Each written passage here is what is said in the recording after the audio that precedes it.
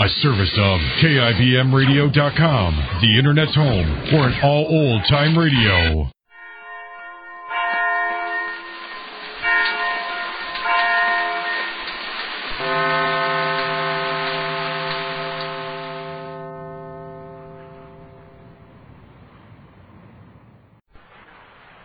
Quiet, please.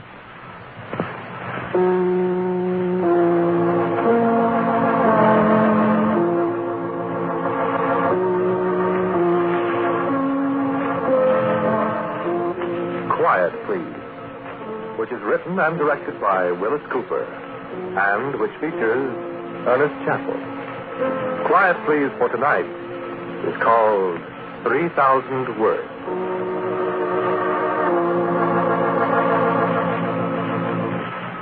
What did you do if you heard a knock on your door some cold winter night? You went to the door and opened it. There was a fellow about 3 feet high standing on your front porch in the snow. Jump about 10 feet in the air and yell? Sure, probably. Only Hubert didn't jump. He couldn't. I was as surprised as he was. I saw my brother sitting there in a wheelchair. He saw a dwarf covered with snow looking as if he'd stepped out of a Walt Disney cartoon. And then Virginia come running from the back of the house, and she recognized me right away. Monk, where'd you come from? Hiya, Virginia. Hubert, what's with this wheelchair? What are you doing? Hold it, Virginia. Hubert. Come in, Monk, come in. Why, thanks, friend. What's with you, Hubert? What's the wheelchair for? You sick? He's been in that chair 4 years, Monk. Oh, Hubert, well, what's the matter? Gee, I fell off a train platform. I can't use my legs. Oh, I didn't know that. What do you want, Monk? Virginia, they got your coat, Monk. Yeah, well, thanks, Hubert. Hey, I like this place. We like it. Well, sit down. Thanks. Virginia, go make us a drink. Swell. I want You to... heard me, Virginia. Oh. Still don't like me, does she? How'd you find us? Huh? Oh, I ran across an item in the billboard a couple weeks ago. Says you were in business here.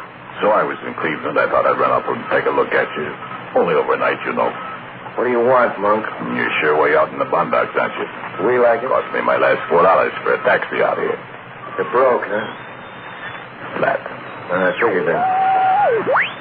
How you doing? We get by.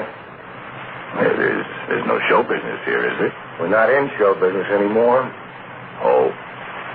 No. Not much a guy can do in a wheelchair, is there, Hubert? No. Not much. That's too bad.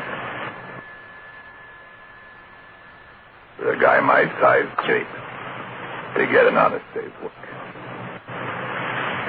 It looks like you're in the same boat now. I work. Doing what? Virginia, What? put a drink. I'm coming.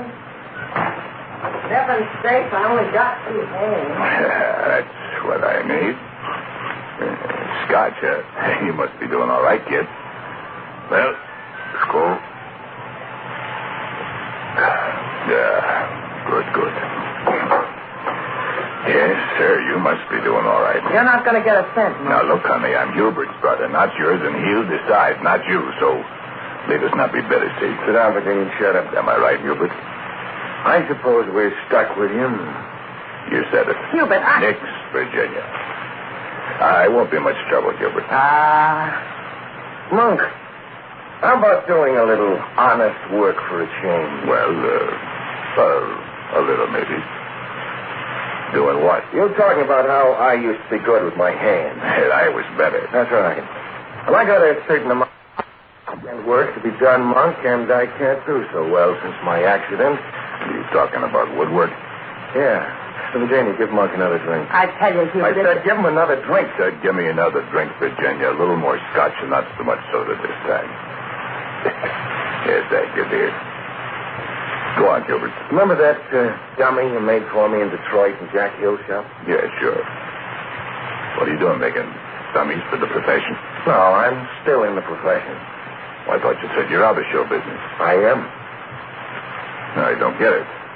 Oh, thanks, Virginia. Listen, I was the best ventriloquist in show business. Oh, you were good. But did show business ever give me a break? Did I ever play the Palace? Did I ever get on the radio? Did I ever make money? I remember when you got $600 a week. For 11 weeks. That's right, Mark. What are you doing here now? Playing club dates or what? I never leave the house. We never leave the house. Hey, what's the gimmick, Hubert? If you take up my proposition... Hubert, you'll be Shut sorry. up. Thanks. If you take up my proposition, you're not to leave the house either. Well, if it pays off, and if we eat, and drink. We will. How much? 20 a week and found. 20? 20? Well, we eat good, Monk.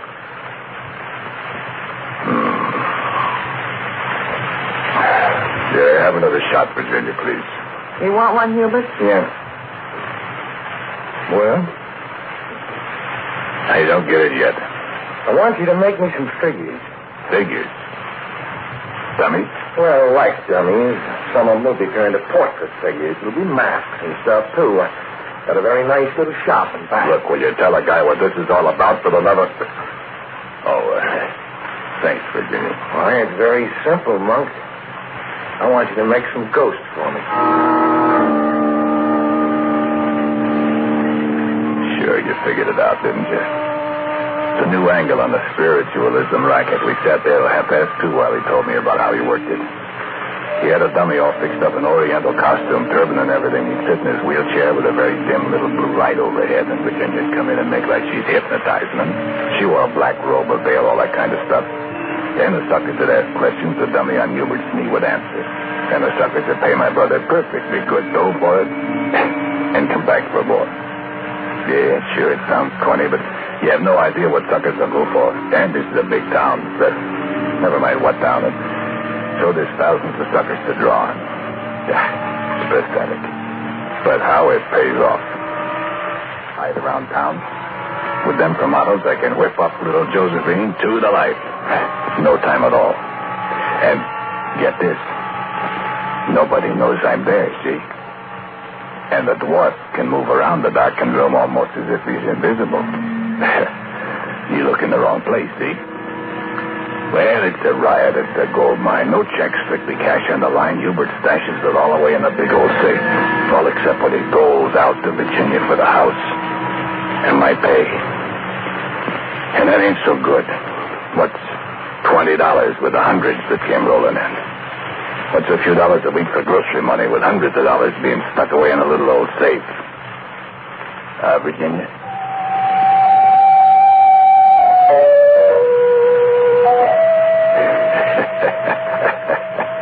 What are you laughing at, Monk? I was just thinking.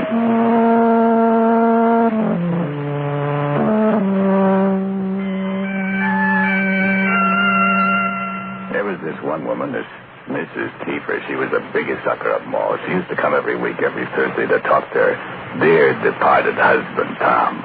I got to know Tom pretty well. She'd sit there in the dark blue light and bawl quietly. Hubert, can't you bring my husband back for me? It is very, very difficult. Oh, Tom. Tom. Be still. Tom wishes to speak to you. Tom. Tom Kiefer. Tom is here. Oh, Tom. Speak to me. I love you, Adeline. I'm very lonely here. Oh, Tom.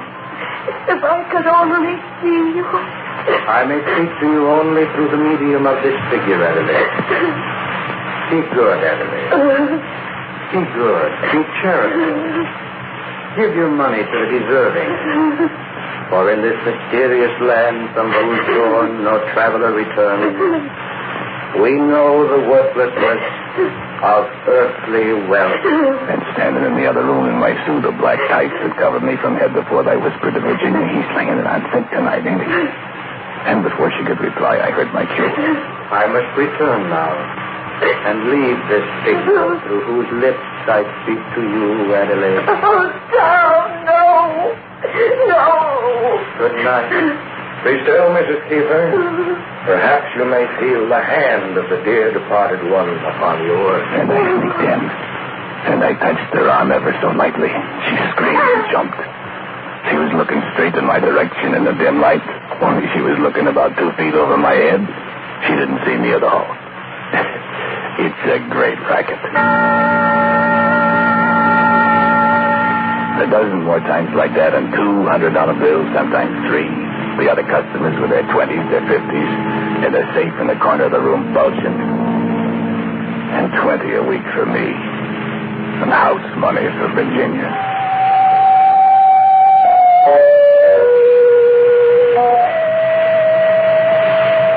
And me and Virginia and Hubert with the props put away, sitting and having a drink together.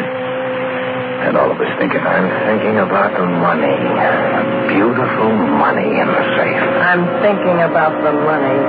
The beautiful money in the safe. I'm thinking about the money. The beautiful money in the safe. I don't know what you two are going to do, but I'm going to bed. Good night, Hubert. Good night, Hubert. I was wondering something, Virginia. Yeah? I was wondering how long this goes on. What goes on? The $100 bills. You and me on nickels and dimes. Huh. Forever, I guess. You want another drink? I sure do. Yeah, I'm getting a little tired of it. You are? Yep. That chance of doing anything about it with him. You know, Bunk's a ventriloquist, too. What? I thought you were in bed, Hubert. That was me, Virginia. What? Sure, Virginia. I'm a ventriloquist. I'm better than Hubert, even. And he doesn't know it. You're kidding. Yeah. Listen. Sure, you're a ventriloquist, Monk. Monk? Why, I could have sworn that was me speaking. I didn't.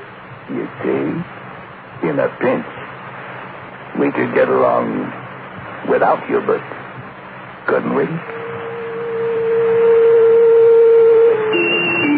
$100 bills.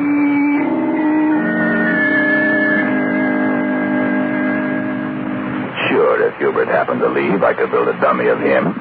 We could just change places. The dummy could sit in the wheelchair and hold the ventriloquist on his lap. I'm about the same size as the dummy he's got. Then the Oriental clothes would fit me. Who'd know the difference? I can imitate Hubert's voice or anybody's voice. In the dark. Who'd know the difference? The dummy could wear Hubert's clothes. It'd have Hubert's voice. But the dummy wouldn't get the money. We would. We'd know the difference.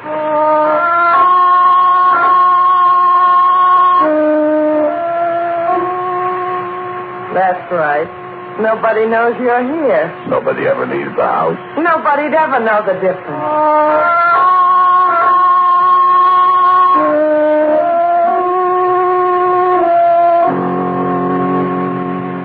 And so, you know, I really wasn't surprised 3 or 4 days later when Virginia came and told me that Hubert had died.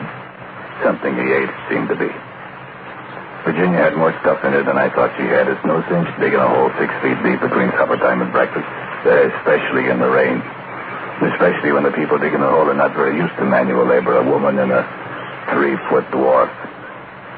The rain helped, of course, after we got the grave filled. Made it look as if the place had never been dug up. Very neat, very handy. I was pretty tired by daylight, but there wasn't much time to rest. I had to get the dummy made. Virginia had to sew Hubert's clothes on it.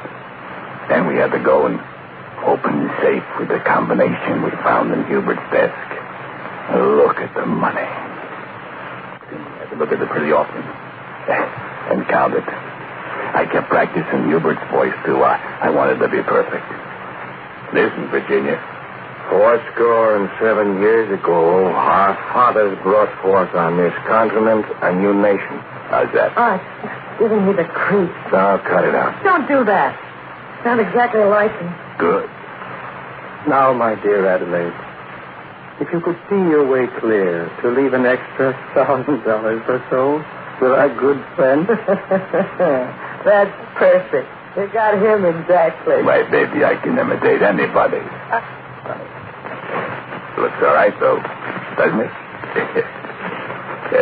Turn off the main light. Sure, fine. Let's get the head down a little. Okay, Hubert? Like this, Monk? That's it, Hubert. How's that, Virginia? Uh-huh. How do I look, okay? Okay, I climb up on the dummy's knee. Put the arm around me, Virginia. That's it. Oh, the hand caught my collar. Take it easy. You don't want to choke me. Oh, can't you fix it? Let go of me, Hubert. Yeah, that's better. Hurry up, Virginia. There's somebody coming up the porch. Easy now. Take it easy. Here we go. Come in. Good evening, Hubert. Good evening, Mrs. Kiefer. How am I doing, Virginia? Good evening, Mrs. Kiefer. Hubert says he feels the presence very close. Will you please sit down at once? Oh, yes. Yes, of course. I'm so glad. Please sit down quietly, Mrs. Kiefer. The spirits are near. Virginia? I am here, Hubert. Rest and sleep, Hubert, that the spirits may know and come. Rest, the blessed trance of the soul. Sleep. Sleep. Sleep. I'm going to have to make this snappy. That hand's digging into my neck again. Sleep. Sleep. Sleep. Adelaide. Oh, Tom. Tom, darling. The first time, the second time, the third time. I was terrific. And Tom was under control, too. Tom told Adelaide to give away her money, give to a worthy cause, he said. Well, what cause could be more worthy than the cause of the medium that brought Tom's voice back to her from across the Jordan? Why, sure. The third time, she left $1,000 with us, and Virginia and I spent quite a while that night just sitting and looking at the money in the battered old safe. And not remembering the $20 a week and the piddling grocery money that used to be ours. It was that third night that I woke up sometime after midnight. I couldn't resist the temptation to go in and open the safe. Look at the money again. Feast my eyes on it. Feel its crispness in my hand.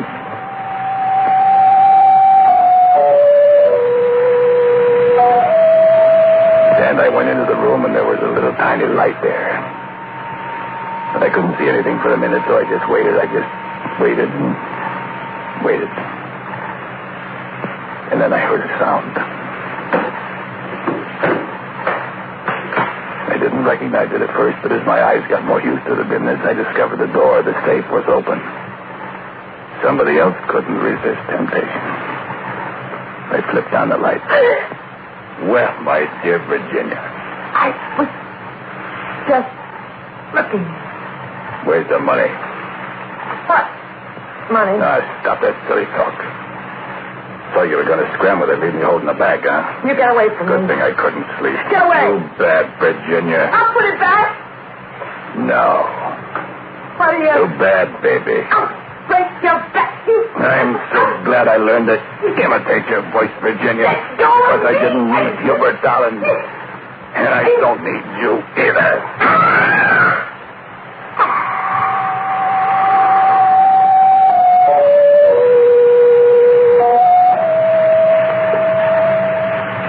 In addition to being a very good ventriloquist, I am also very strong.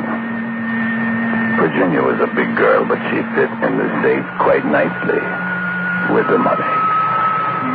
And then there was another hole to dig in the garden, and not so much time, so I made it only 4 feet deep. And there I was all alone, me and the money, and nobody knew I was there. They thought Hubert and Virginia were there. And how could anyone know the difference?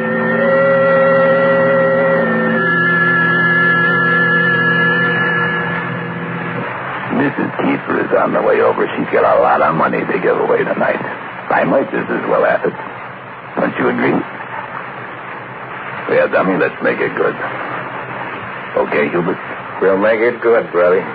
We sure will. And that's all, brother. Now, sit still. Let me get set. Hook the arm into the back of my costume. That's good. Lights all fixed. Now, when the doorbell rings, Virginia will answer, but Mrs. Kiefer won't see her. Let's see. Come in, Mrs. Kiefer. The spirits are waiting for you. Not so bad.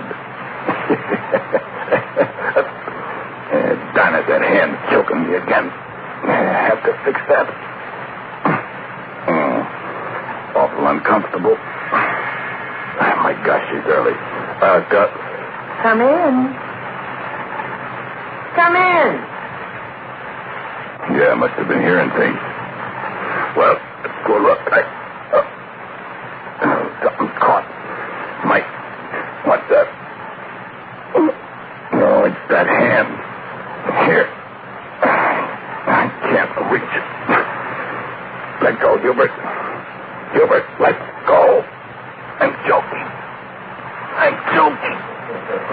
Who's that? Hubert. Virginia. Help.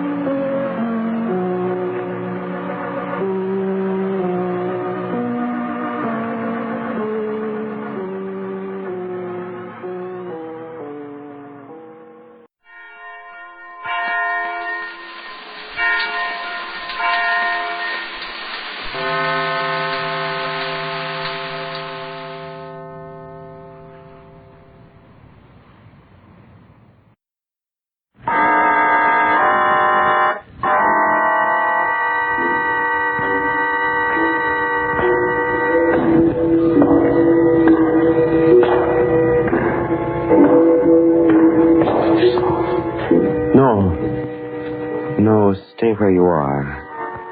Do not break the stillness of this moment, for this is a time of mystery, a time when imagination is free and moves forward swiftly, silently.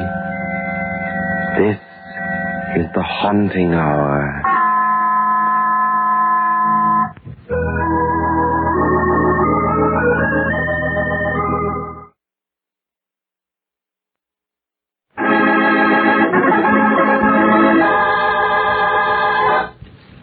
Breakdown.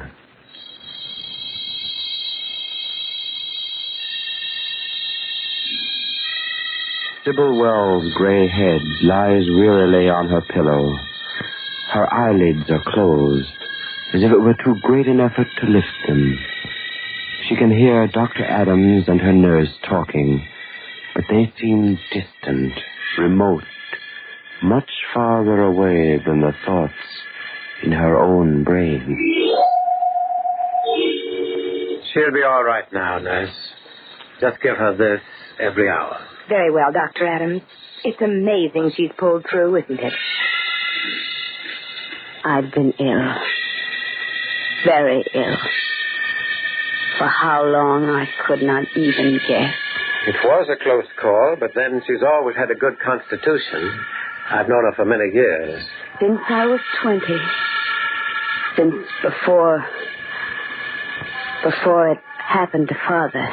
No, it's not her physical health that worries me. She's always been high-strung, nervous, like her father was. Before, well, I suppose you know. Not my physical health. What does he mean? Why must he tell her that Father died in an insane asylum? Poor Mr. Courtney. His family had to commit him. Mad as a March hare, of course. But each time I'd visit his cell, he'd plead that he was sane. Yes, he'd plead he was sane. And his eyes would be wild and desperate. And dead of hope. Sybil, I'm not mad. You're the only one who loves me, who cares if I live or die. Please, make the doctor understand. I've been railroaded here, Sybil, because I had money and they wanted it. Oh, Daddy, I have to go now. You don't believe me. You don't believe me either. Oh, of course I do. No. Oh, Lord, if you could only know how it feels to live among these dead and be considered one. Oh, Daddy, please, please. I must go now. Goodbye. Oh, Sybil. Sybil, I swear I'm sane. Sybil, I'm sane. I swear. Tragic case.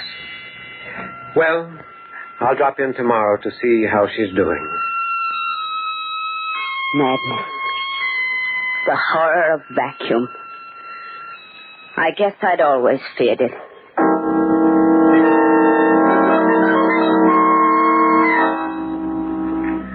I was sitting up in bed now.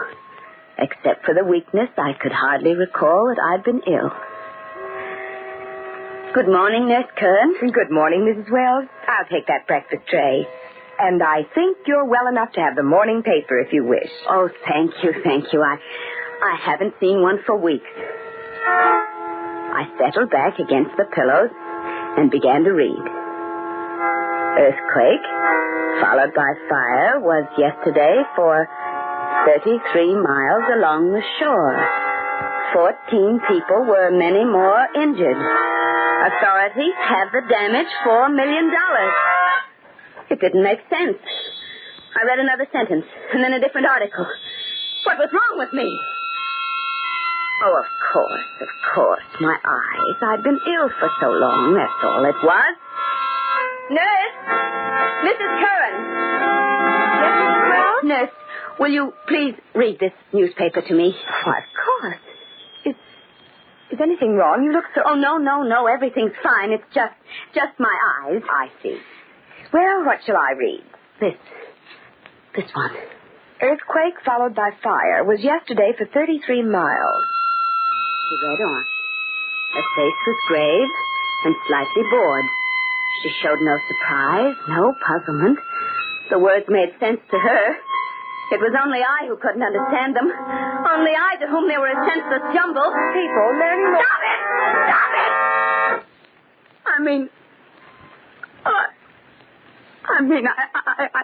I don't want to hear any more. Please, just leave me alone, Nurse Curran. But, Mrs. Wells... Leave me alone, I tell you! Leave me alone! That was the first discrepancy in my mind.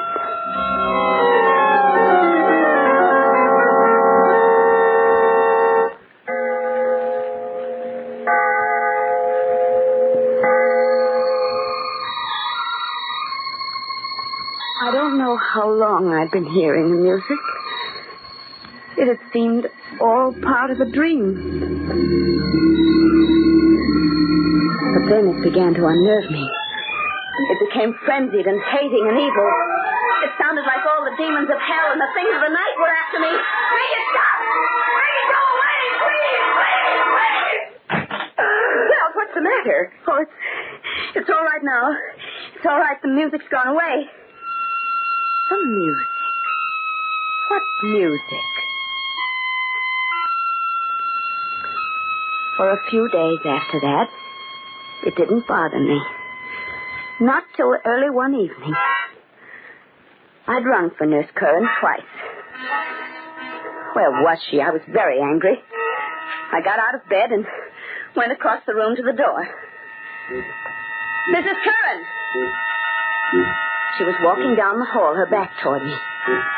And she had my little daughter by the hand. Elsie, my baby. Her sailor hat was bobbing over her curls as she skipped. She had on a blue flouncy dress and the long white stockings and Mary Jane she loved to wear. Elsie! Elsie, darling! Mrs. Curran! Mrs.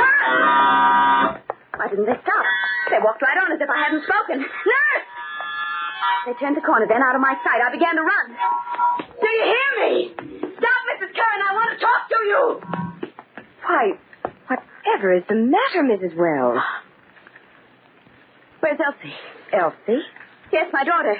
I saw you walking down the hall with her, and then you turned this corner, and now she's gone. Where is she? I assure you, Mrs. Wells, I was with no one. As a matter of fact, I didn't know you have a daughter. Oh. Well, I haven't anymore. She was drowned with her father 20 years ago.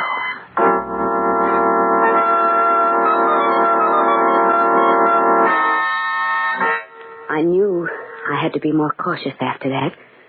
For if Nurse Curran ever suspected, she'd tell the doctor. And I'd seen enough of those walls when I was a girl.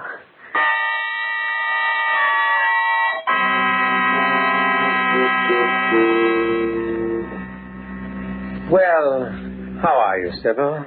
How does it feel to be downstairs for dinner? Oh, if you're ready to eat, I'll start serving. Why, Mrs. Curran, you needn't do that. Where's Mary? Well, there wasn't much for her to do with you ill, Mrs. Wells, so when she asked to visit her sister for a few weeks, I didn't want to disturb you with details. Oh, I see. That's all right, Mrs. Curran. Then I'll get the soup. Sybil, I've been worried about you. Worried? Really? You're not recuperating as quickly as you should. And, well, Curran's been telling me things that... Yes. What has she said? Oh, nothing much, really, but perhaps you're a bit more ill than we thought. So she had noticed. I must be careful, very careful. Whatever happens, I must never let them send me there. I said, will you have your soup, Mrs. Wells? Oh, yes, please. And you, Doctor? Yes, thank you. I took my first spoonful and could barely swallow it. The soup tasted far too salty. I was about to remark as much to the doctor when he said... Delicious soup, Sybil. Delicious. Oh, of course, George. Of course.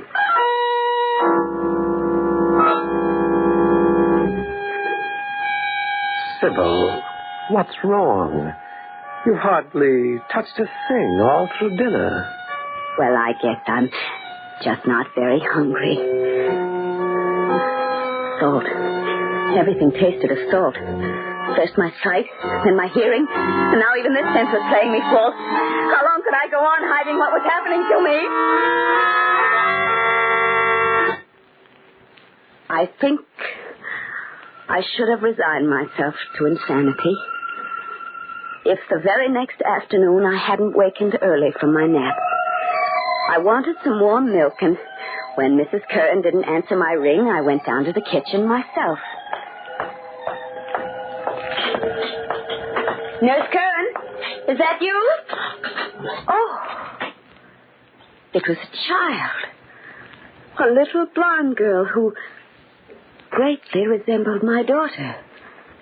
She was playing with a toy tea set. Mother isn't here right now. She's gone to the village for some groceries. Would you like to have tea with me? It's only make-believe, of course. Mrs. Curran is your mother? Yes, I'm Jean. She never told me she had a daughter, nor that the child was living in my house with her. Here's your tea. Sugar or cream? Oh, I forgot. You only take salt in your food. I only take salt? What do you mean, dear? I don't quite understand. Oh, my mother explained to me. I asked her why she put so much salt in everything she brought you to eat last night. And that's what she said, that you only take salt in your food. Jeannie, are you sure of that? Yes, of course. I know who you are. You're Mrs. Wells, the funny lady we had to play a game with. What kind of a game, Jeannie? Well, dressing me in those funny clothes Mother found in the attic. And not looking around when you called to us. And then, when we turned the corner, I had to pop right into the linen closet and not make a sound until Mother called. It was like hide and seek. Only you didn't find me.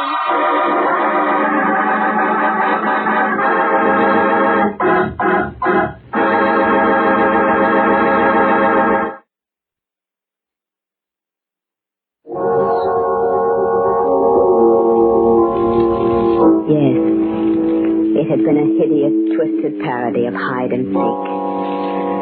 But at last I knew. I was not going mad. I had been terrified, blundering in the dark against an unknown opponent. But the game was clear to me now, and the rules, and the tricks, and most vital of all, my foe. Nurse Curran had tried to drive me mad, was still trying, but I could fight her. I had to fight her, for the sake of my sanity. I guess that's Mommy now. Now, Jeannie, listen to me. Your mother mustn't know I was down here talking to you. Why, Mrs. Wells? Why shouldn't I tell her? Why, Mrs. Wells? Why shouldn't I tell her? Well, it's a game, Jeannie. It's like that hide and seek we played, remember? Please promise you won't say anything about my seeing you this afternoon. I promise. I promise, Mrs. Wells.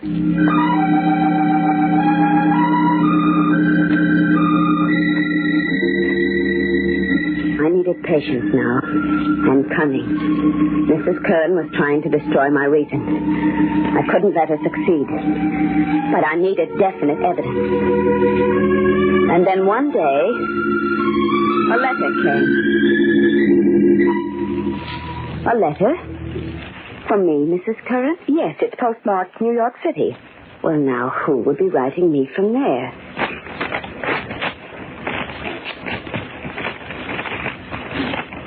It's from my brother, Frank. He's coming to see me and bringing a friend of his along. Someone who can help me, he says. When does he arrive, Mrs. Wells? On the 24th, the 3:30 train. Well, he didn't give you much warning. That's today, you know. I wonder why he's coming. You're his sister, and you're ill. What better reason? Frank and I have always loathed each other. He's not traveling all this way for affection's sake. It might be nice if I met the train. Well, if you think he'd appreciate it, you're very much mistaken. By the time you get there, he'll probably have chartered the most expensive car in town anyway. Frank's a spendthrift and a wastrel. He ran through his share of my father's estate before Daddy was cold in his grave. Just the same, it would be a nice thing to do, wouldn't it, Mrs. Wells? Well, you know where the car keys are if you insist on being polite. Go ahead and meet him.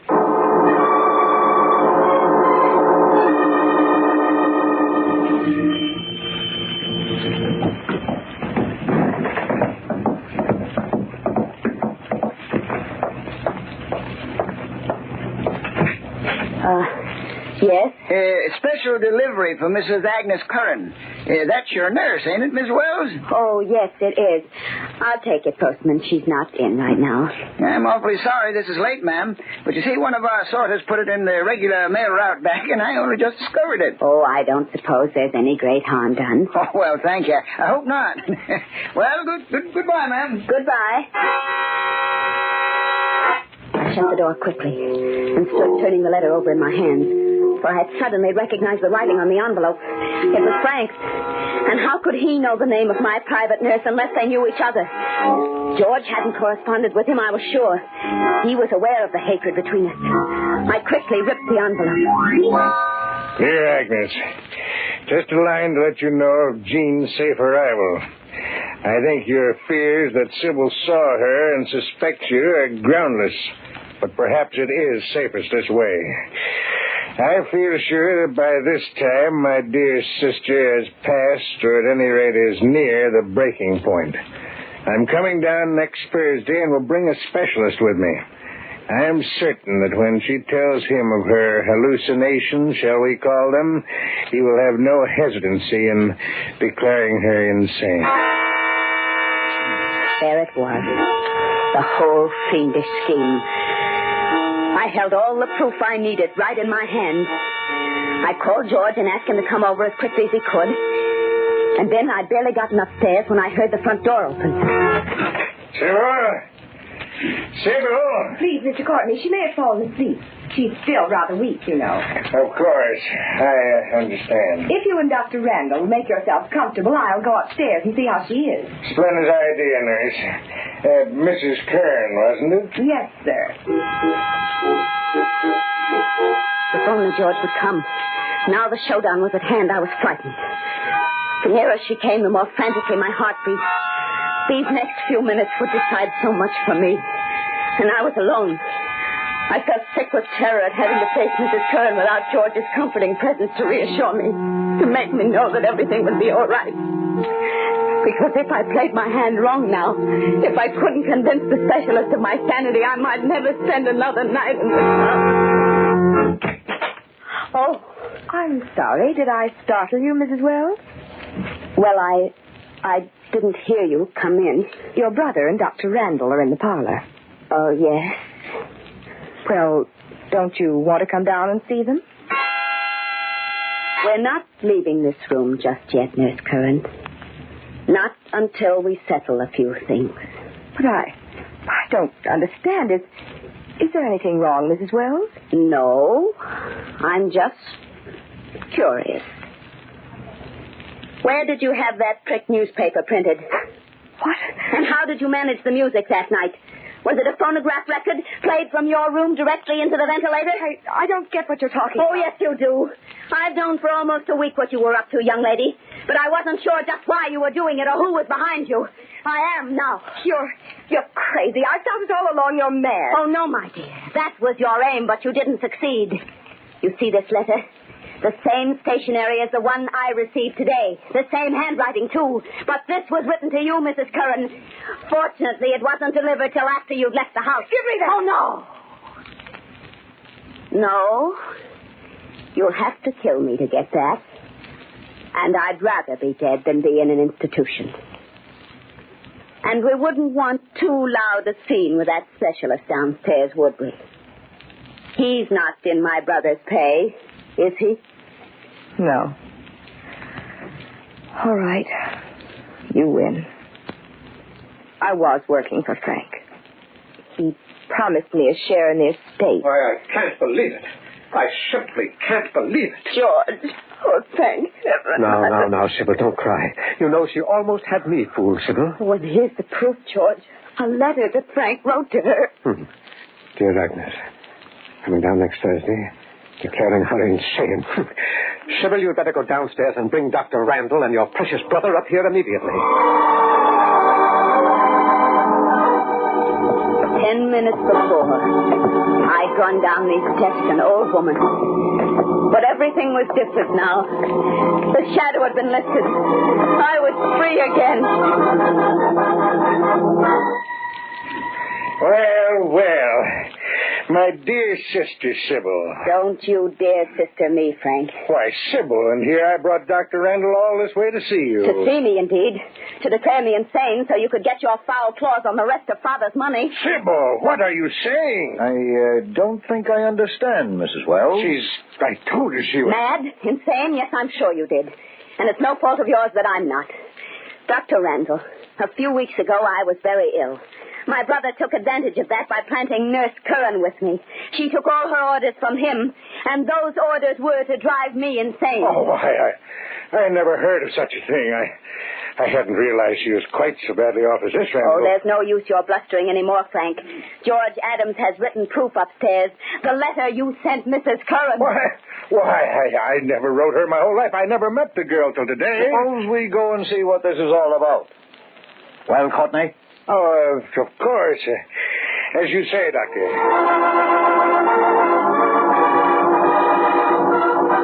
Frank's face was gray. Perspiration beaded his brow as we went back up to my bedroom. George and Mrs. Curran were standing by the window quietly when I opened the door. Here they are, George. Yes. Thank you, Sybil. Well, aren't you going to show Dr. Randall the letter? What letter, Sybil? The one Frank wrote Mrs. Curran. The one There isn't any letter, Sybil. But I gave it to you just before I went downstairs. Mrs. Wells told me she had definite proof that Mr. Courtney was planning to railroad her. It's terrible how convincing they can be. Isn't it, Randall? How very convincing. I see. George! George! I could hardly bear to recognize those first signs, Dr. Randall. I've known Sybil for 30 years. She was very dear to me. What did you do with it? Is it burned or torn into little pieces in your pocket, George? Where's that letter? But I'm too much of a physician to blind myself to facts. She'll be happier. Behind those walls, George, those walls where you and Frank put my father. Come, Mrs. Wells. You'd better come with me. No, you can't believe them. They're lying. No, please, no. You'd better take her right to the sanitarium. It's not safe to keep her here another day. Yes, I'm afraid you're right. I'll help you with that. We can use my car. Don't touch me, George. Don't you come near me. Get your hands on me. Adams, let her go. You seem to excite her unduly. Now, please, Mrs. Wells, take my arm. You know we want to do what is best for you. Dr. Randall, please, I swear this on my eternal soul. There was a letter. It was special delivery written by my brother Frank to Nurse Curran. I wish I could believe you, Mrs. Wells. Watch your step, Sybil. Don't be so solicitous, George. I'd rather you kill me than betray me as you have. If there were one shred of evidence on your side, Mrs. Wells, one slightest bit of proof. Oh, say, I beg your pardon, Miss Wells. I had to come all the way back again. I forgot to have you sign this slip on that special delivery for Mrs. Curran. Adams, give me those car keys. And turn around. We're going back into that house. I think we've got a few things to discuss.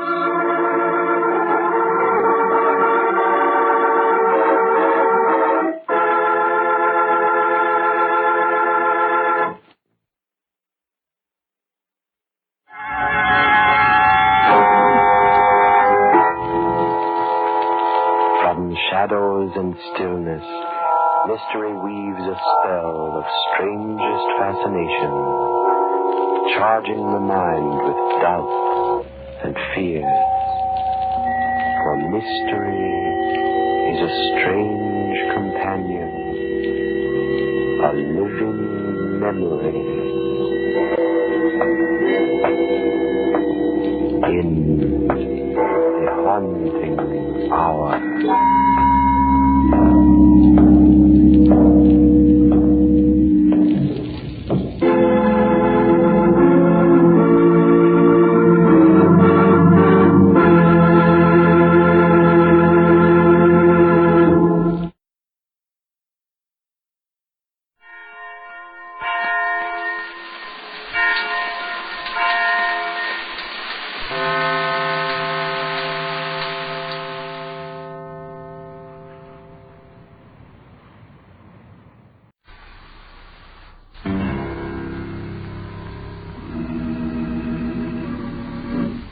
Diary of Fate. Fate plays no favorites. It could happen to you. Book 97, page 824. In the Diary of Fate.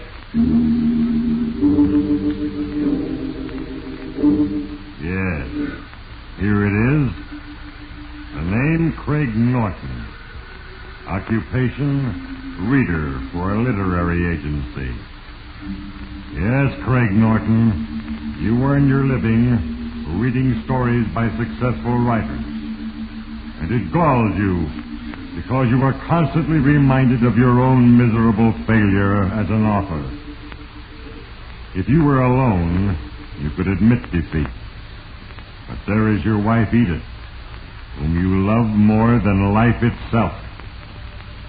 She has shared your failure with you, always with patient understanding and enduring faith. That has made your failure gnaw at your conscience and your pride until you were brought to a moment of awful decision. Now, I, Faith, look ahead to an instant of crisis in your numbered days. Are you sure you're okay? Sure you can go through with it? Craig, for this kind of money, I can do anything. And I will. Did you catch the name of this cabin? Journey's End. It's prophetic. When Vance shows up, we'll never leave here alive. And so the choice was made. The plan set in motion. The end is now inevitable. In a moment, it will be time for another entry under the name Craig Norton. And when I have written, I will read from his record in the Diary of Fate. In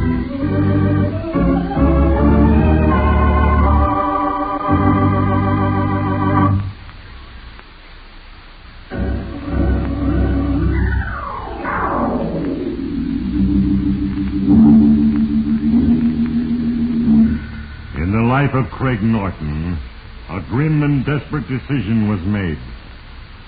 A decision for evil. But in the last analysis, it was a trivial, seemingly unimportant thing that determined the inevitable outcome. It is ever thus. A bust missed by seconds.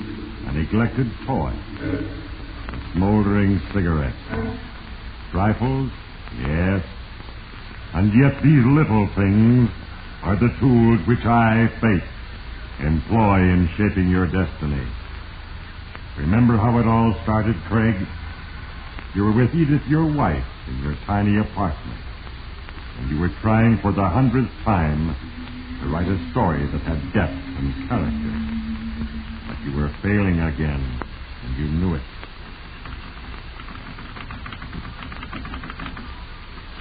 No, it's all wrong. Impossible. What's the matter, darling? Oh, this stupid story. I'm going to throw the whole useless mess away. It's rotten, all of it. Well, it's probably better than most of the stuff on the screen these days. And just what is that supposed to prove? But, anyway, it isn't hopeless, Craig. Oh, isn't it?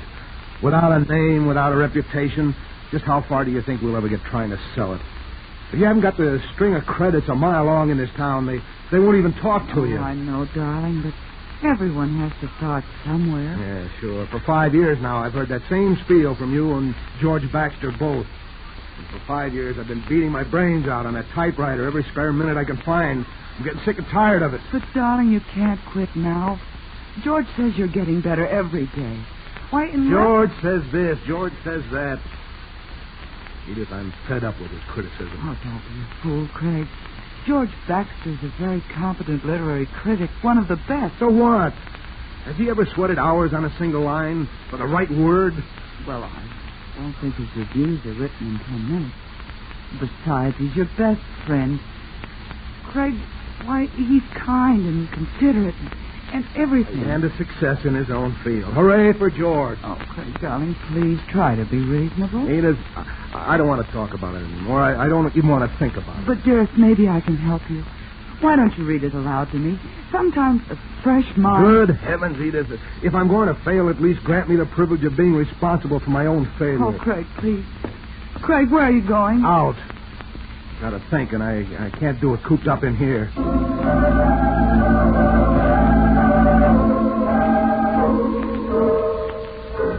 Yes, Craig. It was Edith's endless patience and constant tolerance that made your frustration so bitter. Yet you loved her so much that your guilty feeling of inadequacy was almost unbearable. You walked far and aimlessly through the nearly deserted streets.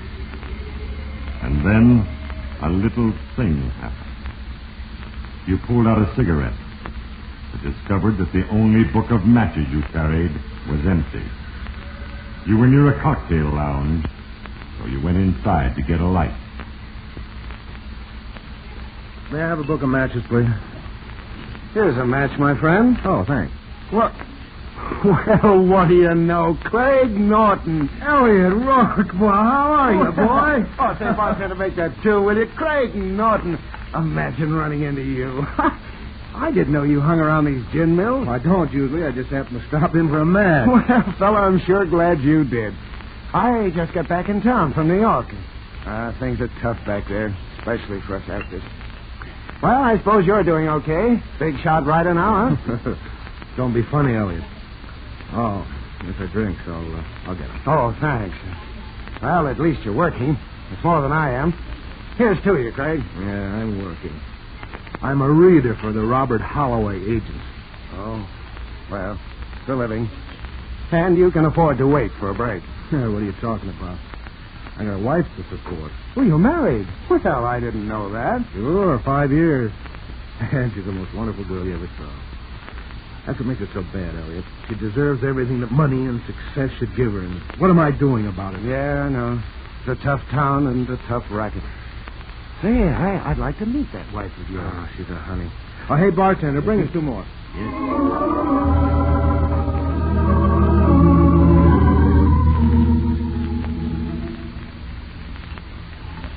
I could just get started and get a name. That's all it takes, Elliot, a name. I'd do almost anything for that. Oh, you'll make it, pal. You'll get there. Just you stick with it. Hey, look what time it is. I gotta get home. Craig, old pal, you don't happen to have an extra 50 you could spare, do you? You see, I had some tough luck on the trip, and I had to... 50? Me? I'm afraid not, Elliot. Well, so long, wait, how about 10? I'll give it back to you next week. You see, I'm flat, and I got to pay my room rent, or I'm out on the street. And well, okay. Here's 10. Well, where are you staying? Oh, at the Regal Hotel. Thanks a lot, pal. Oh, say, if you hear something, let me know, will you? I'm really available these days, brother. Available for anything.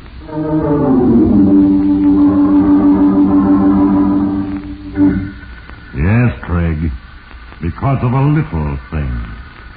An empty book of matches, you met Elliot Rourke.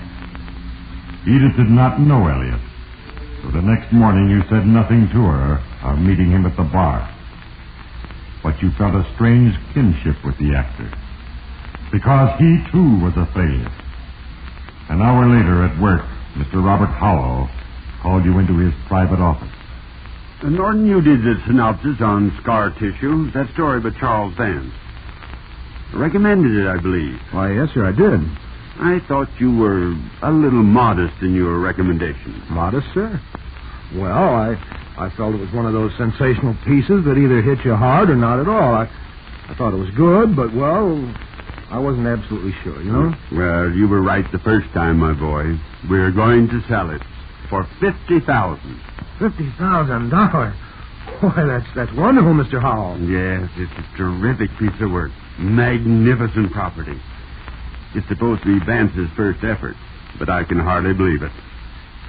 Tell me, did you recognize anything familiar in the style? No, I didn't. Why, what do you mean, Mr. Howell? It's a peculiar thing. You see, Charles Vance is a pen name. No one knows who he really is. And whoever he is, he wants to keep that way. Absolutely secret. I just got this letter from him. Oh, I see. Yeah, you think it's a publicity gag? I doubt it. Well, it's his business, I suppose. He sent us another one. Called it Eternal Road. Take it home with you tonight and give me a fast summary in the morning. If it's as good as scar tissue, we have discovered a new genius.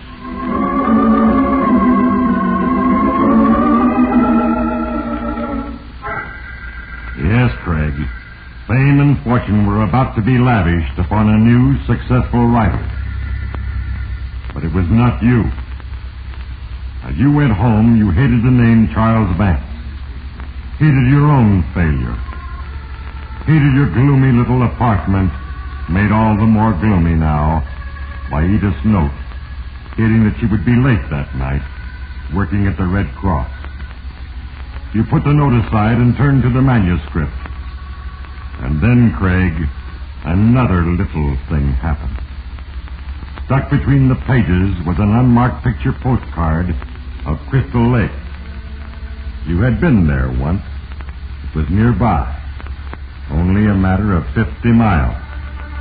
An ideal place for a writer who wanted to be alone. Now you knew where the mysterious Mr. Charles Vance wrote his masterpieces. You might discover who he was. Or you might even go beyond that. Yes, Craig. Now you had a definite idea. You got up, went quickly to the telephone, and called Elliot. Hello, Elliot? This is Craig Norton. Yeah. Look, Elliot, you said you were available for anything? Did you mean it? Oh, good. Can you come over to my place right away? No, the wife's at a meeting. We'll be alone.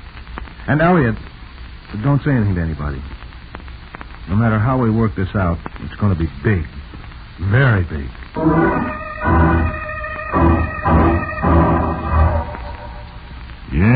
Craig Norton, two little things entered your life.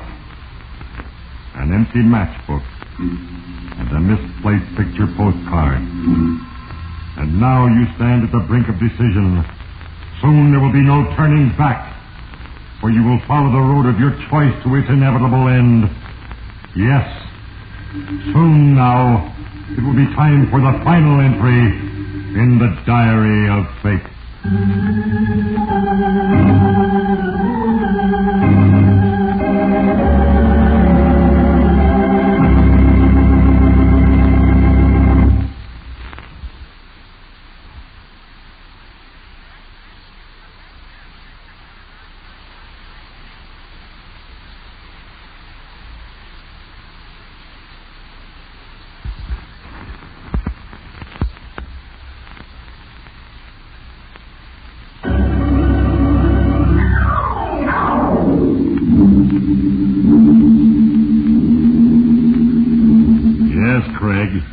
A simple lack of matches led you to a bar and Elliot Rourke. And a trifling picture postcard led you to Crystal Lake and Charles Vance. And now you sat with one and plotted the murder of the other. No one knew Charles Vance by that name. And yet it was that name to which a fortune was to be paid. Before Elliot Rourke left your apartment that night, you had mapped the whole thing. He would kill Vance. You would claim his name for yourself, and the money would be divided between you. It was the perfect answer to all your problems. By the time Edith came home that night, you were elated. Did you get a lot done this evening, dear? Yes, I really did. Edith, I know I've got it this time. Oh, what's it about? Tell me the whole story. Or better yet, let me read it. No, not until I'm positive. I've been working too long at it to spring it before it's all ready. Then I'll surprise you. Oh, Craig, please. I'll bet George Baxter's seen it. No one has yet. It just isn't ready. As a matter of fact, I'm going to ask Mr. Howell for tomorrow off so I can get out in the woods away from everybody. Then maybe this weekend I can finish it up. Oh, Craig, darling, we've waited so long for success. And now at last we're really going to have it.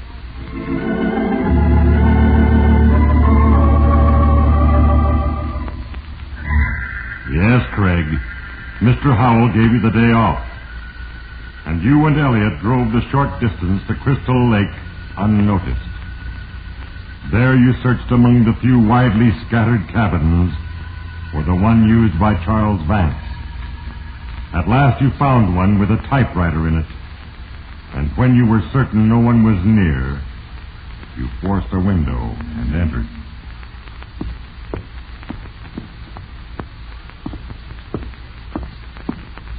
Over here, Elliot. Here's the typewriter. Copies must be in one of these cabinets. Paper, notepads, pencils. Hey, Craig, is this it? There's something in a folder in this drawer. Let's see. Yeah, this is it, all right. The carbon copy, Star Tissue by Charles Vance, Eternal Road by Charles Vance. And here's a new one, unfinished. Bridge Out. Elliot, do you realize how much the material in this one folder is worth? If I didn't, I wouldn't be here. We have to be absolutely sure of one thing before we touch any of this. Yeah. We've got to be positive that no one else in the world knows this man. This man is Charles Vance. Yeah, you're right. Well, we're almost sure now, and you can leave the rest up to me. Are you sure you're okay? Sure you can go through with it? Craig, for this kind of money, I can do anything. And I will. Did you catch the name of this cabin? Journey's End. It's prophetic. When Vance shows up, he'll never leave here alive.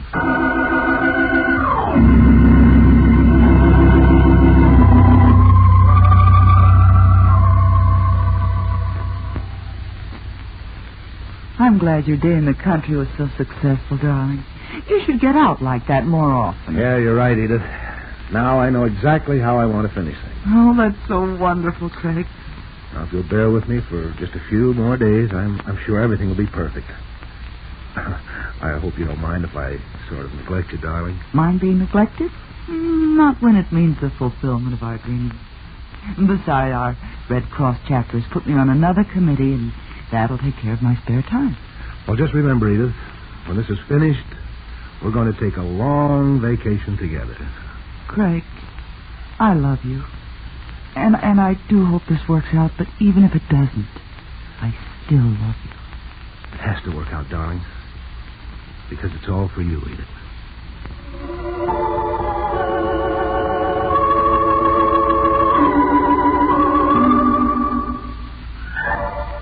Yes, Craig.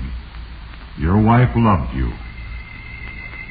But if she ever suspected the true source of your success, would she still love you?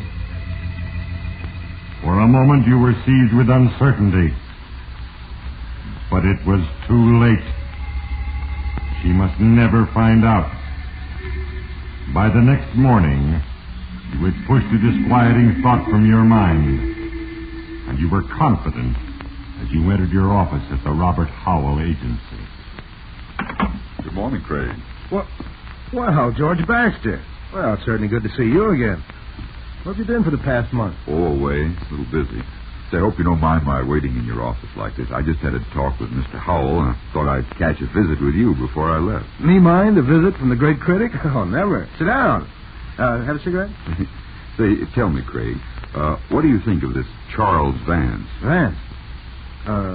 You know Vance? No, of course not. Nobody does, according to Mr. Howell. But I just wondered if his stuff is all that your boss claims it to be. Oh, it's that and more, George. Believe me, that boy is good. Why, he's so... Well, he's so what? Go on, Craig. Oh, George, I've said enough. For a moment, I forgot that you're the eminent critic. I'm just a reader and, well, an unsuccessful author. Well, let's say you're not really successful yet. You see, I still think you're going to make the grade. And by the way, Craig, I've been trying my own hand at original stuff lately, and now I've got an even clearer picture of what a writer has to go through. Oh, excuse me, George. Yes, Mr. Howell?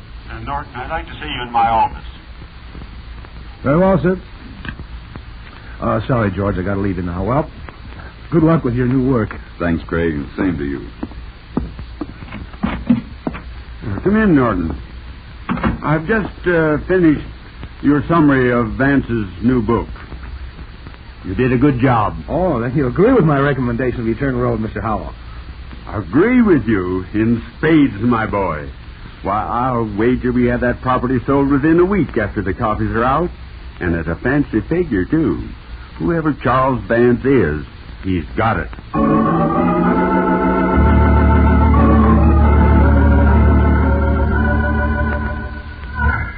Yes, Charles Vance was destined for fame, greater even than your dreams, Craig Norton. And already the machinery to make that fame yours was in motion.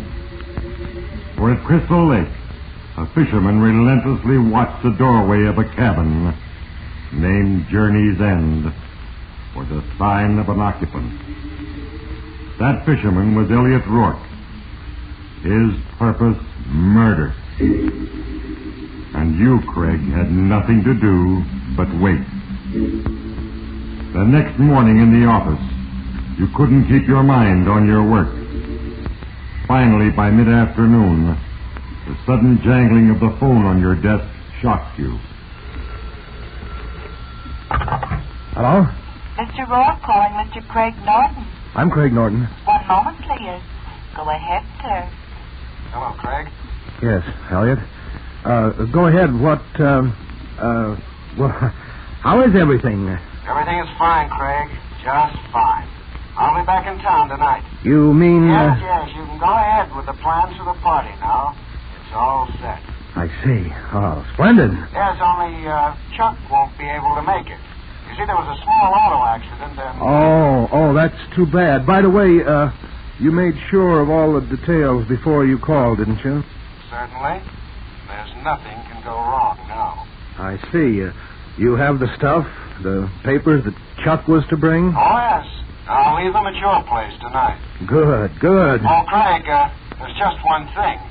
It's pretty strange. Hold it. Say, Norton, I want to see you about... Oh, sorry. Go ahead. Finish your call. Yes, Mr. Howell. Well, I'll see you tonight then. Your place at 8:30? Fine. And I'm glad to hear that everything's all right. Goodbye. Norton, you set me thinking the other day. We've got to get in touch with this Vance fella. I want you to... Well, sir, I guess this is as good a time as any. Huh? What do you mean? Mr. Howell, I am Charles Vance. You mean you, Craig Norton, are Charles Vance? Yes, sir, I am. I wrote Scar Tissue and Eternal Road. And I'm working on another one now. But Craig Norton, why did you use that pen name? Well, sir, I submitted some awfully bad stuff to you once, and I didn't want these new things to bear any stigma. I didn't want you to be prejudiced. I simply can't get it through my head. You are Charles Vance. Yeah, that's right. I've been working nights and weekends for over a year on these stories. And to think that right here in my office, all this time with a talent like yours, Craig Norton, you are headed for the top. It was as simple as that. And now, Craig Norton, you could place fame, success, and riches at the feet of the woman you loved. Now you had everything you wanted. But take heed, you who listen, for it is truly said, all who plant the tree of evil shall be torn on the thorns thereof. In a moment, I, Fate, will write for the last time in the record of Craig Norton. When I have written, I will read from the Diary of Fate.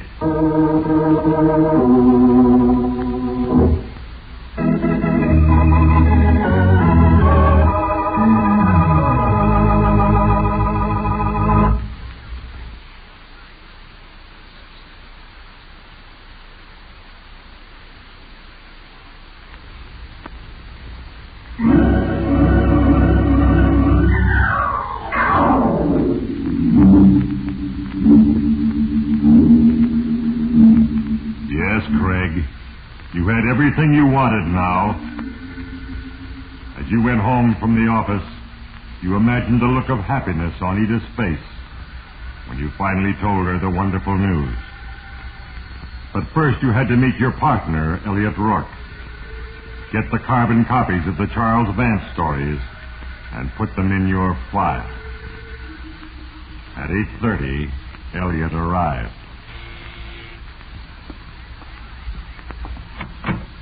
Elliot, come in. Are we alone? Yes. Edith's still out at one of her committee meetings, I guess. Have you got the stuff? All of it. Oh, good. I've already told Mr. Howell. He was surprised, but he swallowed it. And you're sure everything's all right? Yes, positive. I did it, but good. And just as soon not talk about it. You see, I got quite a surprise when Charles Vance showed up, but... Who's that? You expecting somebody? No. Elliot. There's a police car out in front. Police car? Oh, what? Are you sure nobody saw you? Certainly not, I tell you. Good evening. Which one of you is Craig Norton? He's Craig Norton.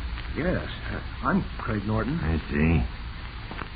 Got bad news for you, Mr. Norton. Bad news? Yeah. What do you mean? You know anything about a cabin on Crystal Lake called Journey's End? Why, I've heard of Crystal Lake, but what does this have to do with me? There was an accident out there today. Hit and run. We identified the body on the road in front of that cabin. It was your wife, Edith Norton.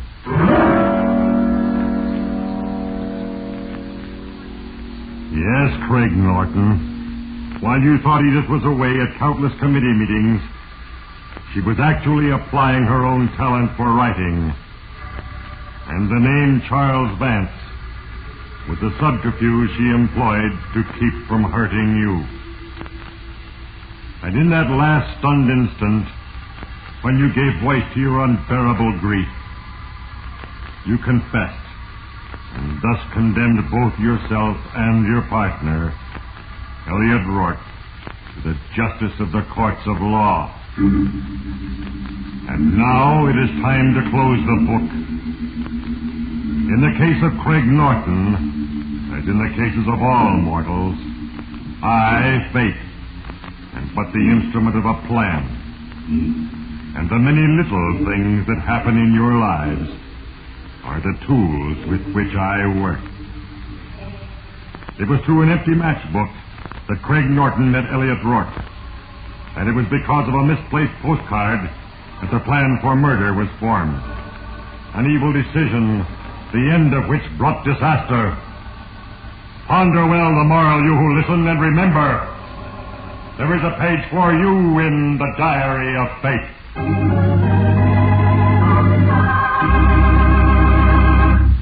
The cast included Herbert Lytton, Gloria Blondell, Frank Albertson, Tom Brown, John Arthur, Ivan Ditmars, Ray Erlenborn, and Hal Sawyer.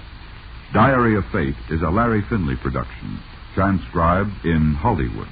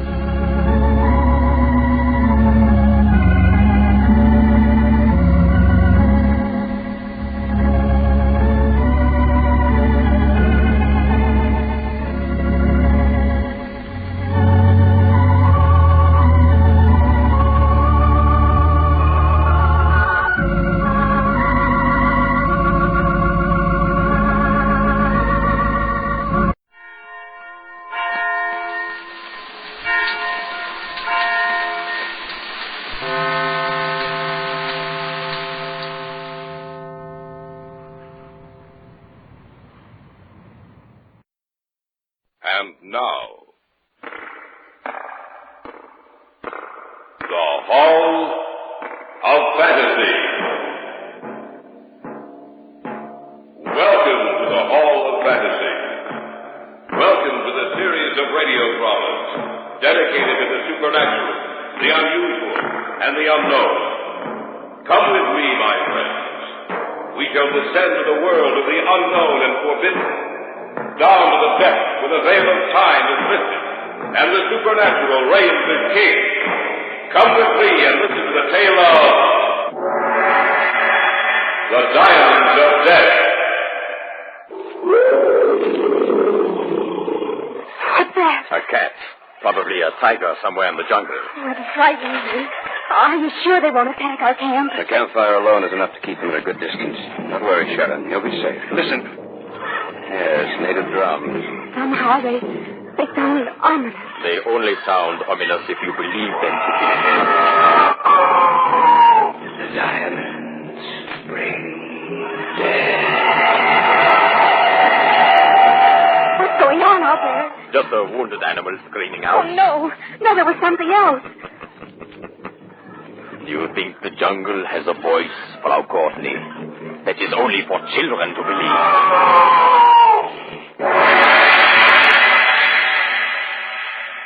In just a moment, the Hall of Fantasy will present The Diamonds of Death. And now for our story. An original tale of fantasy by Richard Thorne entitled The Diamonds of Death.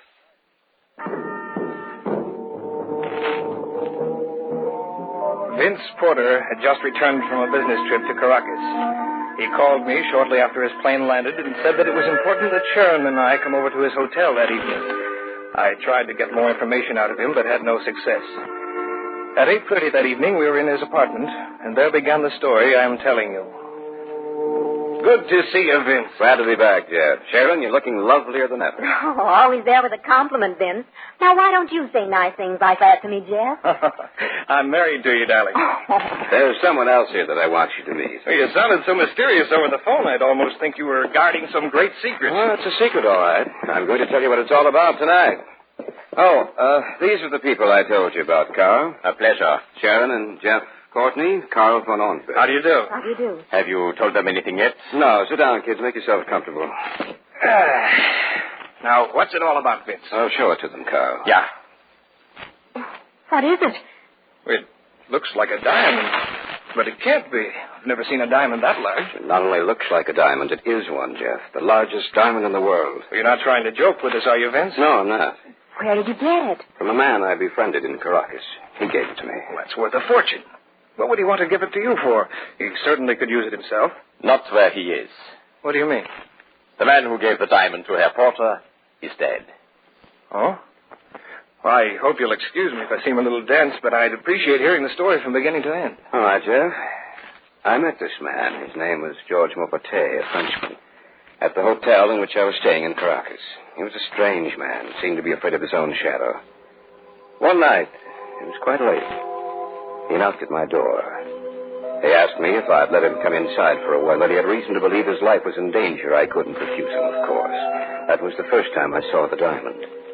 He said he'd been with a hunting party that had gone deep into the Belgian Congo and stumbled upon a strange race of white men who worshipped a huge stone idol on the bank of the Congo River near the equator. They made offerings to this idol, and the offerings were diamonds.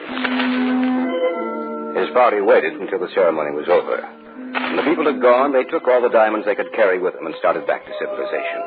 But one by one, the men in his party died, until he was the only survivor. He felt sure that he was being followed and took passage for Caracas. That was when he met me. Then what happened? Well, 2 days later, he again came to my room. Carl was there with me. He gave me the diamond, said I was to keep it for him. That if anything happened to him, it was mine to do with as he wished. Well, evidently something did happen to him. Yes, early the next morning, they found him dead in his room. How had he died? No one knew. It was quite unusual. 3 doctors examined him, and not one of them could tell us how he died or what caused his death. George Maupetit had just stopped living. And so you have the diamond? Yes, that's right. What are you going to do with it? Keep it and go into the Congo and look for these people he told me about. Won't it be dangerous? Yes, but I don't expect it to be too dangerous. We ought to be able to get back in one piece, eh, Carl? Yeah. And when we come back, we will bring with us as many diamonds as we can carry. Well, that's the reason you're going in. Yes. Why have you told us all this? Because I want you to go with us. What about it? I don't know. Think, Mr. Courtney. When we return, all of us will be millionaires. What do you think, Sharon? It's your decision, Jeff, not mine. Well, Mr. Courtney? I'll go with you. Then I'm going to. You'd better stay. Oh, no, I won't be any trouble, believe me. Vince? She can come with us. As long as she makes no trouble for us. No, don't worry. I can take care of myself. All right, then it's settled. I just thought of something. What? Well, this is going to cost a lot of money. Where's it coming from? From the diamond we already have. We are going to sell it. I guess that takes care of all the answers. All of them. And it is agreed that we share in the diamonds equally, 1/4 share for each. I like that. You bet you will. We'll leave as soon as we can get ourselves clear. Oh, it seems like a shame. Jeff. What's the matter? Look. Look at the diamond. I don't see anything. It's shining so strangely. Before it was dull in color. But now look at it. Gleaming and shining as if there was something inside of it. There was a light.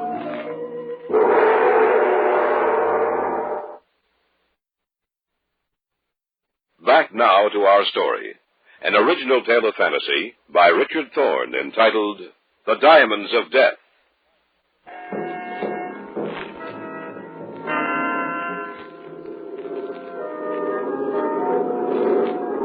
A month later, we took off from New York, bound for Dakar.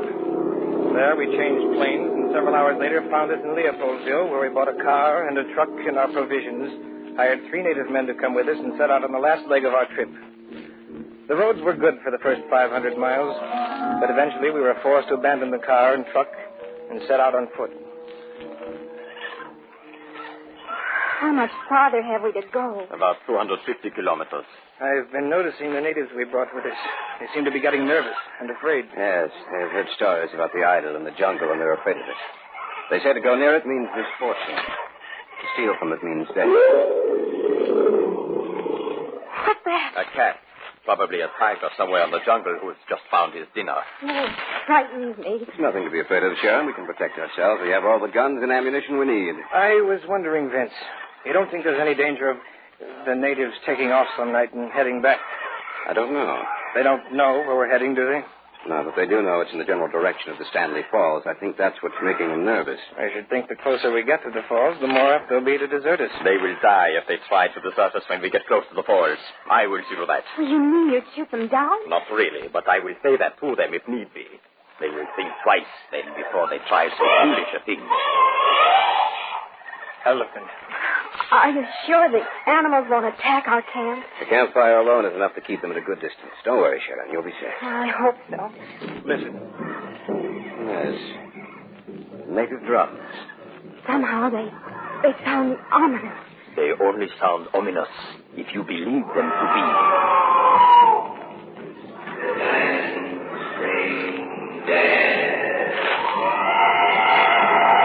What's going on out there? Just a wounded animal screaming out. Oh, no. No, there was something else. I heard it, too. A voice that spoke from the jungle. You're imagining it. I don't know. You think the jungle has a voice, Herr Courtney? That is only for children to believe.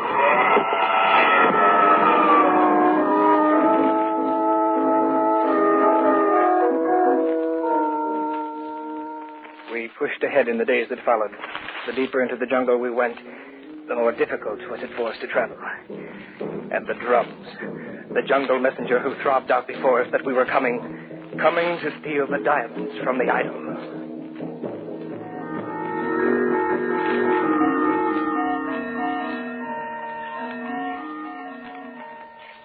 Now, according to the map, we should reach the river tomorrow.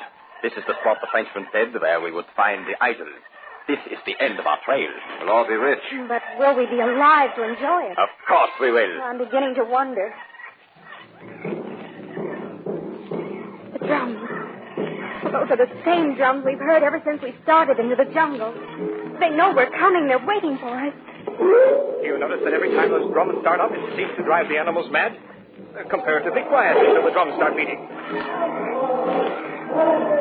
They do seem to get angry when the drums begin.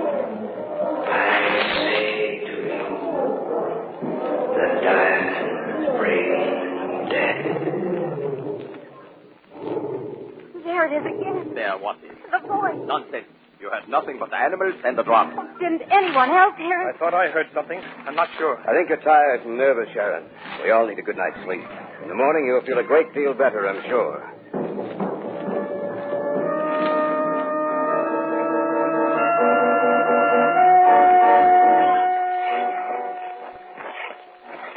Keep moving.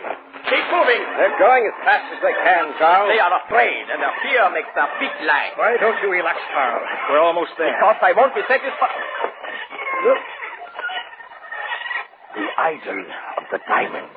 Why, it must be 100 feet tall. Standing up with its legs outspread and its arms stretched forward as if it were waiting to greet us. There's something frightening about it. Look. Where? Over there. There's a man coming toward us. Put your gun down, Carl. What do the strangers want? We have come to see the idol. The idol has seen you, and you have seen it? You speak English? Yes. Some of your countrymen have stumbled upon our secret. From them we learned your talk. We come as friends. Friends? Of all those who have come here, none came as friends. They came to steal the diamonds from the idol. What's that noise? Time will teach you. You say you come as friends. If so, you will be treated as friends. If not, then the diamonds will be your death. Come, follow me. I shall take you to my village.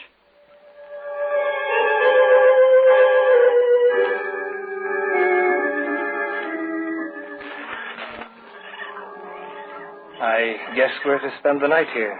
Well, they seem friendly enough. Strange how they all disappeared when it became dark.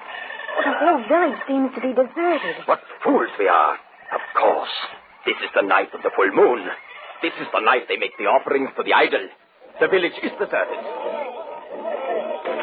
Listen. I am going to see the ceremony. We'll all go. Do not make any noise then. Come. All right, let's go.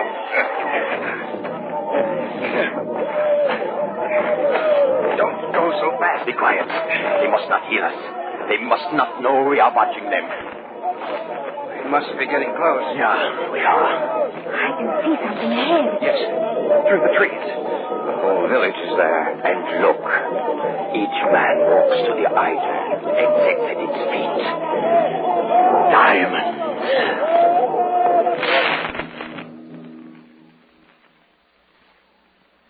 What's the matter?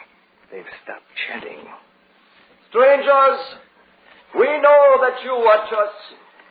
Step out into the clearing, but always remember that if you betray our trust, death will reach out and touch you, and the power of the diamond idol will destroy you, even as it has destroyed all others who have betrayed us. Strangers, step out into the clearing.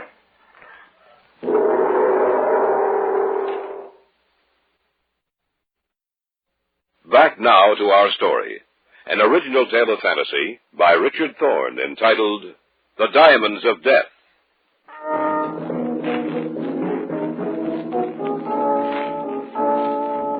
We had followed the sound of the chanting, and it brought us to the riverbank, and the clearing in which the idol stood, white and tall, rising up into the sky. We thought they weren't aware of our presence, but we were wrong. Strangers, step out into the clearing. They know we're here. Let's do as he says. Right. Don't try anything, Carl. That is as far as you can come. Stop there. You have followed us, strangers. You say you are interested in the idol of diamonds? Then you may stay here. You may watch the ceremonial offering. Sonecleo!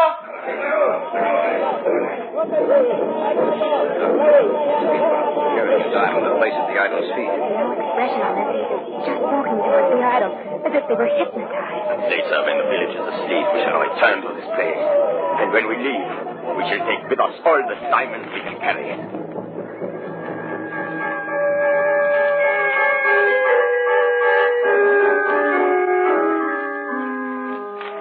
Now I leave you. You will spend the rest of the night here. Thank you. Make no attempt to steal the diamonds, for the idol will raise up in wrath and bring the fury of the jungle down upon your heads. He will raise his voice in anger, and there will be no escape from him, for the fever of the curse will be upon you, and you shall die.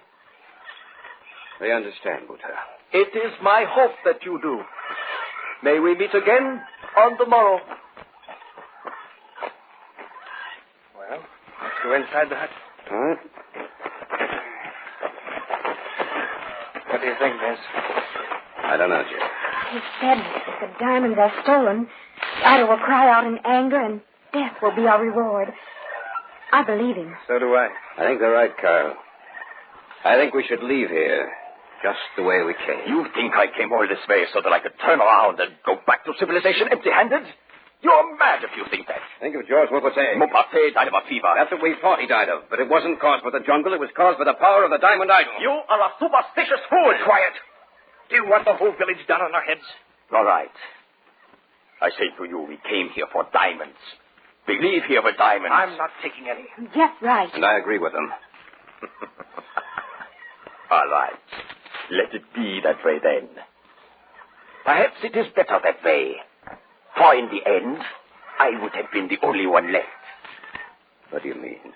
That when we got near the edge of the jungle, I was going to kill you. Because I wanted them all, not just 1/4. But now you have said you want none of the diamonds. That means I own them all. And you will help me carry my diamonds back. You and the native porters we brought with us. That's where you're mistaken, Carl. We're not going to help you carry them back. Oh, but you are. He has a gun. And I will not hesitate to use it. You're a fool. You are the fools, not I. Now, my gun is ready to talk for me. The village is asleep now. We will go back to the clearing and get the diamonds. Move. I said move. Yes. That is correct. The native workers we brought with us are in the next hut. You will get them. Tell them that we are leaving. They will be more than glad to come with us. Now get your packs, and we shall go.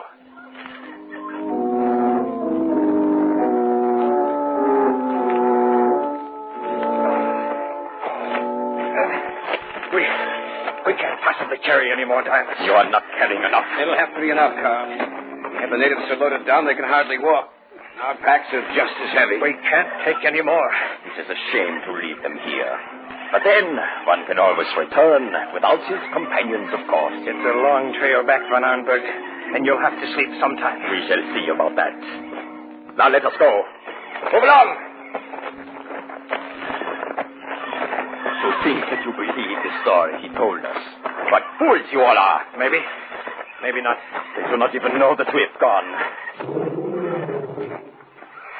What's that? I don't know.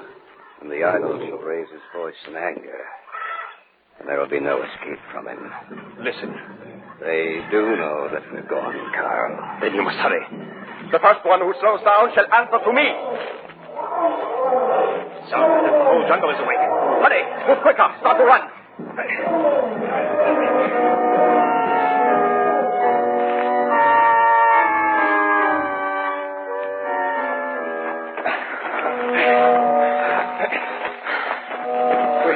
We have to stop to rest. We've been traveling like this for 2 hours. You cannot rest. Even you're tired, Carl. We must rest or we won't be able to go on much longer. Oh, please. For your own good, too. If we don't rest along the way, we'll drop down in our tracks and we won't be able to carry the diamonds out for you. Stop then and rest. But do not try anything. Don't worry, we won't. We won't have to. Shut up. Vince. Yes? Haven't we been here before? Don't get you. This is the spot we were in when they discovered us watching the ceremony. Are you sure? Yes. Just ahead of us, there should be a clearing. The clearing in which the idol stands. We've been traveling in a circle. What did you say? We can go on now. Then let us go. Move along. Move. Yeah, you're right. The clearing is... Something is wrong. We have been here before. We are back in the clearing. We have traveled in a circle. I must get away. I must.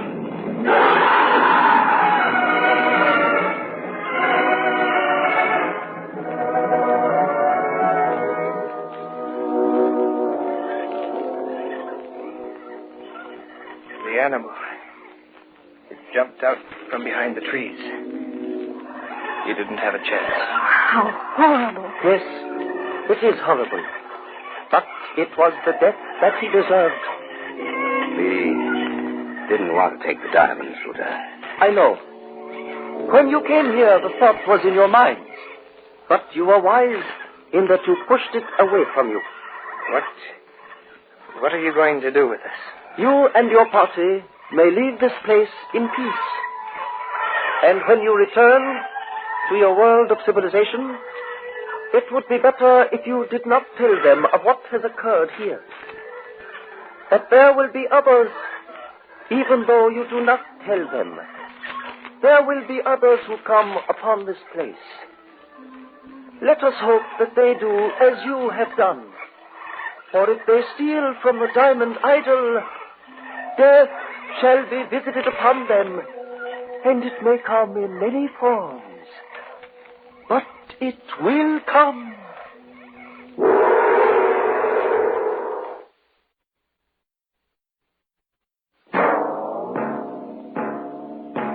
So runs tonight's tale of the unusual, the terrifying, the unknown. Join us again when next we journey down the corridors of the Hall of Fantasy to hear another strange tale of the supernatural.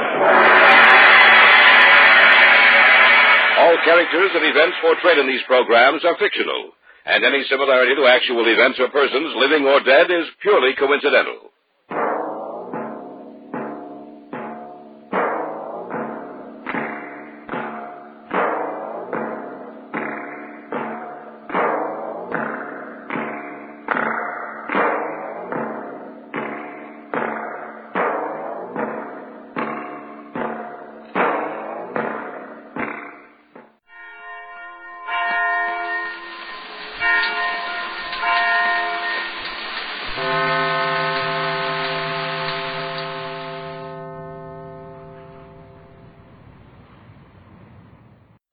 Mummers in the Little Theater of the Air.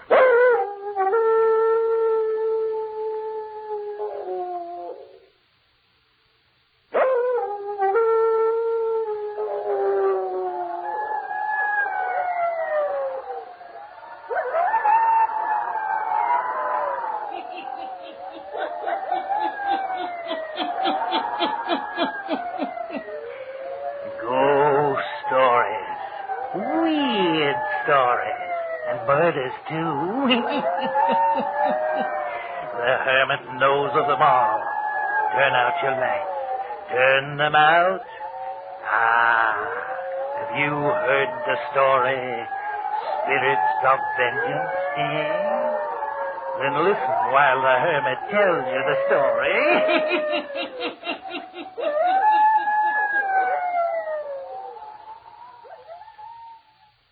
You wanted to see me about something, Marion? Yes, John. I'm glad you came home early.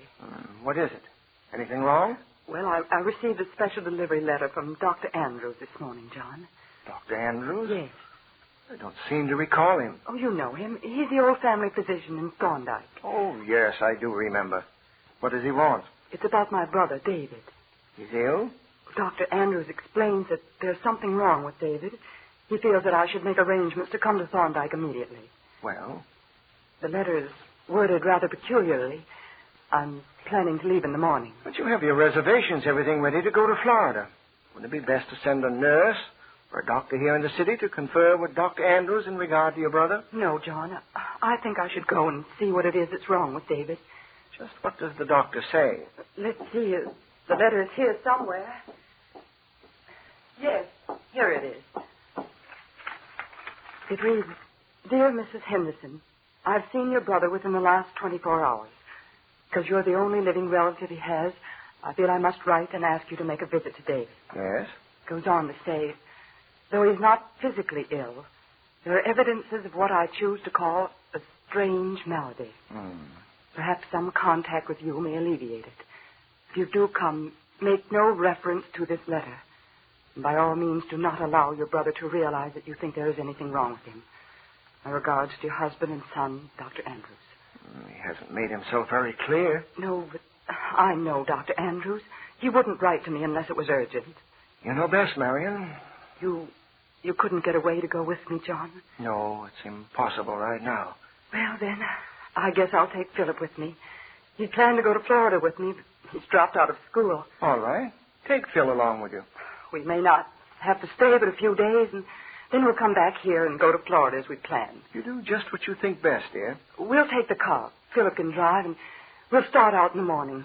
If there's anything that I can do, you wire me as soon as you get there. I will. I feel rather ashamed. I haven't seen David in a year. Not since the day we drove out to put the new monument on Mother and Dad's grave. That's right.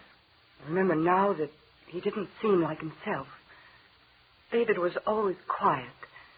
That day he talked a lot. Yes, I guess he did. He kept lamenting that fact that Albert had died during the war and that he was left all alone in the old homestead. Well, we've invited him here to visit us a lot of times, Marion. He never has come. Now there's something very wrong with him. But Dr. Andrews wouldn't have written. My place is there with him. A strange malady. I wonder just what it can mean. We'll drive out first thing in the morning and find him.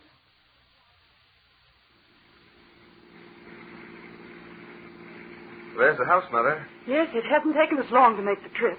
Yeah, it's a pretty big old place for Uncle David and that housekeeper to live in all alone, isn't it? Yes. David isn't taking good care of it either.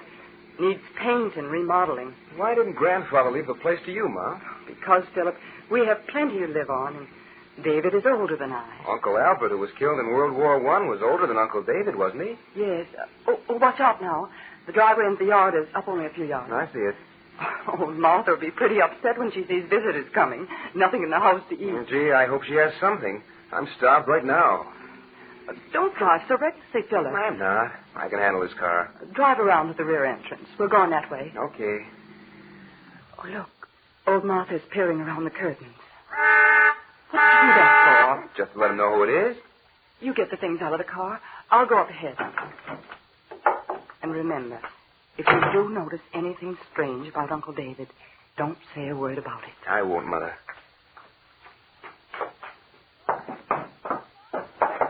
Martha! It's I, Marion. Why doesn't she let me in? Won't she open the door, Mother? I guess she doesn't know who it is. Martha! David! It's I, Marion. Marion and Philip. Oh, it's you. Hello, Martha. Hello. Well, now that you're here, I guess you'd better come in. Oh, thank you. Go on in with the luggage, my Philip. I'll hold the door. Okay. Well, surprised to see you? No. I ain't ever surprised by anything now. Oh, I decided that before I went south for a couple of months, I'd spend a few days with David. Oh, I see. Where is he? Sitting in the front room. Must be he didn't hear us drive up. Oh, yes. He heard the car, all right. We'll go in and say hello. Take off your coat, Philip. Martha will hang it up for you. Here you are, Martha. Now, don't fuss a lot for us, Martha. We'll eat anything you have in the house. We don't want to be a bother to you. Nothing upsets me nowadays. That is, nothing that's real and can talk. It's the things that can't talk that take up all my space for worrying. What do you mean, Martha? Never mind. Come along. Let's go and see Uncle David. Well, David, here you are. How are you, David? We're all here together now. Yes, David. Here's your nephew, Philip. Hello, Uncle David. Glad to see you. You should speak to your grandmother and grandfather first. What's that? You're looking well, David. And you should speak to your mother and father before me, Marion. They're watching you, looking right at you, waiting for you to speak to them.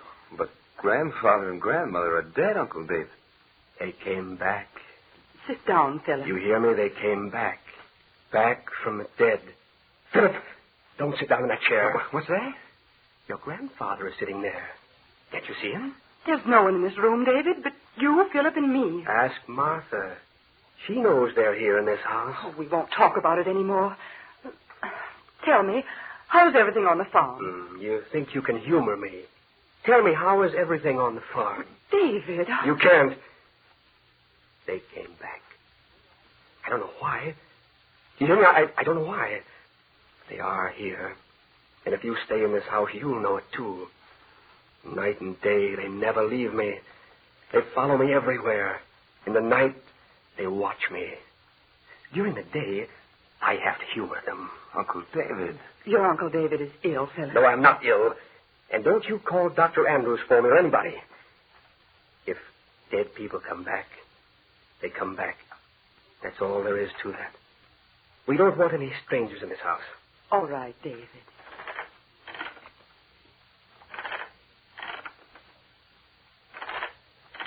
Oh, what is it, Mother? What do you want now? You want to get out of this room. Is that it? Look. Mother, look. That chair. It's rocking all by itself. Your grandmother just got out of that chair. No. Now she's standing over by the door. She wants to get out of the room. Don't you see her standing there by the door? David. Sometimes she will open doors all by herself. Then again, she wants me to wait on her. Like now. Let her out, Marion. But there's no one standing there. Let your mother out, Marion. If you don't, she'll be angry all the evening, all the night. Let her out. All right. But, David, don't you see it's silly for you to give into a whim like this? You've lived alone too long. You and Martha have imagined these things. Let her out. Hurry. There. Now she's satisfied. And Father is satisfied. He was getting angry because we made her wait. Oh, I should never have left you alone in the house like this. Oh.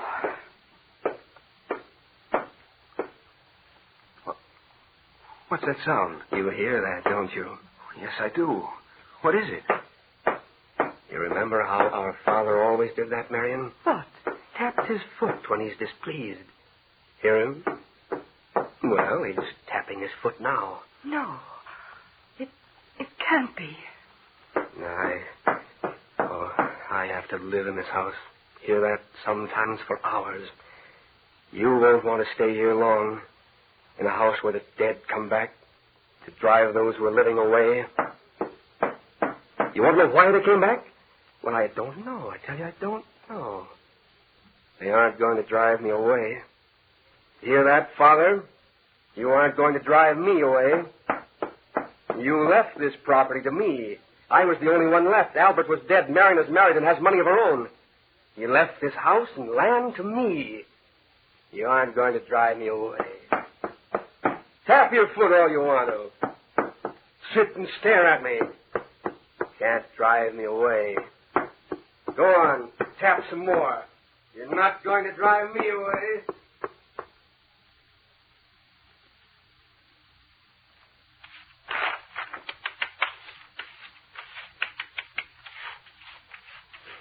In a minute, I'll have it all fixed. Just one more strip of paper to hang. Just one more. Who is it down at the end of the hall? Who is it? It'll soon be fixed. Soon now. Oh, David, it's you. Go back to your room, Marion. What are you doing? It's something I have to do every night. Paper the wall? I don't understand. If I don't do it, Father gets angry. Oh, you're ill. Don't you understand? Martha agrees with me. She says you're ill. Father is dead, David, and so is Mother. They don't come back to haunt you. Now stop and go to your bed. I'll have to call the doctor for you. We'll have to take you away. You'll never take me away. It's midnight and you stand here papering a wall. Can't you see that you're ill? It's all done now. Now I can go to bed. Yes. Let me walk down to your room with you. All finished now. All right. Now we'll go to your room. But don't look back. Don't look back at that place on the wall. I won't, David. If you do, your father won't like it. Come. Just leave your paste and paper on the floor. Wait a minute. Stand still. Yes? Did you hear that door open? Why? I did. Are you sure? It was the door to my bedroom. Oh, no. You see, you're still imagining It was things. the door to my bedroom. You know who went into my room? Father did. Oh, David. He went into my room ahead of me. He's waiting for me in there like he always does. He won't let me sleep. I'll have to sit and stare into his eyes all night. Oh, now I know what you heard. It was Philip. See, he's coming down the hall. He heard us talking. He's coming to find out what's wrong. Where is he? He's coming down the hall. What's he doing? He stopped, standing where you were papering the wall. Don't let him stop there. Don't. Philip, get away from there. You heard me. Don't stand there. Get away. But look, Uncle David. Look on this wall. You fool, get away. Mother, come here. See? Here on this wall. Can't you see by my light? It's all damp.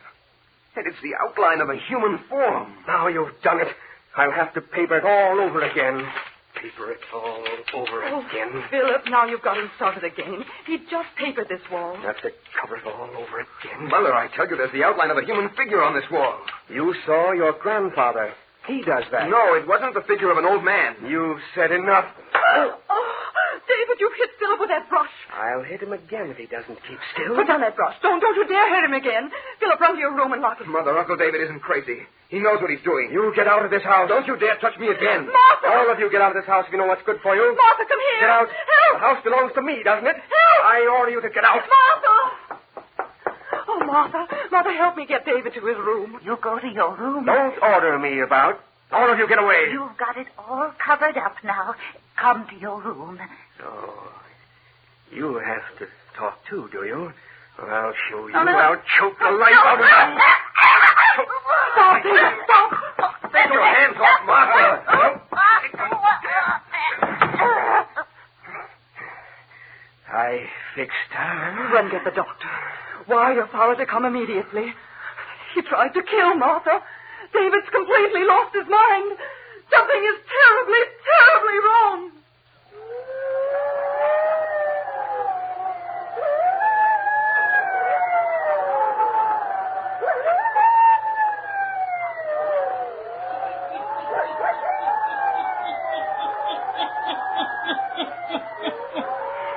What is wrong with David Garth?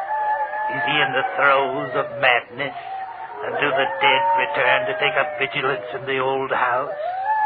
Why does David paper the wall at night? The hermit will tell you before the night is done.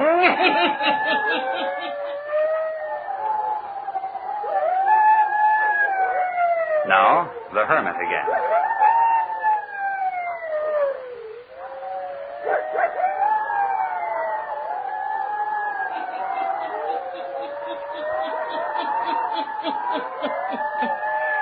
It is the next night.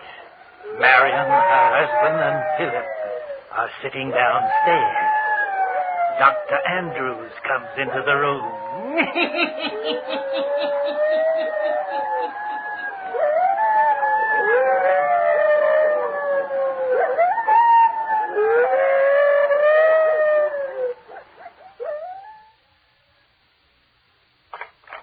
Oh, Dr. Andrews, is there any change in Martha's condition? I think there is, yes. Can she talk?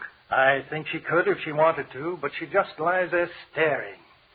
Sometimes I think she's ready to speak, but she doesn't. Well, how about Uncle David? He's locked in his room all right? Yes. David is sleeping. I've given him a sedative.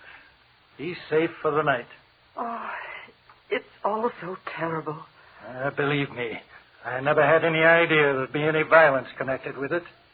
Else I wouldn't have allowed you to come here. All arrangements are made for his removal to an institution in the morning. Oh, poor David. I never realized that Mother and Father dying had affected him so strongly. It's all come about because he's been here alone. Well, did you tell Dad and the doctor about the chair in the room rocking all by itself?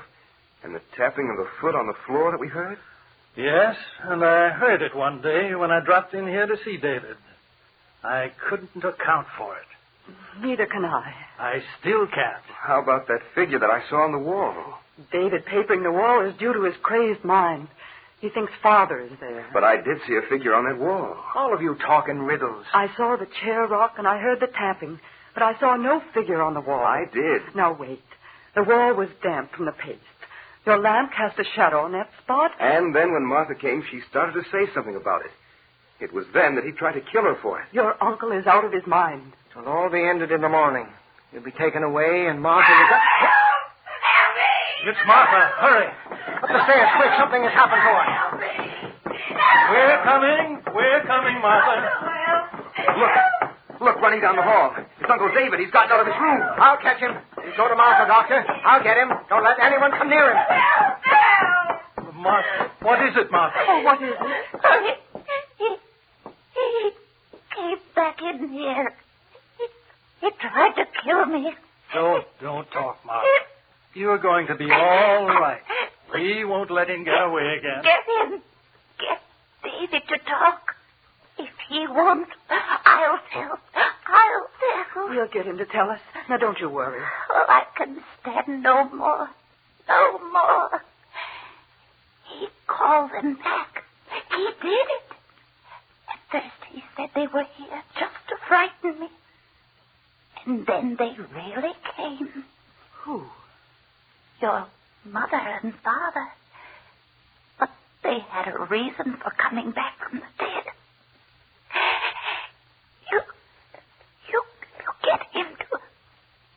Get David to tell you. There, Martha. You mustn't talk anymore. Oh, Martha? Come away. Come away. She is gone. David. Oh, killed her. Come away. There's nothing we can do. Come, Mother. To think that my brother would do such a thing. Close the door, Philip. Oh. See, John is standing perfectly still down the hallway. And David is standing beside him. In the same spot where he papered last night. Can't you get him to go to his room, Mr. Henderson? Wait. I can't get him to walk away from this spot in the wall. It's almost midnight. It will come again. And you won't let me get my paper and paste so I can cover it up. What is it that you want to cover up, David? John, he doesn't know. John, Martha just died. Get David to his room. Wait. David, what is it that you want to cover up on this wall? Father, he comes back and stands against this wall. I have to cover the spot. He'll be back here at midnight. Why does he come back and stand against this wall? Why? Let go of me. I've got to get my paper and paste and cover up the wall. Now look. Look, it's too late. It's coming. See? You see? Great heaven. What? The figure of a human form taking shape on the wall. Let go of me. Let me cover it up. Don't stand here. Get away. This is my house, my land. Get away. John, look. There is a figure on that wall. I see it. It's Father standing there. He comes back from the dead to haunt this house. They both come back. Mother, too. They don't want anyone to live here. Now get away. Get away from that wall. Philip, go downstairs. Get an axe. Something to chop open this wall. I'll go. I'll find something. Don't you dare chop open that wall. Don't you dare. If you do, Father will kill us. He'll kill us. I'll kill you. Don't you open that wall. You won't kill anyone, David Carr. Look. See, it's Marion's father. My father. He comes back from the dead. Yes, and he casts his shadow on the wall. He walks about the house at night, in the day. If we don't get away from this place, he'll kill us. Martha said you called Father and Mother back. Why? Why? Here's the axe. Chop the wall open. Stop! Stop! You don't know what you're doing. Go ahead. Or chop open the wall. Wait. It's just a shadow. How can you chop out a shadow? How can you? Tell him to get away and leave me in peace. Chop all around the outline of the shadow, Philip. Yes. No, you don't. No, you stay right here. Let go of me. Take your hands off me. Oh, look. A skeleton. Yes, a skeleton. What do you have to say to this, David? Speak. No, I didn't do it. It's Father. He came back. He did it. Did what? He killed Albert. He killed him. Albert, my other brother. Yeah, Father. He came back. He killed him. You killed him. You killed him, didn't you? Didn't you? No, I Tell us the truth. Yes, I killed him. But I'm crazy. Can't you see? I'm crazy. Albert wasn't killed in the war. He came back. The land would belong to him. So I had to kill him. You weren't crazy then, David. I'm crazy now. Who wouldn't be crazy? Mother and Father came out of their graves to haunt me for killing him. Yes, they came back. And the shadow appeared on the wall. You couldn't hide your sin, could you, David? You killed your own brother. And the dead came back to haunt you until you were found out. Albert's shadow on the wall. Paper wouldn't cover it up. No, paper wouldn't cover it up. And the dead came back to haunt me. Drive me crazy. Crazy! They haunt me! The dead came back to haunt me!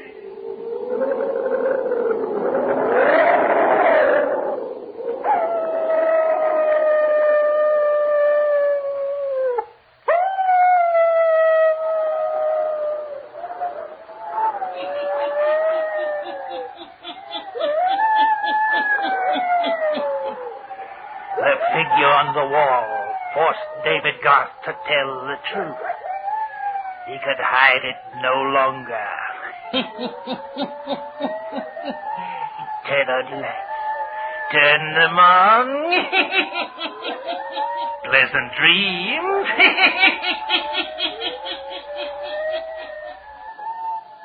All characters, places, and occurrences mentioned in the Hermit's Cave are fictitious, and similarity to persons, places, or occurrences is purely accidental.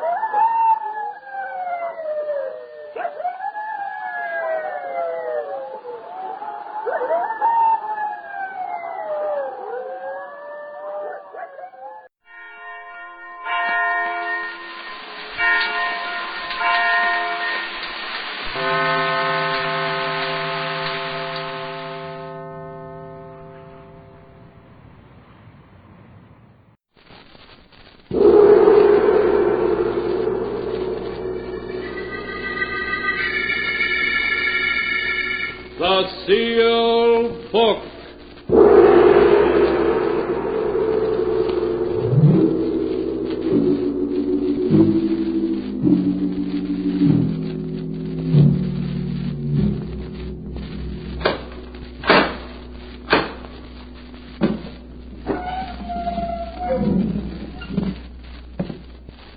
again the keeper of the book has opened the ponderous door to the secret vault, wherein is kept the great sealed book, in which is recorded all the secrets and mysteries of mankind through the ages.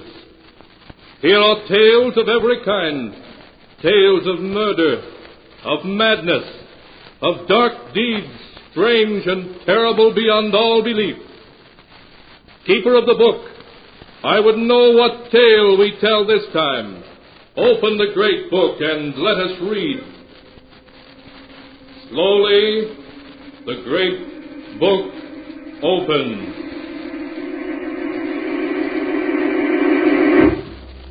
One by one, the keeper of the book turns the pages and stops. Ah, the strange story of three people who ventured into a long-lost cavern, a cavern cursed by the ancient Aztecs, a tale called I'll Die Laughing.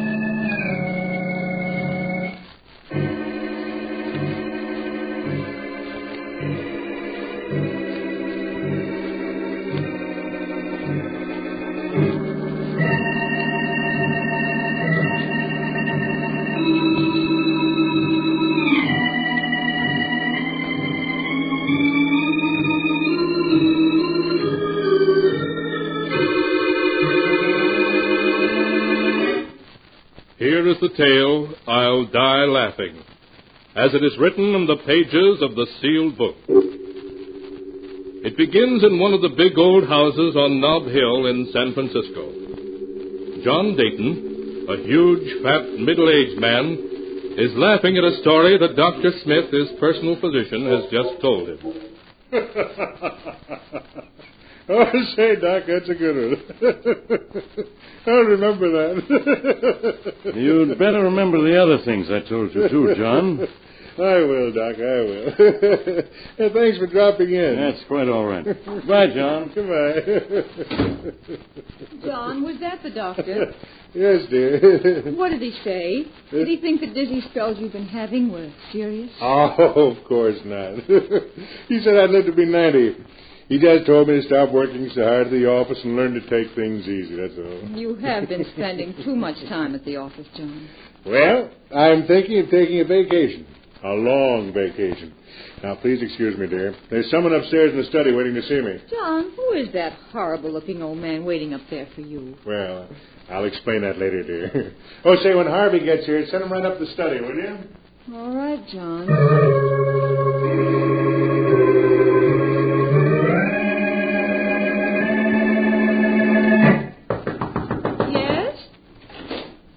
Oh, Harvey, come in. Hello, Laura. John phoned. Said he wanted to see me. Is he in? Yes, he's upstairs now. Laura, listen. Is it about us? Oh, no. He doesn't suspect anything. This is about something else. There's a perfectly weird old man up there with him now who... Yes, I know. An old prospector named Gippy Gordon. I sent him to John. You sent him? What do you mean? Well, this Gordon came to the office last week. John was out, so I talked to him. He told me a ridiculous story about a lost Aztec treasure in a secret cave in New Mexico. I knew it was just the kind of thing that John would love, so I told Gordon to come and see John here at the house. And I warned him to be sure not to mention having spoken to me. But why, Harvey? I want John to decide to go looking for that treasure and to take us along. I don't understand. Darling, John is like a boy in many ways, but he isn't a complete fool. If he finds out about us, we'll both be out in the cold. You'd lose this lovely mansion and all the things you enjoy so, and I'd lose my job as lawyer for the John Dayton Enterprises. Oh, I wish we could make a clean breast of it. Tell John we love each other and that... And live in a garret someplace on love and a crust of bread? No, Laura, it wouldn't work. No, I suppose not. Oh, what are we going to do? Suppose something should happen to John. An accident, say.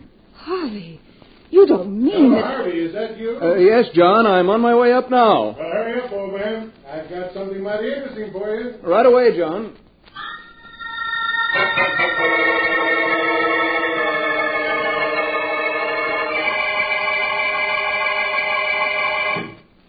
Harvey, this is Gimpy Gordon, a prospector. Gimpy, this is Harvey Lewis, my legal advisor. How do you do? Howdy, Mr. Lewis. Harvey, I've just paid Gimpy here $5,000 for a map showing the location of a buried Aztec treasure in a haunted cave. What? Yeah. Better sit down on that one. Well, where is this treasure? Well, Harvey, you've heard of the Devil's Cavern, haven't you? Tremendous cave mentioned in early historical records of the Southwest, but apparently lost for the last 300 or 400 centuries. Why, yes, I read something about it. It's supposed to have miles of winding passageways in which a man could wander for weeks without finding a way out. That's the one, and I found it. Huh? Well, the gist of the story is this. In 1554, a Spanish looting expedition led by a nobleman named de Mendez had acquired a great wealth of jewels and gold figurines, which de Mendez put into 3 small brass-bound chests. I see. Go on, John. Well, this treasure just made de Mendez greedier. A story whispered to him by an Aztec priest led him to Devil's Cave, and de Mendez and his men entered the cave only to find out they'd fallen into a trap. Well, the Aztecs attacked them, and all were killed but de Mendez. He found his way into a great central cavern about a half mile from the entrance of the cave. And in that cavern there's a natural shaft, like a well. The Devil's Well, that's the name of it. It bubbles and gurgles in a way to drive a man mad. Oh, take it easy, Gimpy, take it easy. Well, Harvey, de Mendez reached this Devil's Well, and when the Aztecs closed in on him, he threw the treasure into the well and leaped in after it himself. So the priest sealed up the cave and put a curse on it. A curse? Oh, come now, John. You don't believe in that. Oh, it's true. It's true, Mr. Lewis. The curse was that nobody who went into the cave to get the treasure could ever get out again alive. They was doomed to die there. I see. But you say you went into the cave and came out again alive, so it can't be much of a curse. Oh, but it is, Mr. Lewis. It killed Pedro, my Indian, and it's still after me. I wouldn't go back there again if it was worth $1 million. But assuming your story's true, how could anyone find their way into the cave and out again? There's a string marking the route, Mr. Lewis. 2 months ago, me and Pedro found the entrance. We tied the string to a rock and went in, letting it unroll behind us. Took us a week, it did, to find our way to the big room where the Devil's Well is. But we made it. Huh? And then what happened? Well, I had 100-foot rope and some big hooks. We fished around in the well for the chests, and by, we drew one of them up. You actually fished up one of the treasure chests? Yeah. It was about so long and so wide and 6 inches high. I shook it, and we could hear the jewels rattle inside of it. Where is it now? What happened to it? Well, when Pedro seen the chest, he grabbed for it and tried to push me into the well. Well, I ducked, and Pedro got hold of the chest when all of a sudden he fell over into the well with it. Well, what did you do? Oh, I run for it before the cave and the well could get me, too. I followed the string back, and I didn't stop till I was outside. All the way, I heard Pedro calling to me for help.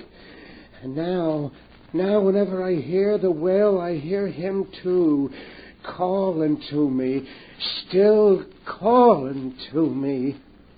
Well, Harvey, that's the story. And making all due allowances, I think it's well worth investigating, don't you? Say, it is an interesting yarn, John. And I think it'd be a lot of fun to look into it, whether we find any treasure or not. Good. Then we'll do it. You and me and Laura. It'll be a vacation for all of us. Oh, no. No. What is it, Gimpy? What's the matter? He looks scared to death.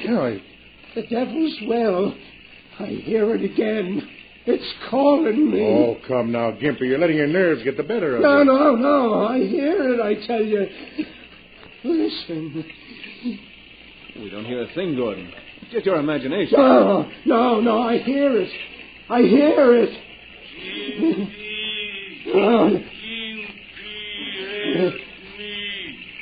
Save me, Gimpy. It's there. In the well. I hear it. And Pedro's calling to me.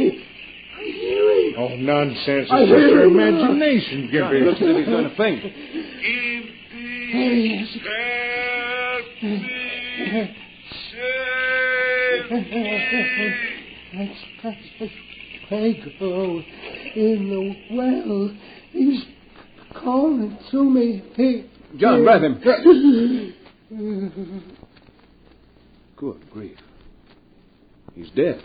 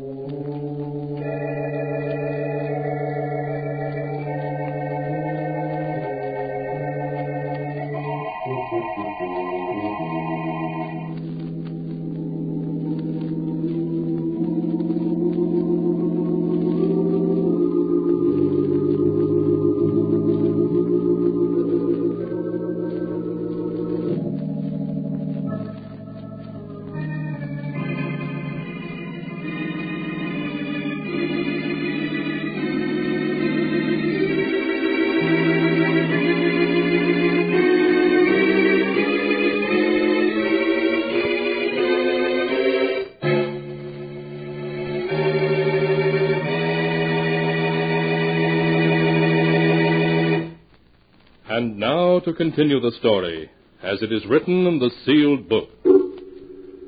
The doctor's examination showed heart failure to be the cause of Gimpy Gordon's death, not an ancient Aztec's curse. In spite of the tragedy, John Dayton went ahead with his plans with undiminished enthusiasm. Laura, his wife, protested, but Harvey added his persuasion to John's, and at last she agreed to go on the treasure hunt with them. A week later, they were ready, John's car loaded with all the necessary equipment. Harvey, I've hardly had a chance to speak to you all week. Before John comes and we start out, you must tell me, what are you planning? Why, Laura, darling, we're just going on a treasure hunt. An expedition from which I expect to return with a fortune. A fortune? From a lost cave? You're not serious. Oh, but I am. It'll be a fortune that I can claim for my own after we return. A very beautiful fortune. You, my dear. Harvey, you don't know what you're saying. But I do. It's the only way out. It's what I had in mind when I sent Gimpy to John in the first place. I've been thinking for a long time that John would have to have an accident. Harvey, I'm afraid. You mustn't be. Just leave everything to me. I'll know what to do when the time comes. And when we get back, we'll be able to be together always. Yes, I know. But suppose someone suspects. No one will. After all, on an expedition of this kind, accidents are bound to happen. No one will be able to prove a thing against us.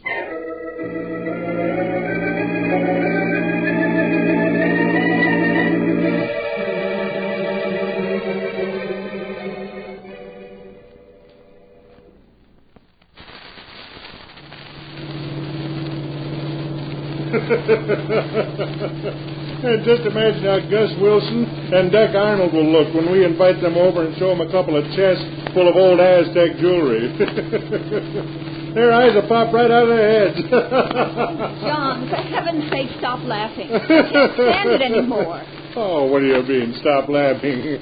Why, Laura, what's wrong with laughing? I like to laugh. And when I die, I hope I'll die laughing. Well, if you don't stop it, John, I'll die.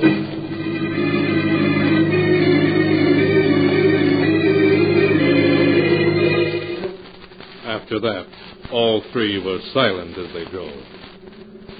The afternoon of the second day, they turned off the highway and, carefully following Gimpy's chart, threaded their way through a series of narrow canyons until they reached a spot between two towering cliffs. Beside a great black rock gaped the dark mouth of a cavern. John directed the unloading of the car, then he led the other two a few feet into the mouth of the cavern. until he found there the end of a slender white string that led into the cave, losing itself in the darkness. Look, there's the string. Well, was old Gimpy Gordon telling the truth or not? Certainly looks as if he was. We're not going to explore the cavern now, are we? Let's wait until morning. Oh, nonsense, my dear. Now is as good a time as any. Harvey, you and Laura go ahead with your flashlights. Laura can carry the rope and you carry the food. And I'll bring the grappling hook. All right, John. Ready, Laura? Oh, wait just a second. I ought to try this little special device I brought along to make sure we don't get lost. Huh? A bottle with a sprayed top and a colorless liquid in it. Uh-huh. Well, I don't get it, John. What's that for? I told you. It's to make sure we don't get lost. Now, watch. I'll spray some of the ink in this bottle on the wall of the cavern. There. Now, I've sprayed a spot on the wall. Now, shine my flashlight on it. Well, I don't see a thing. That's because the ink is a special invisible type. You see, the ink only shows up when you look at it through special glasses. Now, here, Harvey, put on these colored glasses. All right, John. What do you see? Hey, George, you're right. The ink has a greenish glow when you look at it through the glasses. You see, it works. I'm going to use this bottle to spray the ink on the walls of the cave, and it'll mark the proper passage. Oh, John, you always have to amuse yourself with something silly like that, don't you? It isn't silly. It'll give us a double check on the right route so we can't get lost. Now, you two start. I'll bring up the rear, and every 10 feet I'll squirt a little of this stuff on the wall. Then we won't have to worry about Gimpy's string.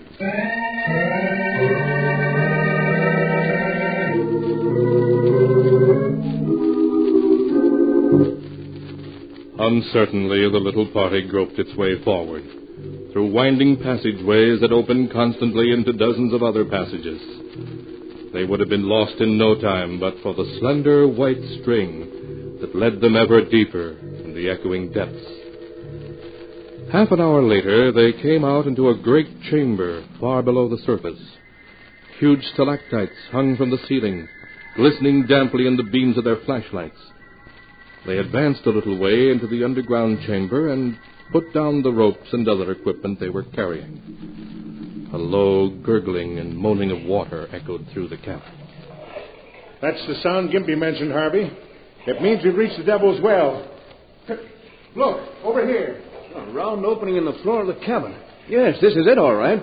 John, be careful. Don't worry about me, Laura. You stay there with our equipment if you like. Say, water isn't gurgling anymore. No. Oh, but Gimpy said it came and went. Must be an underground stream causing it. Say, Harvey, shine your light down here. Let's see how deep it is. 100 feet at least. And to think there's a fortune down under that water. All right, George, before we go back, what do you say we drop the grappling hook down and see what we can find, huh? Now? Yeah, sure. All right, John. I'll admit I'm kind of curious myself. Harvey, get me the rope and the grappling hook, will you? We may bring up one of those chests the first try. Of course, John. It won't take a second to try our luck. Laura, have you got the rope there? Yes, right here. Harvey, you're not going to do it now? Yes, I am. There's no sense in waiting. We'll be out of here in 30 minutes, free to live our own lives just as we wish. Have you got that rope yet, Harvey? It was tangled, John. I'm bringing it now. Just keep your nerve, Laura. It'll be all over in a minute. Right. Here's the rope, John, and the grappling hook, too. Oh, fine. Just give me a hand with it. Harvey, what are you doing? Just giving you the rope, John, but not quite as you expected. Yeah. Now, try to move your arms. Well, you've bound my arms to my sides, Harvey. What's the meaning of this? I'll tell you what it means, John. It means that you're about to die. Die? Have you gone crazy? You fool. Why do you think I arranged this silly treasure trip anyway? You arranged it? Why, I arranged it. That's what you think, but you're wrong. Old Gimpy Gordon came to me first with his ridiculous story, and I passed him on to you. I knew to give Laura and me the opportunity we needed to get rid of you. Laura, is this true? Are you in this with Harvey, this murder plot? Harvey, hurry. Please hurry. Oh, so it is true. You two brought me here to kill me. And I thought... What a joke on me. You won't think it's a joke for long. Because in just a minute you're going down in that well, John. The story we'll tell is that you got tangled in the rope, tripped and fell in. And if anyone comes to fish out your body, John, it was an accident. If anyone comes to fish up my body. Oh, that's a joke, Harvey. You don't know how good a joke it is.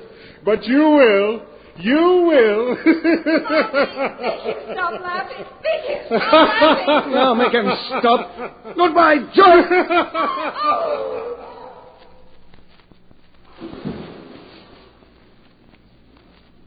He laughed. He laughed when you pushed him, Harvey. He always said he'd die laughing, and he did. He did. Laura, pull yourself together. It's all over now, do you hear? It's all over. Yes. Yes, Harvey, I'm all right. Only let's get away from here. Let's get out of here. No!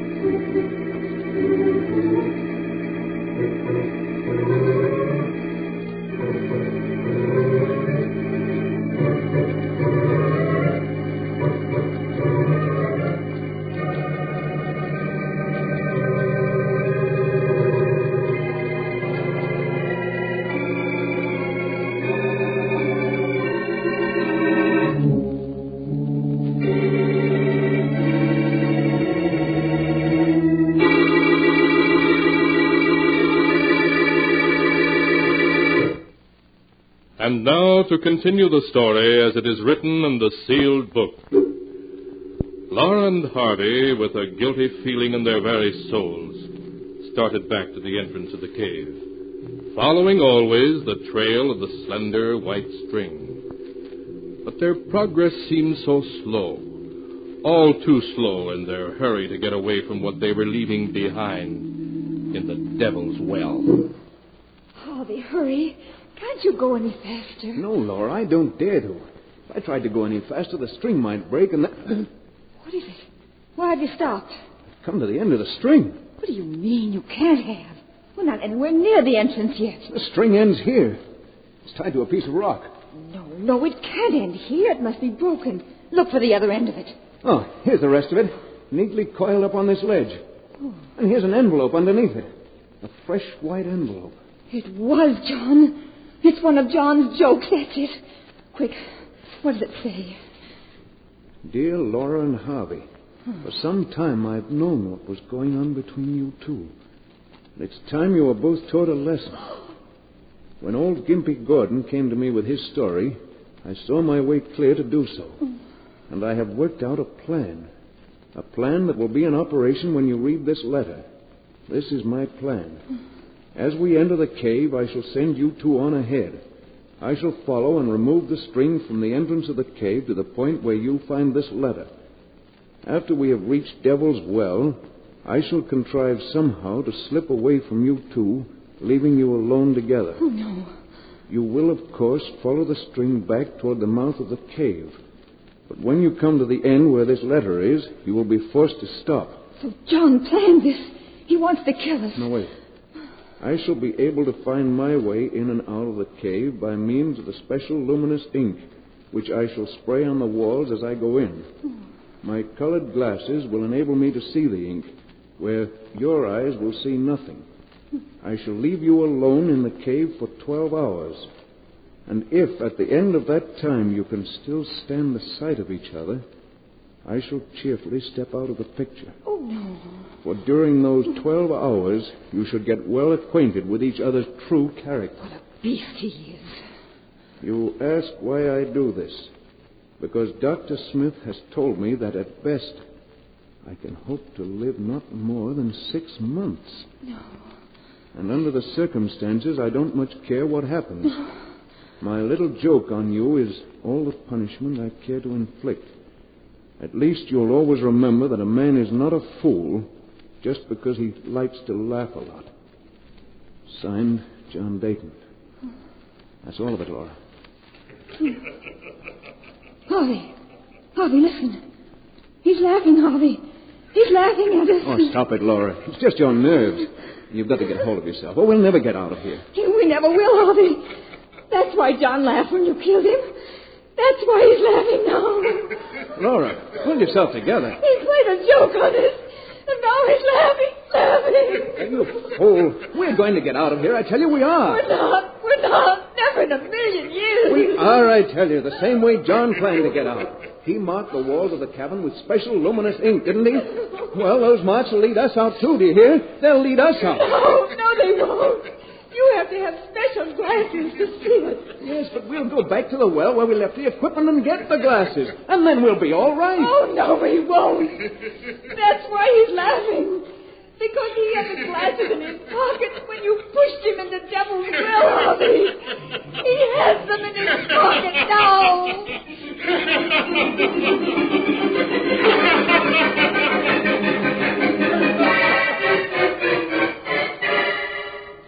And that is the tale of I'll Die Laughing, as it is written in the sealed book. For days, Laura and Harvey wandered through one corridor after another, seeking the entrance of the cave. John's laughter echoed in their ears, as time and time again they ran into blank walls. Weeks later, a searching party found their bodies lying a scant 100 yards from the entrance of the cave.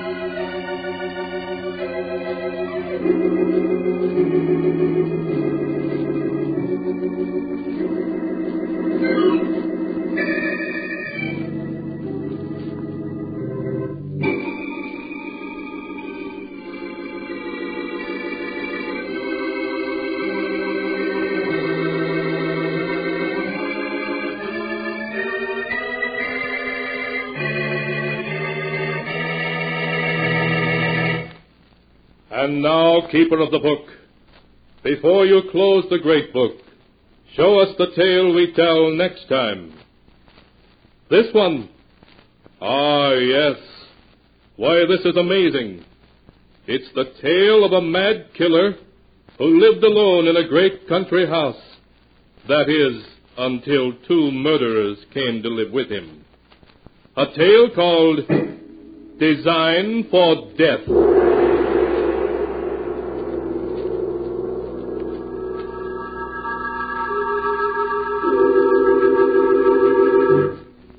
Be sure to be with us again next time, when the sound of the great gong heralds another strange and exciting tale from the Sealed Book.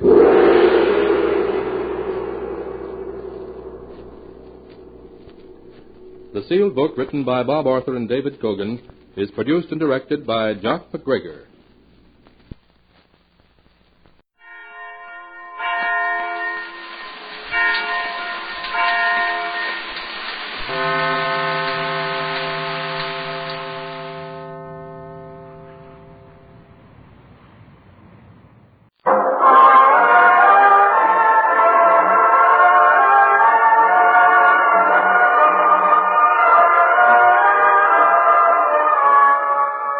I have flown. I have sailed. I have moved about this world of ours, and ever in search of the finest of its kind, we bring you the tops in Spine Chillers.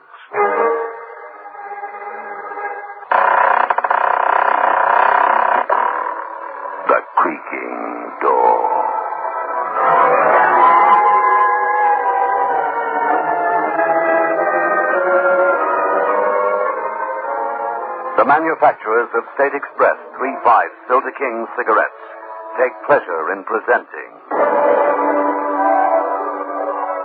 The Creaking Door.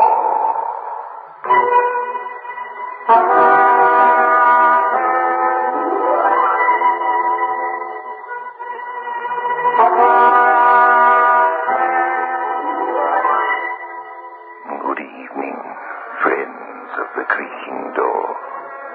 The Creaking Door is... Do come in.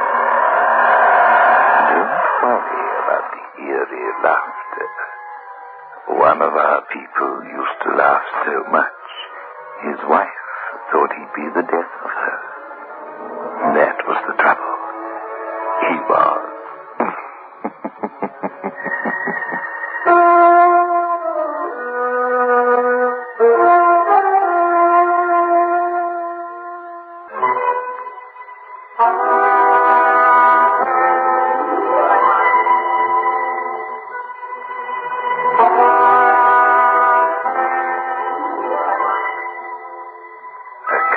Travels fast through the clinging fog, too fast for safety.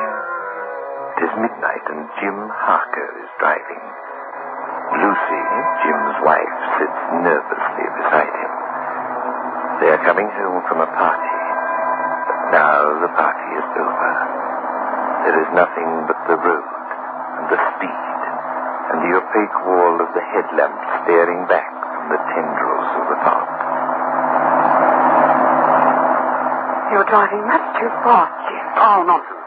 But shall I drive, darling? Now, look, Lucy, you worry far too much. I'm a magnificent driver. Yes, Jim, I know, but if you were caught driving so fast, you know you've had a drink or two. Don't worry, I'm perfectly all right. Yes, dear, but the police might not think so. We won't be caught anywhere. I'm never caught. I know this road like the back of my hand. Jim, I do wish you'd let me drive. I'm frightened, honestly. I know what I'm doing, my dear.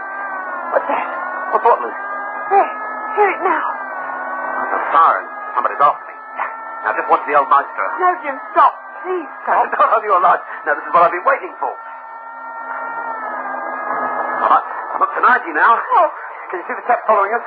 Yes, the fog's a bit thinner. It's a policeman on a motorbike. Oh. He's coming up on us, Jim. Please stop. No chance now, Jim. They'll tail me, Lucy. No, I've got to lose him.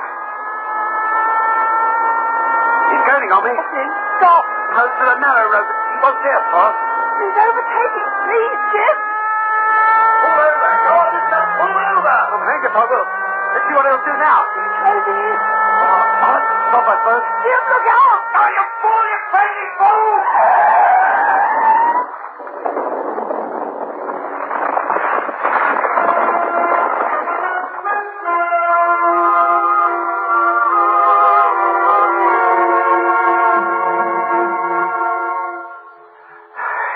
You all right, Lucy?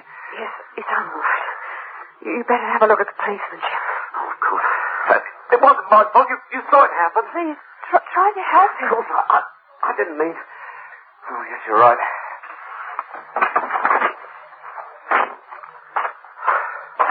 Hey, you all right? Hey there. Are you... Oh, great Scott. He's dead. Lucy! Lucy! What is it, Jim? Well, I can't believe it. Well, I'll drive on a ring for an ambulance from the first telephone. It's no good, Lucy. He's dead. Dead? Oh, Jim, what have you done? I didn't do anything. The bike sort of wobbled and hit me. I didn't hit Jim. He was driving too fast. We must get the police right away. I'd better straighten out the wing on the car.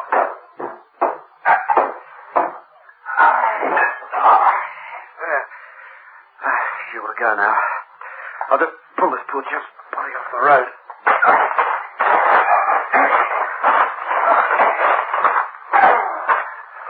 Oh, Lucy.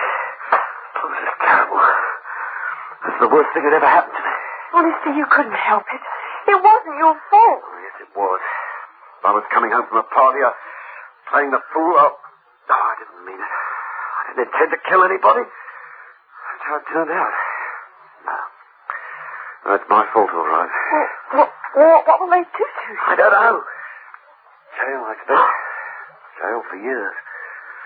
All the things we worked for and slaved for all these years just gone down the drain. Oh, Jim, it doesn't seem right. The minute I get to that police station, I'm sunk. Lucy, I'm not going. You mean not go to the police? But you must. Look, I can't help this poor chap. He's dead.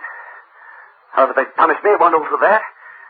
Look, if we get out of here now, they'll never find us. We can be home in a few minutes. But Jim, if they do find you, then... Charles, I've got to take. Look, into the car.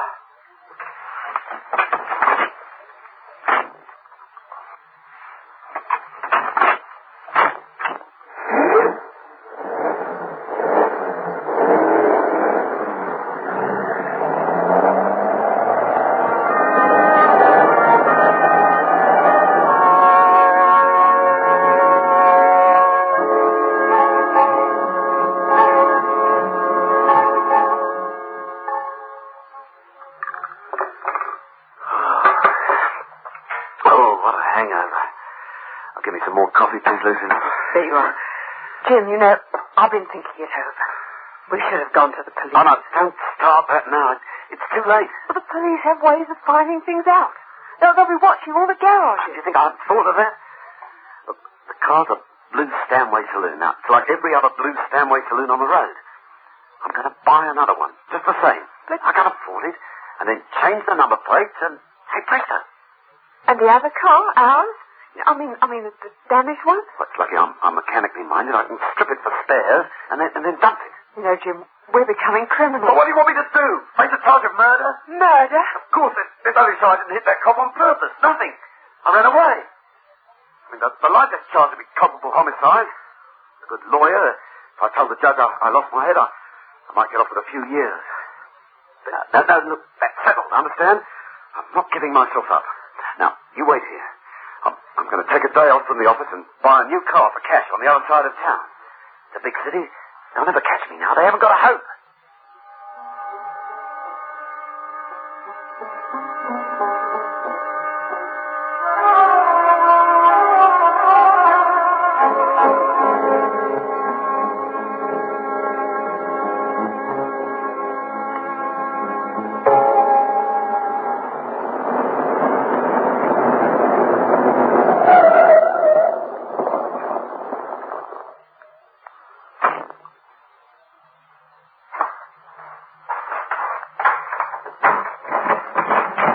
Lucy!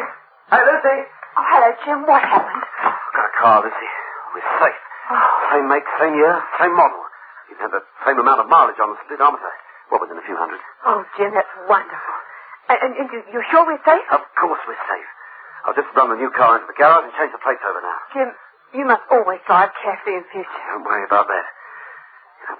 Funny thing happened on the way home. I was behaving myself like a good boy when, coming along the stretch of the road where, where it happened, I had a motorbike behind me. Well, I didn't think much of it. I didn't even look in the mirror. And then the siren began. I was going slow. Oh, I knew it was all too good to be true. Did he catch you in the new car? Oh, no, I hope. I don't think he was even after me because he must have turned off somewhere. Just a coincidence. But there isn't any way he could turn off on that stretch of road. There are only the trees on one side and Miller's Farm beyond. On the other side's a brick field. Well, I suppose he must have found some other motorist to charge. Well, that or turn round. It was a weird coincidence, that's all.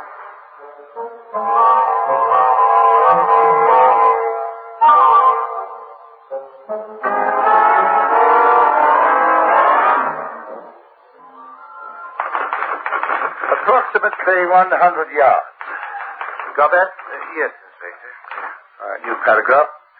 The motorcycle appears to have swerved towards the car and struck first with the near side handlebars.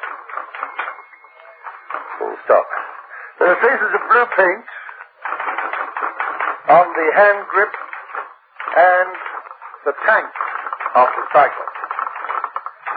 Yes. The small quantity of paint collected was sent to the forensic laboratories for testing. The paint formula indicates that it appears to have come from a Stanway car about 2 years old. Signed, Inspector Howell, Traffic Section. Very good, sir. Yes, we'll find out who killed poor old Tanner is the last thing we do. Some drunken fool coming home from a party, that's my guess. Had an accident with Tanner and didn't have the guts to report it. Yes, it's a bad business, sir. It is. It's a bad, dirty business. And now the driver of that blue Stanway will be too scared to come forward. Do you think we can get him, sir? He must live in this section of town beyond Miller's farm. You can tell that from the direction in which he was traveling. No out-of-town car would use that road, so what we need is patience, and plenty of it. I'll go to every house if necessary. In the meantime, that killer's suffering, Constable. He's a scared man, not a crook. An ordinary sort of fellow. I'll tell you one thing. I wouldn't have his conscience for all the tea in China.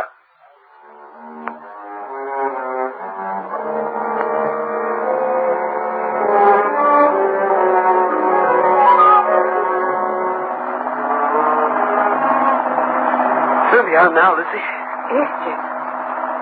Any of your thoughts? Well, I was wondering, what place to use this car? Of course it's safe. Forget all that nonsense. Oh, look. There are thousands of Stanway saloons on the road. Half of them are blue.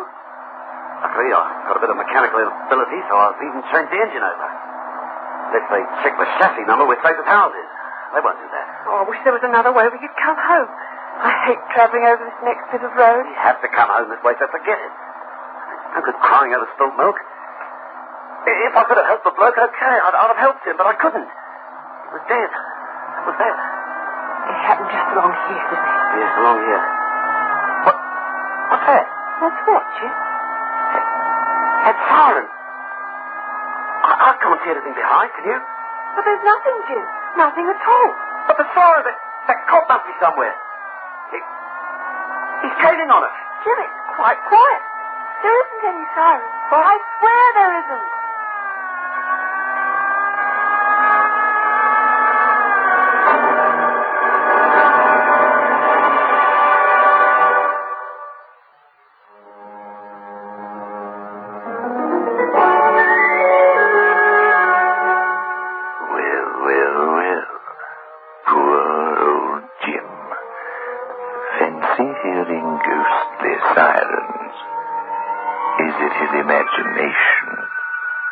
Is it his conscience? He seems convinced he heard.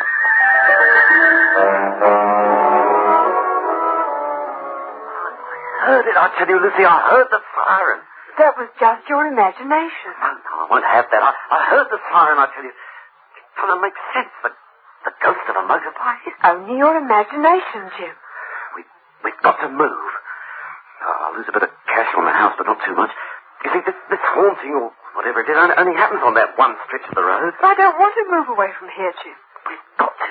Every time I go along that road, I hear the siren. I don't know if it's a ghost or my conscience or what, but I hear it. It's driving me mad. Well, you know best, Jim. We have to move. We have to, I suppose. Oh, that'll go crazy.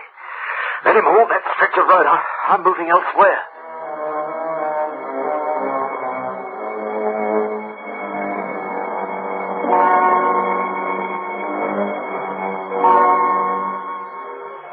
On those tires have just come into. They were skid marks, and quite suddenly a set of tire prints as he stopped braking. There we are, a Metropolis tire on the near side front, and an almost ball tire on the offside front. Yes, and a pair of mitre kings on the two rear wheels. Now you and I are going round the district east of here, looking at Stanway cars. We're looking for scratches or new paintwork, and especially at the tires. But he'd have changed them, won't you, sir? Maybe. We'll consult the dealers, too. Find out who swapped a new Metropolis tire on a Stanway for an old tire, and if a note was taken of the number. That's an idea, sir. We'll try to get talking with the owners of Stanway cars and watch them, and their families. Someone's going to give something away, perhaps even by the manner. We're going to watch for a giveaway look, an expression, anything. I don't know. But the break must come. You're determined to find the blighter, aren't you, sir? Yes. Tanner had a wife and kids. He was a good cop. And that's epitaph enough for him. Yes, I'll find the rat who killed him. It may take time, but I shall find him.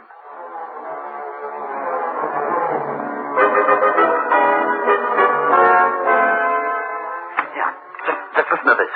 4 bedrooms, 1 ensuite, lounge and dining room, American kitchen, all usual offices. Well, it sounds all right, Jim. Where is it? Grosswood Park. That's the other side of the city. I wonder if it's handy. Near the shop, that sort of thing. Some of these houses are out in the wilderness, you know. Oh, well, the rent's all right, and beggars can't be choosers. I tell you, if I hear that sorrow much more, I'll soon be a mental case. Hey, who's that? Where? Oh, you're as jumpy as a kitten. Hey, Fanny, it's the cops in a police car. Perhaps they've come about something else. Oh, then the traffic cops, all right. Coming here. Oh, Jim, what we do? Open the door. Keep your head. I can't. Open the door. They've got nothing on us. All right, Jim. Yes? My name is Hull, madam. Inspector Hull of Traffic Detail, and this is my warrant card. Well, I don't see how we can help. I am investigating the death of one of my officers, a man by the name of Sean Tanner, on the 26th of last month. We have nothing to do with that. Of course not, madam, but I believe your husband owns a Stanway motor car, and I thought... What is it, Lucy? This gentleman's from the police, dear. Oh. He's investigating the death of that traffic policeman. Oh, yes. Tanner, wasn't it? Come in, gentlemen. Thank you. Thanks. This way. Oh, sit down, please. Thank you very much. Take a chair, Inspector. Thank you. I might as well come to the point, Mr. Harker. I believe you own a Stanway car. Yes, that's right. A blue job. I read in the papers that your people were looking for a blue Stanway after that case. It's a terrible thing, that one. I wondered if you'd come round to see me.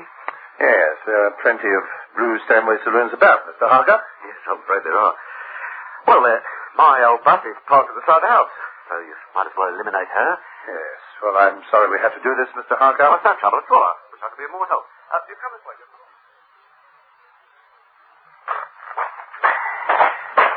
Well, here she is. It's a V8 Stanway, like the car you're looking for. Here's the papers.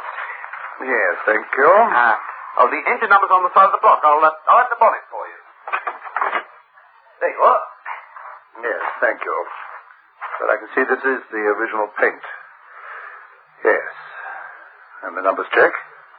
Well, let's just have a look at the tires, shall we? Oh, I've got Wayfarers on all 4 wheels. I think they're pretty good tires. Yes, I see. Well, I won't trouble you anymore, Mr. Harker. Oh, no trouble at all. Why don't you come at the house for a beer? No, I'm afraid I'm on duty. Thank you, sir. We'll be getting along. Well, as you like. I'll go back to the house. Well, that's that. 4 Wayfarer tires. Engine number checked. He's had that car for 2 years. Yes. Did you notice how terrified she was of me when she opened that door? Oh, I've seen them scared of the police and they've never done a crime in their lives. Yes, that's true. Yes, there's one other thing, Constable. Is it? Yes, Harker had a V8. But here's the odd thing about it. He said, I've got a V8 Stanley, just like the car you're looking for. Well, I mean, that could be a slip of the tongue. Yes, he's had that blue car for a long time. Oh, there's nothing wrong with it. Perhaps I'm getting fanciful. Well, come on. We've got half a dozen more Stanways to see before we finish with this district.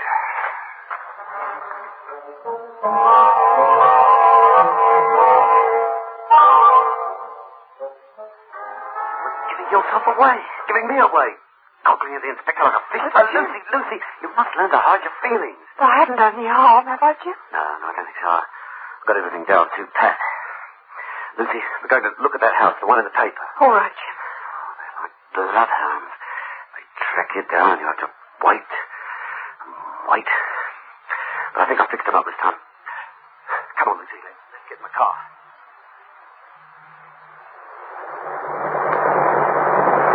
Well, that house looked okay to me, Lucy. Nice garden, decent garage. Yes. Yes, I suppose so. Well, then why don't you like it? Oh, it isn't that, Jim. A woman likes to make a home. Our old house has become a home, that's all. It means starting all over again. Oh, I suppose it can't be helped. But, Jim, please don't go so fast. Oh, right, I'm sorry. One thing I don't hear the siren on this road. What's that? What's what? That siren. Oh, it's all right, Jim. I can hear it, too. It's a real siren.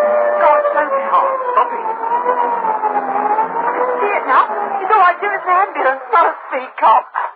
Oh, take the wheel, this is my nerves have gone. I can't drive. But you must drive, Jim. What about your job? Job or no job, I can't drive. Never again. I'll get to the city by bus. I can walk to the office, anything. But this is haunting.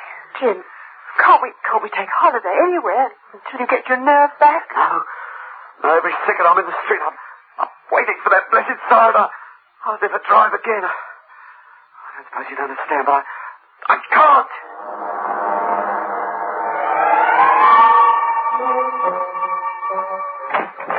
Inspector House, eh? Yes, what is it, Constable? Report from the investigating officers on that tire theft. Ah, good. Any luck? Well, this wants explaining, sir. Derwent Tires Limited report that they fitted a new Metropolis tire to the front wheel of a new Stanway car 3 months ago. And guess who owned the car? No guessing games, please, Constable. Sorry, sir. The car was owned by Mr. James Harker of Piltdown Road, the fellow we saw the other day. Harker, eh? Ah, he's got some explaining to do. I'll have another word with Mr. Harker.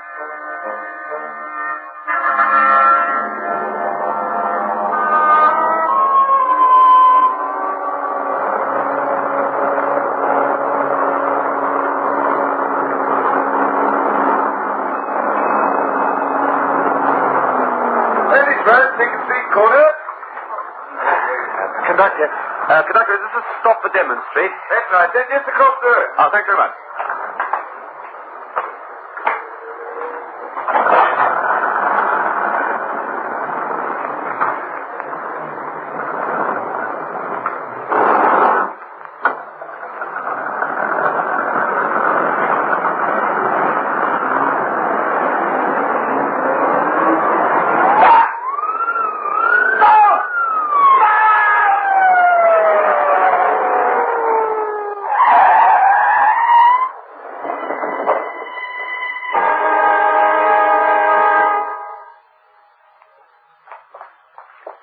This way, Mrs. Harker. The mortar is in there.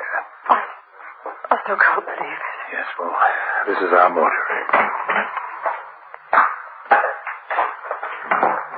Now, please come this way. Do you recognize your late husband?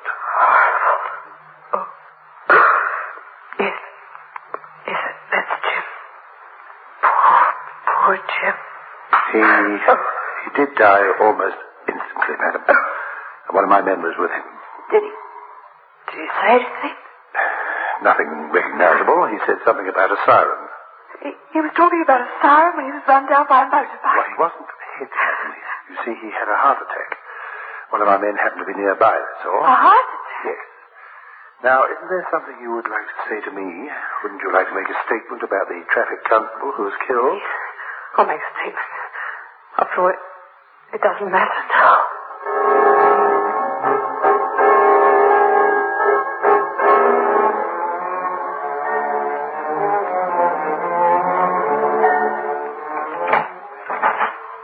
Here it is, Inspector. Full statement by Mrs. Harker. You think she'll be prosecuted? Well, after all, the main culprit is dead.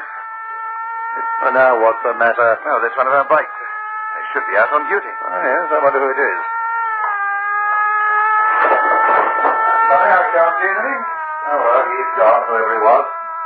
Or it was, Inspector. Perhaps now that Harker's dead and his wife has made a statement, we won't have that bike again. What do you mean, Constable? I don't know, sir. I don't know what made me say it.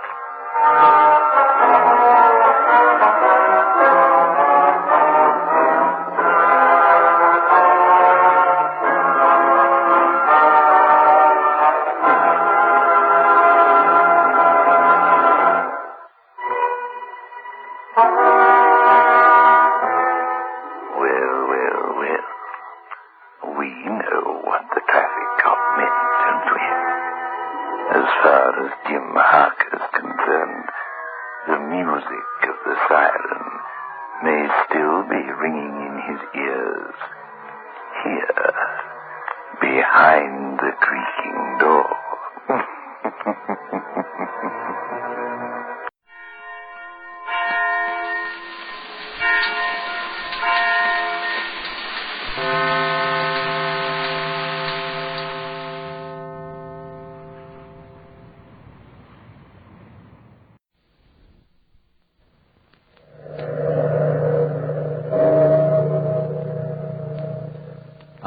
past, phantoms of a world gone by speak again their immortal tale. A Passion in the Desert.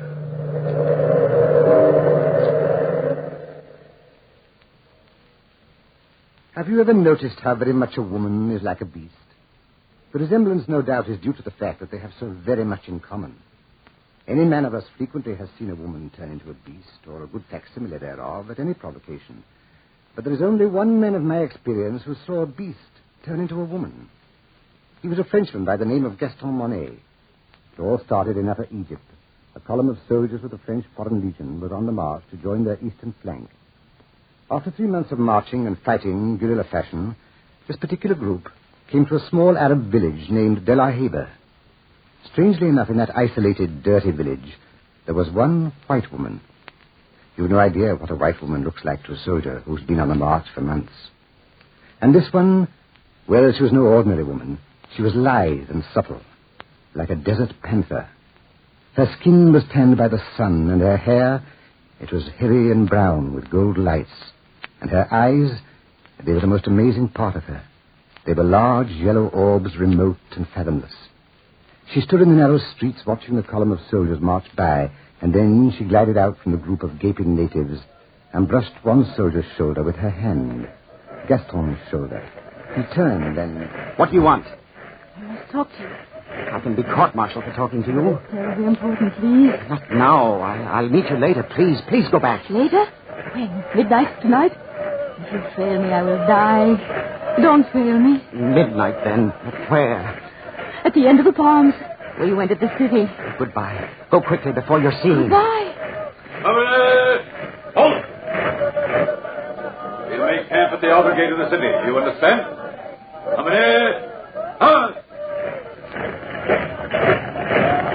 You sure? Wasn't she a beauty? What are you talking about, Gaston? I did not see anybody. The white girl, the one who talked to me. Gaston, have you lost your mind completely? Nobody talked to you. You are seeing things. But the woman who whispered to me. Woman? Just a group of natives and a tame panther. You've quite an eye for women, Michelle. But you missed this one. And I'm to see her again. Tonight at midnight. And so it was that night when the moon was yellow in the sky. Gaston sneaked away from camp and walked down the street, walked to the end of the mud-banked road. He saw the girl standing under the palms, and his pulse quickened. But blended with that quickening was something more, something of fear, something in her eyes, in those cold, placid yellow eyes, something that seemed to swim under the lids. You've come at last. I was worried, my friend. What is your name? Gaston Monet. And yours? Mignon Alwa. Why do you look at me that way? Oh, you're the first decent thing I've seen in months. Am I? Tell me, why did you ask me, out of all of the others, to meet you here tonight? I mean, it is strange, isn't it? Perhaps it is fate. And besides, I am in trouble. I'm stranded here. I set out on an expedition with some friends. Friends? Yes, friends from France. We were attacked and they were killed. The natives won't leave the village. You know that. And I can't stand it here any longer. But how can I help you? You are brave and strong. You could take me to a coastal city and then I could sail for France. For civilization. But I can't desert my outfit and just leave suddenly into the desert. Besides, we have no provisions. I have provisions. I've saved them for a long time, waiting for just such a one as you. And the journey is simple. Due east, 4 days' march. I should like to help you very much in any way I can, but... Oh, confound it, that's desertion. I just can't, woman. If you leave me here now, I will die. I will die in this place. Gaston, please. Gaston, don't refuse me. Please don't. It was warm out that evening. Warm. And the desert moon plays tricks with a man's mind. And the girl Mignon was more important to Gaston then than his country, his army, or his friends. And so they left together in the dead of the night. They stole out of De La Heba into the desert, into the lonely desert, with just enough provisions to make their way to the coast. And so the night passed and turned into morning, and that day passed and turned into another, And back in the village of De La Haye, Lieutenant Michel reported Monet's absence to Major Duval. The alarm was given, and the barracks were searched. The search was fruitless. Lieutenant Michel reporting, sir. Yes, Lieutenant. The entire seat has been searched, sir, but not a sign of him. I'm afraid, sir, it is desertion. I thought so. Gaston Monet never was army material. Weak. He'll never get away. We should let him die in that desert. Please, sir. Not out there. The sandstorms, they have started, sir. Oh, forget him. Last, these young men who join the foreign service and expect it to be a picnic. What do they think war is? I quite agree, sir. They desert, and then they expect me to send out a searching party to look for them. Well, they're right. I'll have to. You, Michel, choose 4 men, get your provisions from headquarters, and start toward the coast. Try to head him off. You can reach the coast before he does. Where will we rejoin you, sir? Orders will be waiting for you on the coast. That's all, Lieutenant Michel. Thank you, sir. And so the search party started under the leadership of Lieutenant Michel. But Gaston Monet and Mignon were miles ahead of them. Camping for the night under the yellow moon, completely unaware that they were being followed, Gaston looked at the girl and breathed in the magic air of the desert. I dreamt of people like you, Mignon. And in my arms, they came from nowhere. Just as you came from nowhere. Are you trying to pry into my secrets again? No, I was just looking at you. You're so incredibly lovely. Oh, I'm glad. Mignon, we're about 3 days' march from the sea. We're only 2 days away from another native village. I could get work there, and we could get married. Married? Nonsense. And settle down. We'd be there 5 years or so, and then we'd return to France. The army would have forgotten about me by then, and I'd get a good job. I'd make you proud of me. Being buried out here for another 5 years, honestly, Gaston. But you wouldn't be buried. You'd be with me. Just the 2 of us together. I'm frightfully in love with you. If you loved me, you wouldn't treat me the way you do. If I loved you, I probably wouldn't. But you chose me out of all the others. Yes, I chose you. And now, if you don't mind, let's get some sleep. We're going to be on the march tomorrow morning early. Sleep and march. Sleep and march. 3 more days, and then give myself up to the authorities. You'll probably spend a few days in the guardhouse. Nothing more for this little adventure. Stop dramatizing yourself. The army calls it desertion, Mignon. There's only one punishment for desertion. What is that? You know very well what it is. Death. You got away once, you'll get away again. Don't you care what happens to me? Yes, of course I care, but what can I do? What is that? Oh, a desert lion. Don't worry. He won't come near us, not while the fire is going. Fortunately, a beast is afraid of fire, but a woman loves it.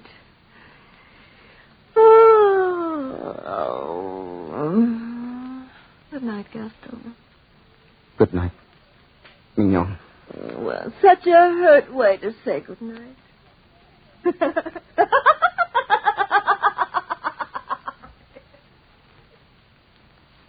And so they slept by the fire, and the fire played tricks with the shadows on the sand as they slept.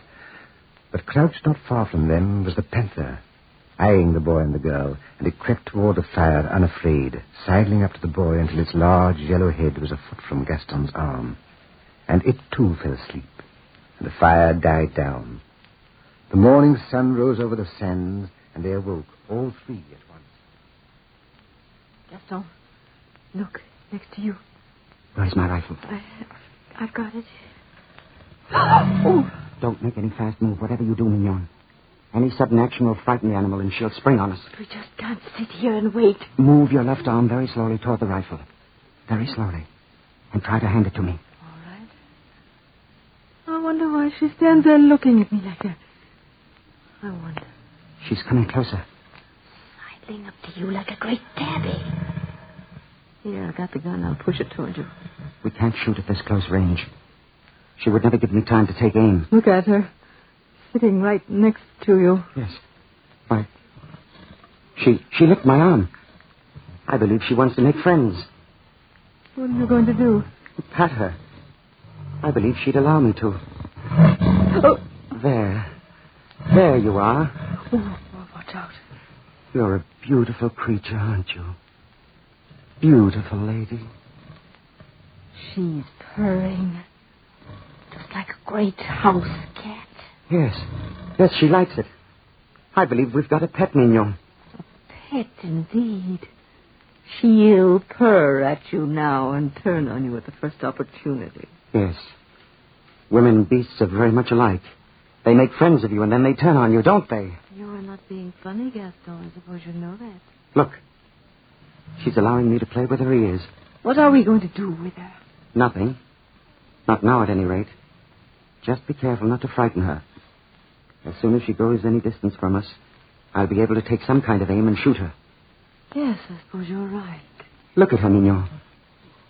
Do you notice anything? Nothing except she's a lovely specimen. Lovely, yes. Lovely. And she looks like you. Like me? That's sheer nonsense. Why... It's true. Look at her eyes. Yellow like yours. Deep like yours. Cruel and cold, predatory like yours. Gaston, I tell you, it's nonsense. Come over here, Mignon. Try to make a friend of her. What do you mean? I want you to pet her. Just as I'm doing. Of course, if she will let me. Try it. All right. I will. Oh, she snapped at me. Try it again. No, I'm afraid, Gaston. It's nice to see you afraid of something. I said try it again. No, I won't. I said try it again. Did you hear me? My arm. She bit my arm. It's bleeding. She doesn't like you, Mignon. I wonder why. Watch. She'll allow me to stroke her. Please, Gaston, don't. Are you frightened, my dear? Why, this animal won't hurt you? Beautiful creature, aren't you? You don't like Mignon, do you? Or perhaps you do like her, to test the sharpness of your claws. Don't joke about it, Gaston. You don't know what you're doing. You have no idea. You've no idea. Am I frightening you? Frightening me? I have only one chance to be a woman, a real woman, a chance to go to a civilized country, a chance to break away from them. From the Panthers, from my brothers and sisters. Kill that animal or I must return to them. I lied to you before, Gaston. I lied to you when I said I came to De La Haye with an expedition. I was born here just as she was born here. And there is a kinship between us. Yes, a kinship you will never understand. Please, Gaston, kill that beast!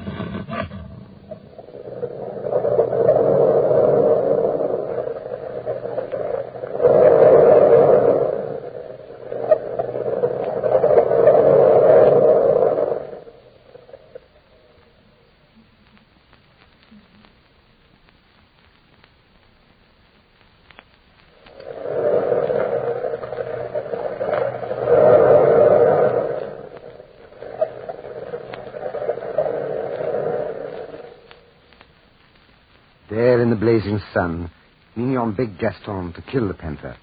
But Gaston insisted that all three travel toward the coast together. Why, he never knew.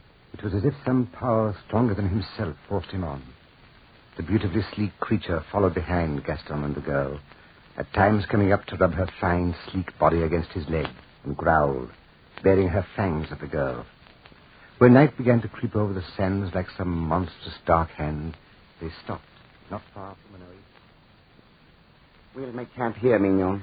Yes, here in the desert. I'm so tired, Gaston. Are you? Poor little girl. How about you, beautiful lady? You'd better spread out the blankets and the food. I'll get some water. Oh, don't leave me alone with her, please, Gaston. She won't hurt you if you leave her alone. Oh, you don't know what you're saying. I'll be back directly. The water's only some half-mile away. Call for help if you need any. Gaston, please, Gaston. What are you afraid of? I said I'd be right back, and the animal might follow me. But she's not following you. She's staying here. Still, she won't hurt you. You've got the gun just in case. Gaston, please. Don't tease me. You don't know what you're doing. I like to see you frightened, Mignon. You who are so sure of yourself. I'll be back directly. Nice little lady. Lie still, let me point the gun. This won't hurt you. Why do you look at me like that? Yes, Gaston is right. We are alike. Our eyes, our souls, and our emotions. No, little lady, stay where you are until I get an aim. A perfect aim. No!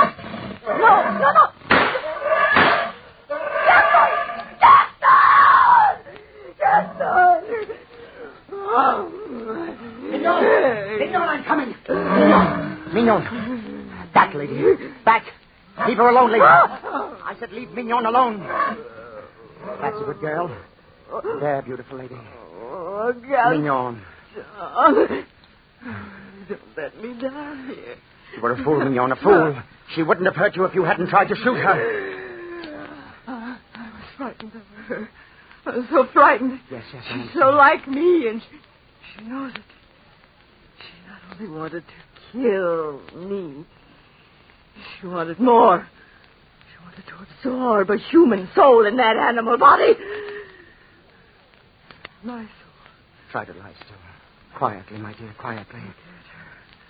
Waiting for me. Watching and waiting for me to die. Quiet, my dear, quiet. Lie still if you can. Lie still. It was such a short time to be given a human life. That's why I was so anxious to get away from the desert. You don't believe me, Gaston. You will. Mignon. Little lady, you killed her, and I'll kill you. Yes, kill you for taking the only thing I loved. Yes, I'll kill you.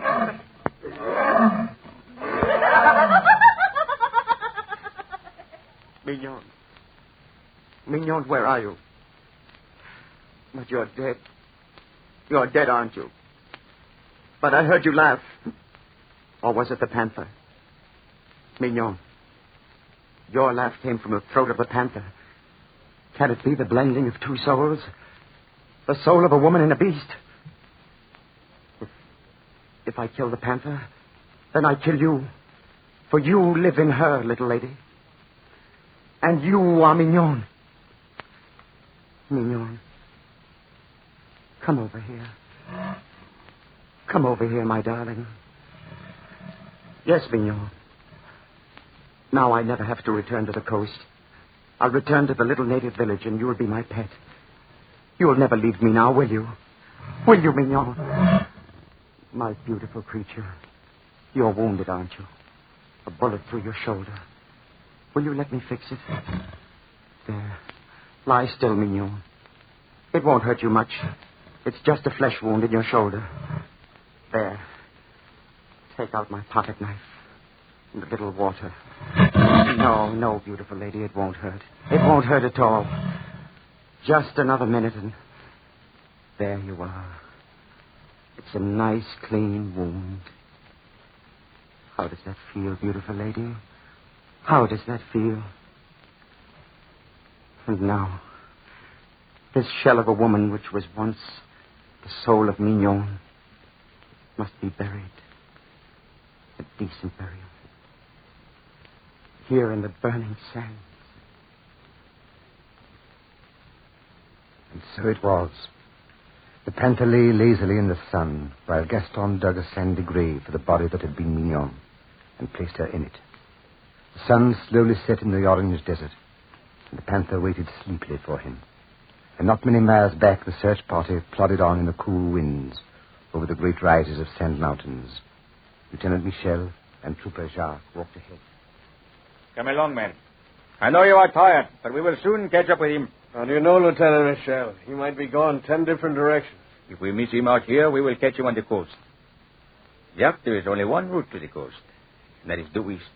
And that is the way he will go. Don't you think he knows we're searching for him, sir? He left in too much of a hurry. He probably did not think about anything. Yeah. I always thought Gaston liked the army. Jacques, you can never tell what a man is thinking. I always say, cherchez la femme, Lieutenant. You cannot very well chercher la femme when there is not a woman within 30 to 40 miles of De La Heba. You don't know Gaston Monet, sir. Stop talking nonsense. You sound like you know more than you're saying, Lieutenant. Maybe I do, and maybe I don't. Tell me, Jacques, you made a complete search of Delariba. Was there any record of a white woman living there? No, sir. Nobody ever seen a white woman in Delariba. Well, was anybody else reported missing from the village? No, nobody. Just a pet panther that one of the natives owned. A pet panther? I wonder. I really wonder. And well he could wonder.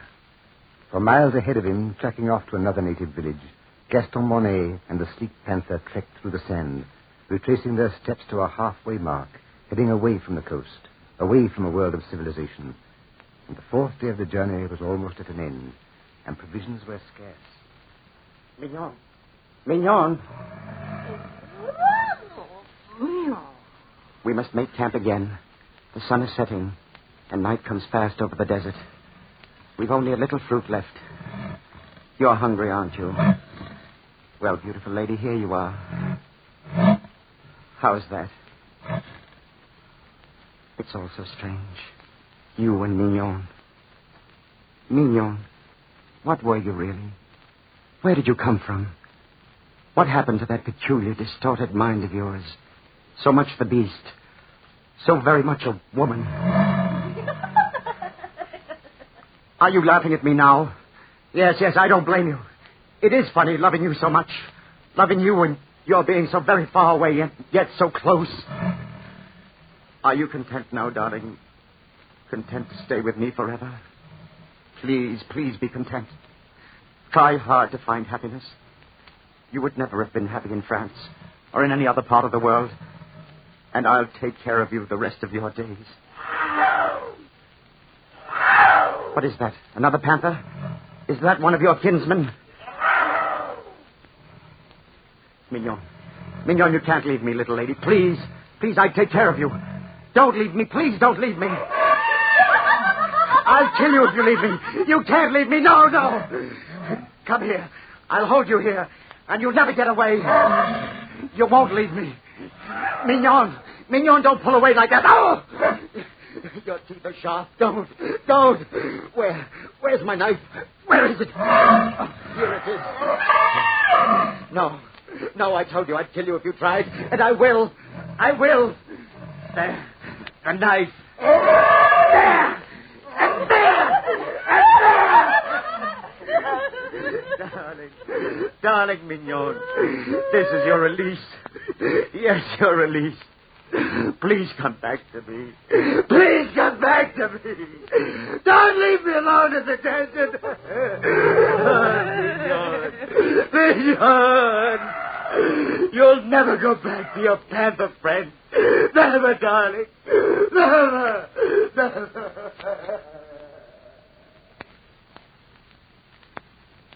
And the blood flowed freely from the wounded beast's heart, staining the yellow sands crimson. And Gaston turned toward the fading sun, his face streaked by tears, stained by sand. And walking away from the beast, he looked toward the sky. Then, falling face forward on the sand, he lay under the hot desert sun.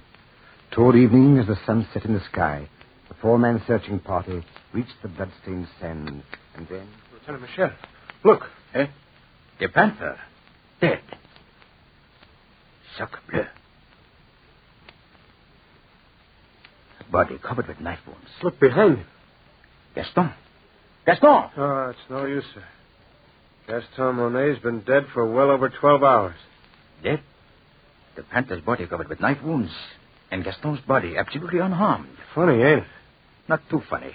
I wonder if that's the pet panther that disappeared. Probably. Jacques, never mention that in the report to Major Duval.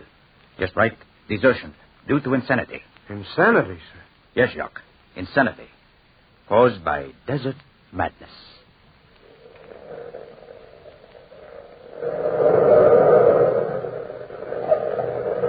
From the time-worn pages of the past, we have brought again the immortal tale, A Passion in the Desert. Bellkeeper, toll the bell.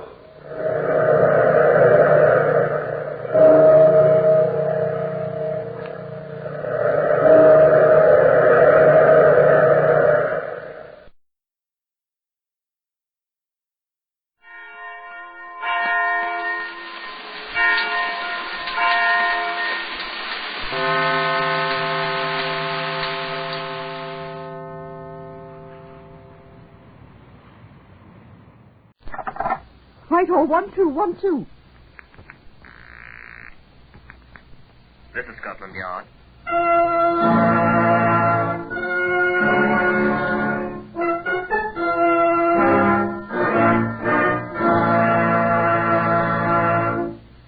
For the first time in history, Scotland Yard opens its secret files to bring you the authentic stories of some of its most baffling cases.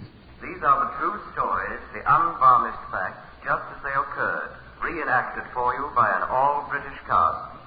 Only the names of the participants have for obvious reasons been changed. The stories are presented with the full cooperation of Scotland Yard. Research on Whitehall 1212 is prepared by Percy Hoskins, chief crime reporter for the London Daily Express. The stories for radio are written and directed by Willis Cooper. I am Chief Richard Anderson of Scotland Yard. Murder with a gun is not common in Britain, but Anthony de Bruyn was shot to death. I would like you to see the evidence that led us eventually to the murderer. This is Chief Superintendent John Davidson. And you're standing in Scotland Yard's Black Museum, of which I have the honor to be the custodian. Now, while we have certain extremely gruesome objects in these two rooms, many of them are quite innocuous when taken out of context. They are here not as ghoulish exhibits for the morbid, but as examples for study by our people in connection with their jobs. Now, such an exhibit is this one in case number 160277. Now, this is an ordinary cheap raincoat, identical with those worn by thousands of men. Identifying tags of all kinds had been removed. It was completely anonymous. Our people thought it might be an important clue to the identity of the murderer. It seemed impossible, but my good friend Inspector Anderson here followed this extremely tenuous clue to the end. Almost to the end, sir. What do you mean, Inspector? I wasn't present when they were hanged, sir.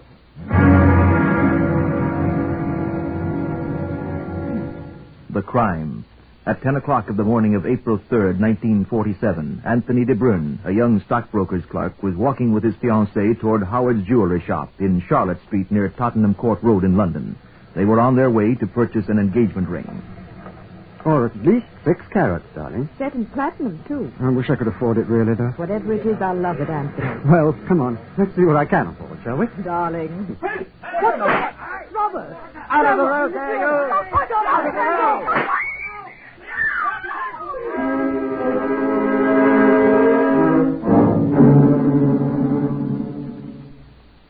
From Inspector Anderson's first notes on case 160277.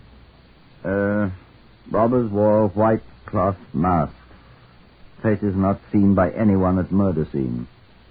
Apparently young men. No jewelry taken. De Bruyn only casualty. Shot through head. N.B. Pathologist extracting bullet for examination. Gun not found. Apparently taken with him by murderer.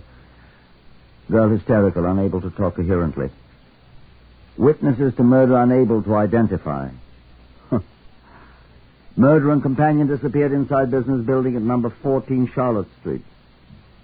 Interview with Thomas Cobley, porter at number 14, by Detective Sergeant John Quinn of Scotland Yard. Oh, I've seen him all right, sir. See this knob on me head? One of them hit me with a bleeding great pistol as he ran past me, sir. After that, he tried to shoot me, but the thing wouldn't go off. Could you recognize either of them again, Cobley? Oh, that I could, sir. Both of them had their masks hanging about their necks. I've seen their faces all right. I recognise the one with the mustache anyway, sir. I think. You know how they were dressed? Well, one of them had on a raincoat, sir. The other one, well, I'm afraid I don't remember, sir. But I'd know him again, sir. Interview with Police Constable Roy Harris on point duty near the rear entrance to number 14. Yes, Sergeant. It was them, all right, I'm sure. 2 men answering to Cobbler's description came running out of the rear entrance at 10:07, Sergeant. I saw the one with the moustache. Would you recognize him again, Constable? Oh, I'm sure I would, Sergeant. However, I didn't notice the raincoat. In fact, I'm sure that neither of them wore one. But you would recognize them again, though? Positively, Sergeant. Raincoat or no raincoat. Inspector Anderson of Scotland Yard. We found the raincoat 3 hours later. It had been hastily tucked in a dark corner of the hallway at number 14, through which the men had apparently run. Yes, it was the same coat you saw in the Black Museum a few moments ago. The manufacturer's label had been removed, so had the label of the shop that had sold it. Contained no initials, no marks of any sort. A shabby, shapeless garment that might have been worn by anyone. In the right-hand side pocket was a caliber .45 automatic pistol, the type used by the American Army. It apparently had been fired twice. A clip containing 4 ball cartridges was still in place, with an additional one in the chamber. I took it myself to Chief Inspector Carl Tree in the ballistic laboratory. I had it checked, Anderson, for fingerprints. And? None, of course. Let's use one of those shells. Tom, did you fill the catchment box with cotton wool? Yes, sir. All right, stand aside, Anderson. All right, Tom. Get it out, will you, please? All right, son. First time I've seen that, sir. All right, they're sending us up the bullet they're taking out of this chap's head. Postmortem must be about finished. Then we'll put them both under the comparison microscope and see for certain if this is the gun they both came from. Quite. I'll be waiting, sir. Aye. We'll let you know at once. By the next afternoon, the 4th April, we were certain. This was the murder gun. Ergo, the raincoat had probably belonged to the murderer, the man with the moustache, who we had been assured could be readily recognized. If we could find him, that would be difficult. I put criminal records onto it. They produced some 150 dossiers of known criminals whose taste ran to robbing jewelry shops and or carrying guns. Further checks showed that the pistol had been stolen from the U.S. Amphibious Engineer Regiment in June 1946. There was no clue to the thief, the American Army DCI informed us. The porter Cobley remembered that the men had worn gloves. The constable said that he did not see the direction they had gone. They simply lost themselves in the crowd of passers-by. Quinn and I went over the anonymous raincoat again. I haven't been able to discover anything, sir. He's done a good job. Every single identification that's visible to the naked eye has been removed. How do you know? I compared it with my own and Nobby Clark's and yours, sir. All the tags on this one are gone. I wonder if he removed things that aren't visible to the naked eye. You mean things you might find with ultraviolet or infrared light, sir? I was thinking of something else. What, sir? Give me a razor blade, Quinn. You're going to rip the coat apart. I was lucky. The first cut I'd made. The seam where the left sleeve was attached to the coat itself revealed a tiny stamped paper tag sewed inside the lining. It was a kind of manufacturer's stock tag. Photographs were quickly made, circulated to every manufacturer of raincoats in the country. That took a week, but a firm in Leeds identified it at once as one of theirs.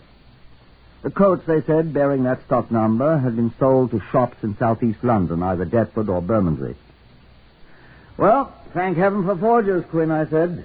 That I don't get, sir. Look, A, people forge clothing coupons. Yes, sir. B, when you buy clothing at any store in London, the shopkeeper puts down the number of the coupon book, what you've bought, and your name.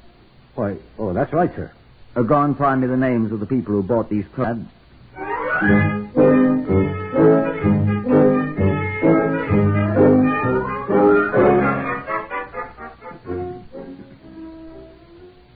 It wasn't quite as simple as all that.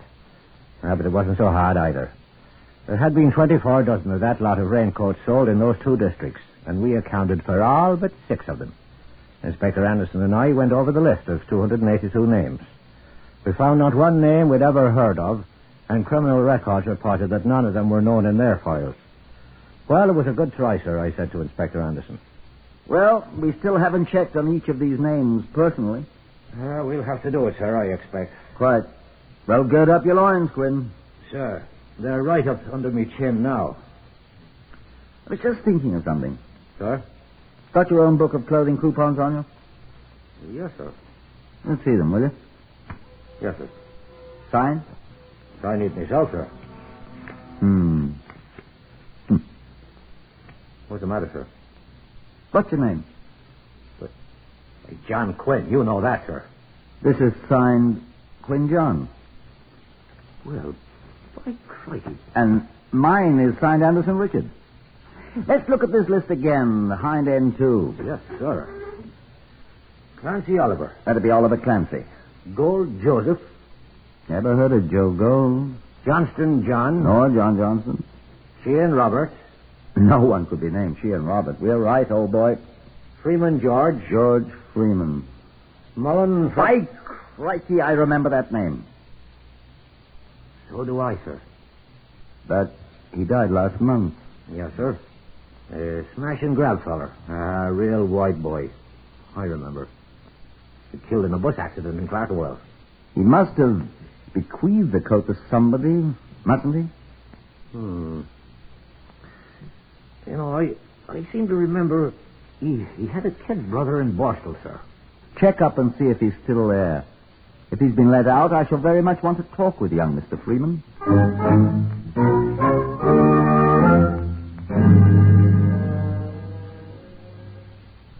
In the room in Clerkenwell where George Freeman had lived prior to his untimely death, Sergeant Quinn found the younger brother Arthur, who had been released from Borstal Reformatory only a few weeks before. He was quite willing to accompany the sergeant to Scotland Yard, where Inspector Anderson interviewed him. Sit down, Freeman. Don't mind if I do. We found your raincoat, Freeman. Did you? Yes. Who had it? What? Oh, I lent it to a fella. Who? I'm not a copper's mark, Mr. Inspector. You lent it to someone, then? Yes. Listen, what do you want of me? We want some people to see you. What about? Oh, a little affair up Tottenham Court Roadway. Oh, that fellow got murdered. Right. Well, who wants to see me? I should think you could guess. Won't do no good. I wasn't there. That you can prove, no doubt. Oh, I've got an alibi. I'll be glad to hear about it. I'll tell you when the time comes. Oh, I've got it all right. I expected you would have one. How did you know it was my raincoat? It was your brother's, wasn't it? You're pretty smart. Thank you. But not as smart as you think, Mr. Inspector. Have you any objection to appearing at an identification parade? Me? Other people going to appear with me? Of course. Same size as me? Mm-hmm. Same build? So forth? Naturally. Well, if you're afraid you'll be identified, Freeman... Nobody will identify me. Well, in that case, I shouldn't think you'd object. I'm not objecting. Well, then. I just don't want to be framed. You needn't worry about that. Oh. Take it or leave it, Freeman. Heads you win, tails I lose, eh? If I won't do it, you lock me up and... I'll arrest you on very definite suspicion, yes. And if I do, you'll contrive some way to point me out to the... Look here, Freeman, I'm trying to be fair. I won't even go in the room where they're having the identification parade. Huh? You'll leave me go as soon as it's over? If you're not identified, yes. Nobody will identify me. All right. All right, then. I'm not afraid. Sergeant Quinn. Yes, sir? Quinn, this gentleman's for the identification parade. Will you show him the way, please? Oh, yes, sir. Will you come with me, please, sir? Lead the way, my good man. Thank you.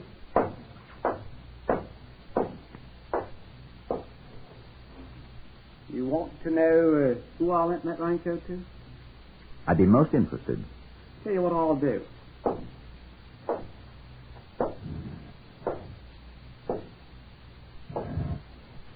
I got an idea that raincoat was found somewhere near that Charlotte Street place. Is that right? Was it? Yes.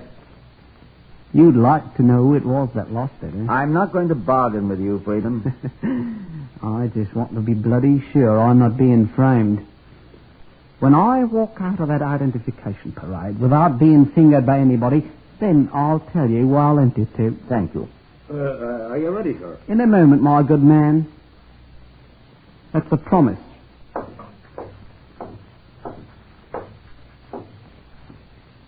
I wasn't there. Perhaps he was. Freeman was not identified by anybody. True, only two persons, the constable and the porter, had seen the killers without their masks. But neither was able to point out any person in the lineup at all. Freeman, in high glee, returned to my room. Hello, I lent the raincoat to is Charlie Mortimer. Within the hour, criminal records had supplied us with details of Charles Mortimer. whose record showed he had served 2 terms at Dartmoor for armed robbery. 2 detective constables were sent at once to his last address of record. Mr. Mortimer was not at home, but in his room were found 3 Patek Philippe watches. They were at once identified as part of the loot from a jewelry shop robbery at Queensway in Bayswater, a few days before the one in which the man De Bruyne was killed. Well, I said to Sergeant Quinn, our friend Mortimer may not be the murderer we want, but he'll have some explaining to do. Why don't you think he's the murderer? I didn't say that. I said he may not be the murderer. Well, sir, if he had the raincoat. If. Yes, sir. I've seldom heard of people like Freeman implicating others in murder. Except for a reason. To get even is the phrase. There's another thing. If Mortimer was in on the jewelry shop job in Bayswater... As he obviously was. At least he had those 3 watches. Well, if he was, why should he try armed robbery again 2 days later, sir? That's a very important point, Quinn. I think so. Well, when we find Mortimer, we'll have a lot of questions to ask. We'll find him. Excuse me. Inspector Anderson here. Oh, hello, Thomas. You have? Good. Where? We found him. Mortimer? Yes. Hello, Thomas. Where is he now? Oh, here. Well, send him in. I'll go get him, sir. Good. Quinn's coming to fetch him. Did he talk? Didn't ask him any questions. Good. Let him think it's the Bayswater job he's been nabbed for. Right. And may I say that's very fine, quick work? Quinn will be there any second. Right. Goodbye, old boy.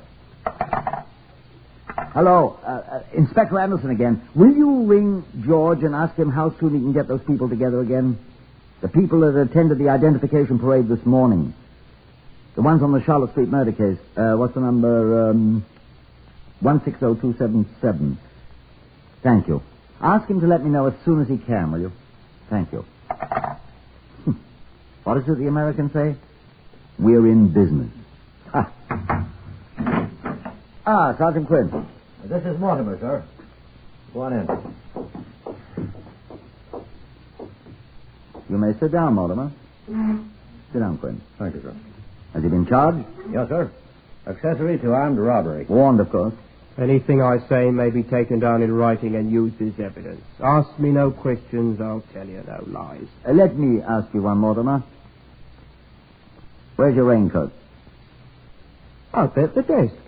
I mean the one you borrowed. What did I borrow one for? I've got one. I thought you borrowed one from Arthur Freeman. From Artie Freeman? Now, look here, mister. Artie Freeman's been looking for me ever since that jewelry shop job in Bayswater that your bloody coppers pulled me in for. You think he'd lend me anything? Why is Artie Freeman looking for you, Mortimer? He's promised to cut me throat the minute he sees me.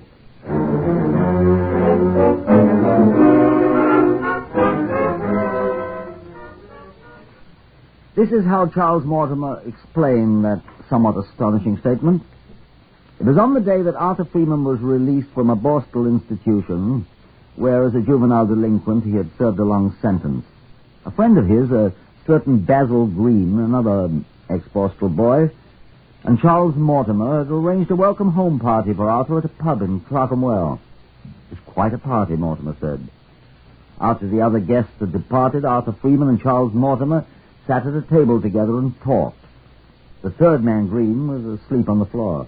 Welcome home again, Artie, old boy. Welcome home to you, Shorty. Plenty happy returns. That's right. You drink. Yeah, I feel. You. I got here some money. Well, I got 2 half-crowns. More than that. I ain't got no more. Maybe Basil's got some. Hey, Basil. Got any money? He's asleep. There he is. Take your foot off his face. Why? Gotta be polite. I'm polite. I need money, I'm stony. Let's go get some. All right. You know where? I know a jewelry shop. Let's go rob it. What I mean. Hey, he's got a gun. I ain't got a gun. I'll borrow Basil's. Where's this jewelry establishment? Huh? Bayswater. Queensway Bayswater.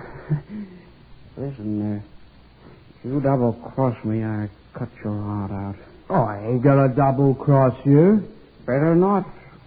I slit your throat, boy. Just don't worry about your pal Charlie Morse, little boy.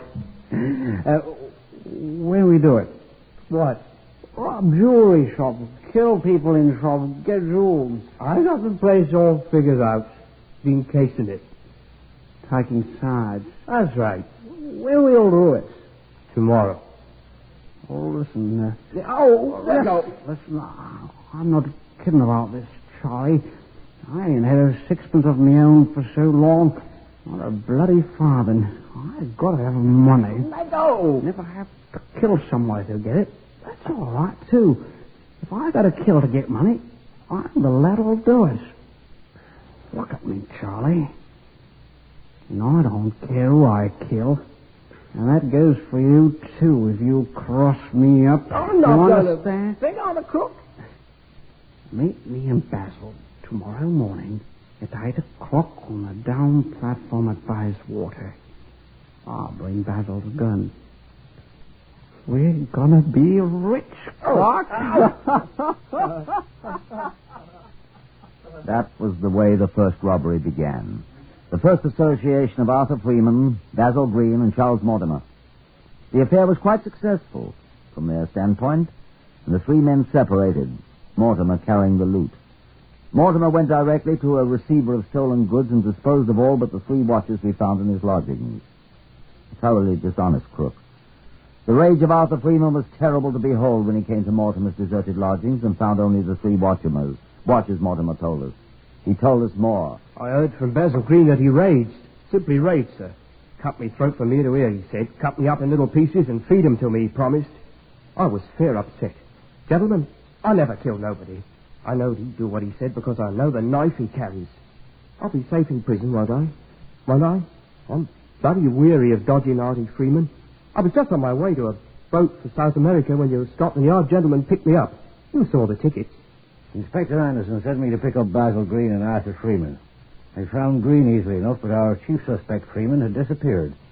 As an identification parade, Green was quickly identified by those present at the Charlotte Street murder. No one even looked at Mortimer. Green was placed under arrest for complicity in the latter case. Mortimer was tried and convicted for the Bayswater robbery. Green, a rather simple-minded young spiv, decided to make a statement. Yes, sir, of my own free will in the court. Yes, sir, I understand what I say will be used in evidence. Go ahead, Green. Well, sir, will I start? Whatever you like. Well, sir, I was asleep when they planned it.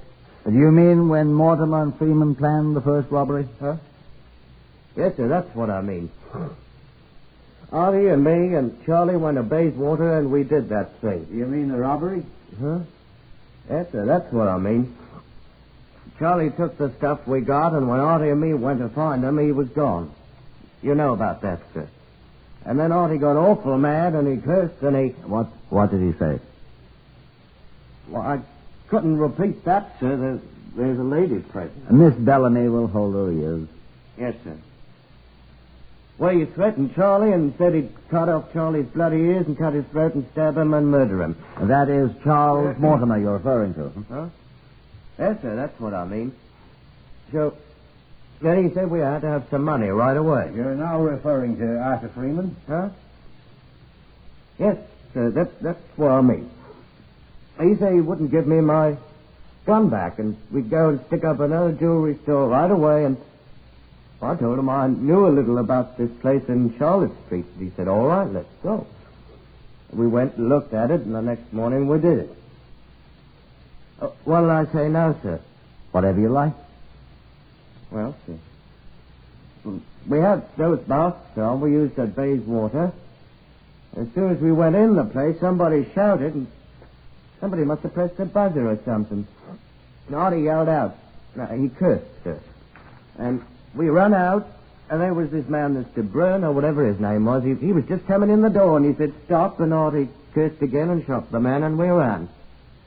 Now, masks was falling down, and we hit a man in the other building. We run right through it and out the back, and Artie took off his raincoat. It used to be his brother George's. He was a very nice fellow. You are now referring to George Freeman as a nice fellow. Huh? Yes, sir, that's who I mean. Artie wasn't. Isn't, I mean. Well, Artie swore at the raincoat and said he could be identified by it and threw it away. That's the way it was, sir. Your statement will be given to you after it's typed. What for, sir? For you to read and sign. Sir, I can't read very good. Well, I know where you can find Artie if you want him, sir. You know where he is? Yes, sir. You'll die when I tell you, sir. Should I tell you, sir? If you like, Green. Well, sir, he's in jail.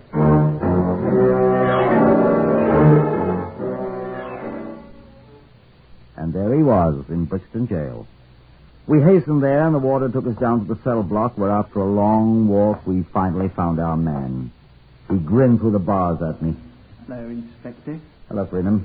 How'd you find me? Your friend Basil Green told us. I'll kill him for that. I doubt it.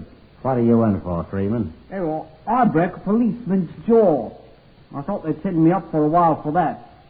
By the way, my name's William Patterson in here. Good place to hide out. Not good enough. I got a little bothered about you see. Obviously. You found Charlie Mortimer? Yes. And he talked. At great length. Just as Basil Green did. Unlucky for me. Oh, no. We came to get you out of here. Oh, yeah. And take you elsewhere. Arthur Freeman, I arrest you on a charge of willful murder. I warn you that anything you say will be taken down in writing and may be used in evidence. Unlock the door, please, Warder.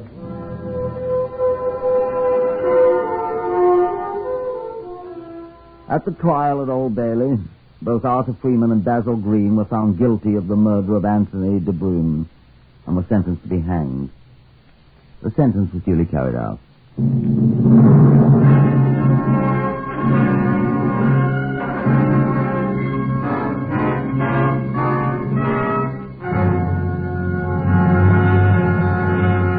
You have heard another in the series Whitehall 1212, compiled by special permission from the files of Scotland Yard. Only the names have been changed. Research for Whitehall 1212 is prepared by Percy Hoskins of the London Daily Express.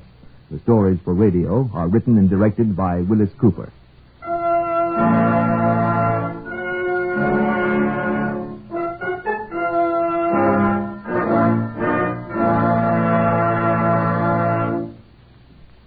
This evening, Whittaker Chambers comes to the NBC microphone to read a letter to his children.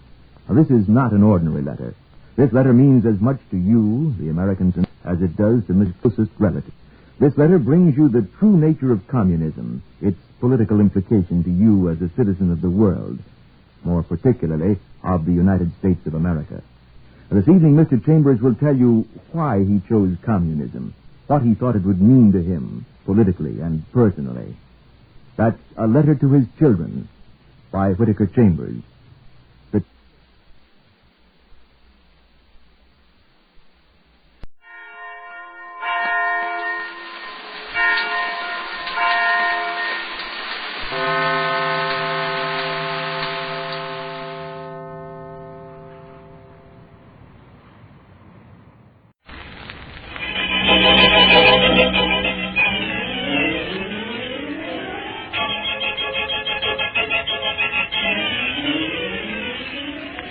We bring you The Witch's Tale, written and produced by Alonzo Dean Cole. The Witch's Tale.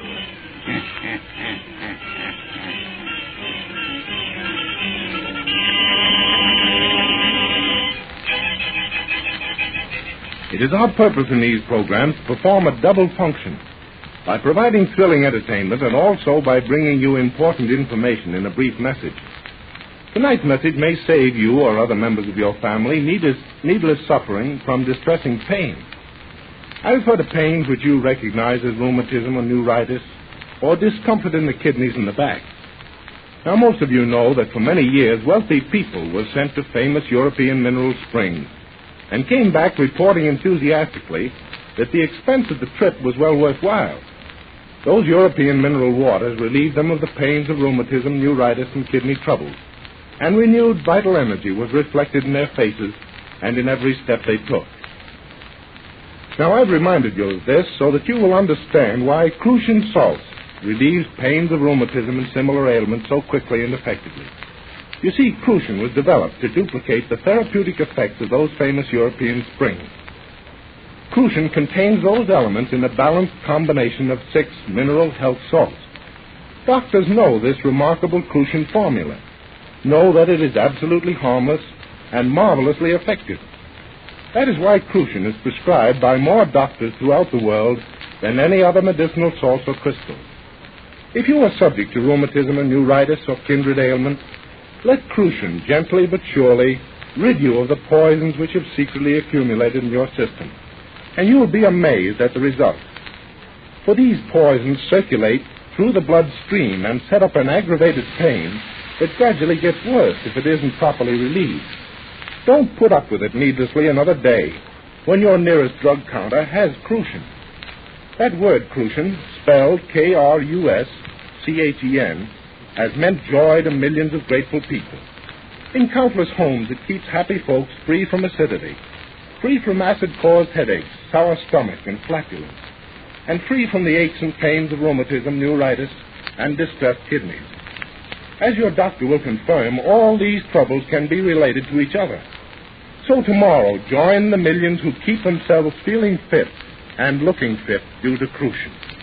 Learn for yourself what it means to always have that Crucian feeling. And now for our visit to old Nancy and her wise black cat.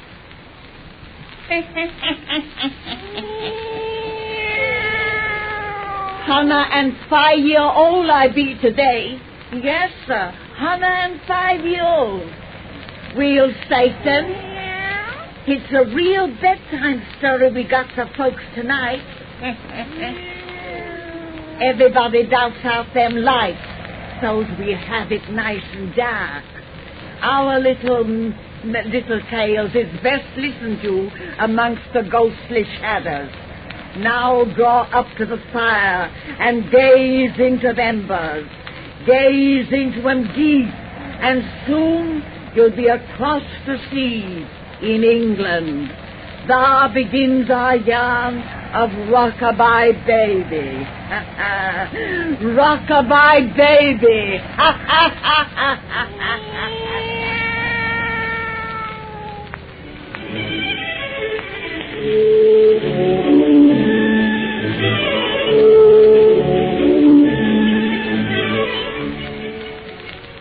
Mr. Melvin, you don't honestly believe what you just said. Oh, yes, my dear fellow. There's a room in the east tower of this old mansion which is positively haunted. Mrs. Beckett, he's just fooling, isn't he? No, indeed, Mrs. Christie.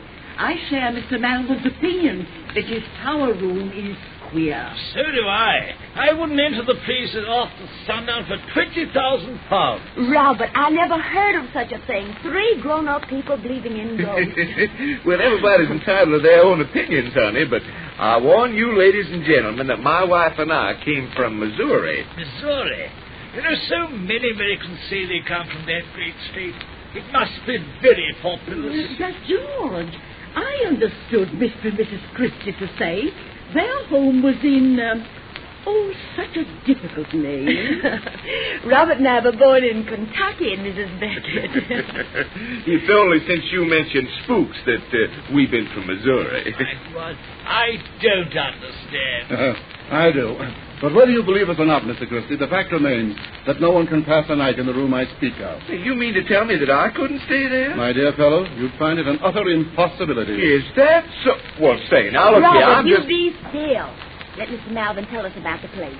What's supposed to happen is so scary, Mr. Melvin. Wait till we have another drink to make the yarn seem better. Yes, capital idea. I'll be the barmaid. You better not taste any more drink. Of course I'm having more. But this will make you sick this evening. Well, what if it does? I know how to handle my liquor, Susie. When I hear you married couples quarrel, I truly appreciate my bachelorhood. Oh, please don't think that Robert and I were quarreling, Mr. Melvin. Oh, I should say not. Our little arguments never mean anything, do they, Rockabye Baby? Rockabye Baby? Oh, that's just a little family secret. Yeah, one that goes way back. Way, way back, don't it, honey? But now, Mr. Malvin, suppose you tell us what awful things happen in that haunted room of yours. Yeah. Just what sort of a person is your family ghost? Well, it's the uneasy spirit of an ancestor of mine. His portrait hangs here upon his wall. That old gentleman in the red suit? Robert, he looks just like pictures of Sir Walter Raleigh. He lived at the same age, and like Raleigh, he died by the headsman's axe. His head was chopped off? Yes, he went to the block for murder. I blush to admit that my ancestor was a cold-blooded killer of the most depraved type. He was a sadistic strangler. Whom did he strangle? Old records placed a number of his victims as between 30 and 40. Say. That room in the tower was the scene of his crimes, which may be the reason his evil spirit lingers there. Oh, bunk. Pardon me, Melvin, but you can't convince me that spirits linger anywhere on Earth. Still, the fact remains that no one can remain in that room after nightfall. You said that before, so I reckon you believe it, but I'll remain in your haunted room any night you say. If I permitted it, you wouldn't see it through. Is that so? Say, are you a betting man? On occasion, why? Because I'll bet you $100 that I'll stay in your tower room tonight. Me too, Robert. I wouldn't miss it for the world. Sorry, old chap, but I never make a wager of less than £1,000. £1,000? That's $5,000. Well, if Mr. Melvin insists on throwing money away, I'll just take him for $1,000. Very well. I'll make out my check. You cover it. And Beckett here will hold the stake. I'll cover it. Where's the fountain pen? You can use mine, old chap. The terms are that you will remain in that room from midnight until sunrise. If you fail, your wager is forfeit. And when we come down cheerfully to a late breakfast, you forfeit yours. Exactly. Here's my check, Beckett. Here's mine. Right there. It's nearly midnight now. Take us to your tower, Mr. Malvin. I'm just dying to see the place. Very well. Well, there's no electricity in the room, but you'll have plenty of candles and be quite comfortable. At first. Oh, do you carry a pistol, Christy? A pistol? What would Robert be toting a pistol? Since you have none, I'll lend you one of mine. One has a feeling of security with a gun in his possession, even though it will prove of little value against the dead whom you may meet. Well, will you listen to this man, Susie? If he keeps Tony Lamb, believing in his ghost. Believe as you like, but at the first indication of something abnormal in that room, I advise you to consider your lives rather than your wager. If we see a spook big enough to drive us out of that room, I'll consider it worth £1,000. That's why we came to England, because we hoped something different would happen. I have an idea that tonight we shall see something very different, Mrs. Christie. I'm quite positive that you shall.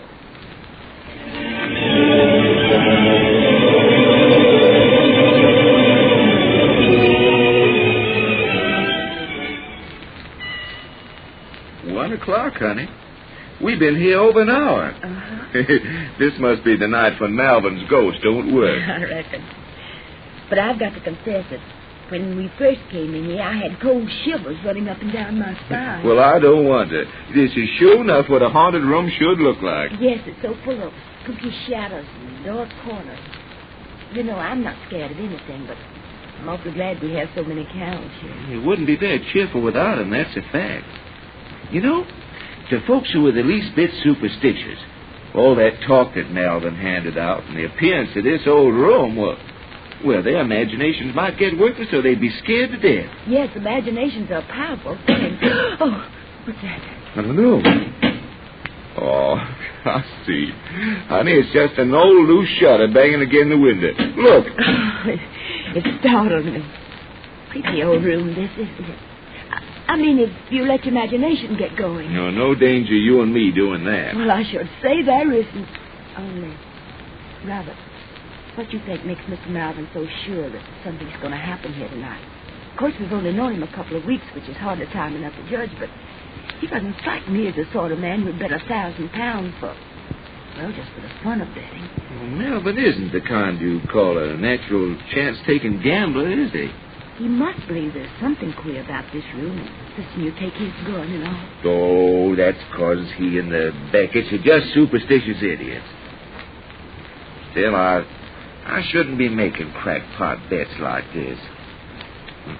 Guess I've been drinking a little too much lately, Susie. I'm afraid you have been, Robert.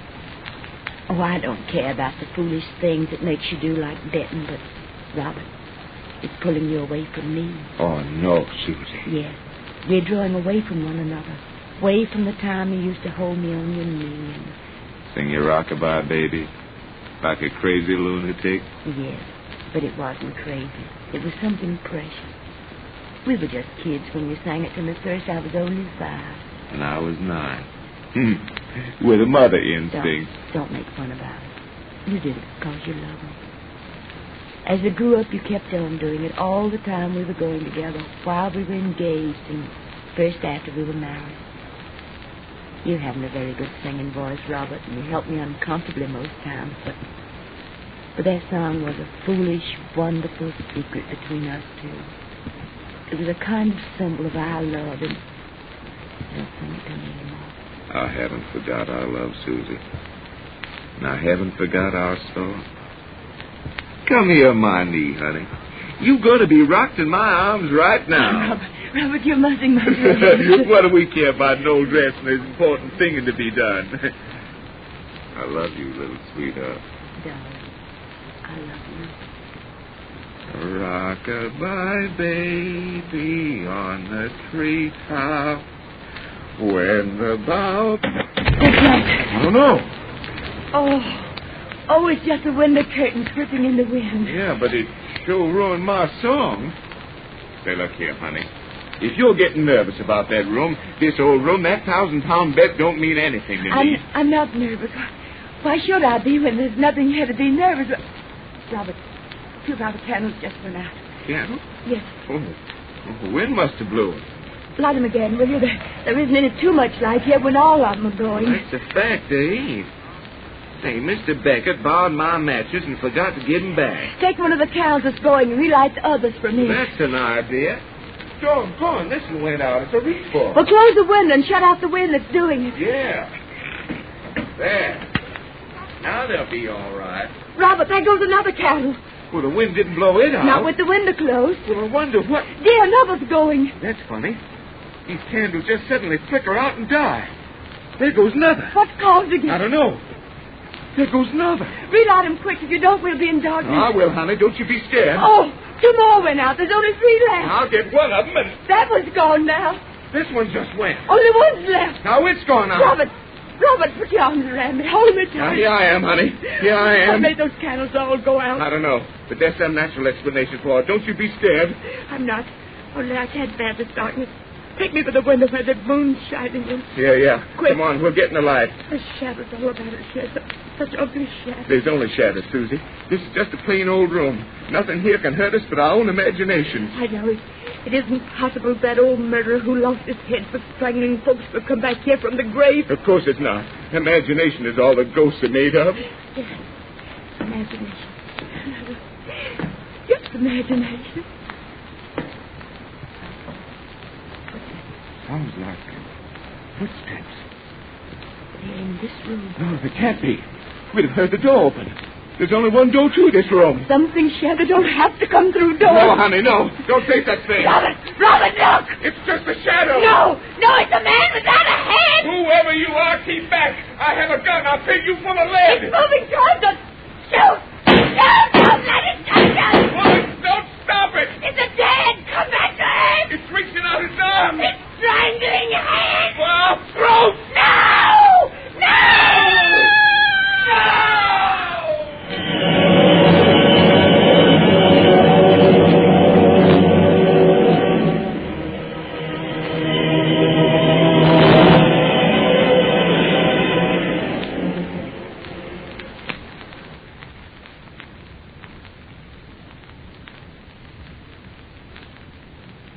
Oh, how she screamed. So did he. Then she dropped to the floor, fainted most likely, and I made my getaway. Quick, help me out of this costume before he brings her from the room. With Agnes is down the hall. She's told me already.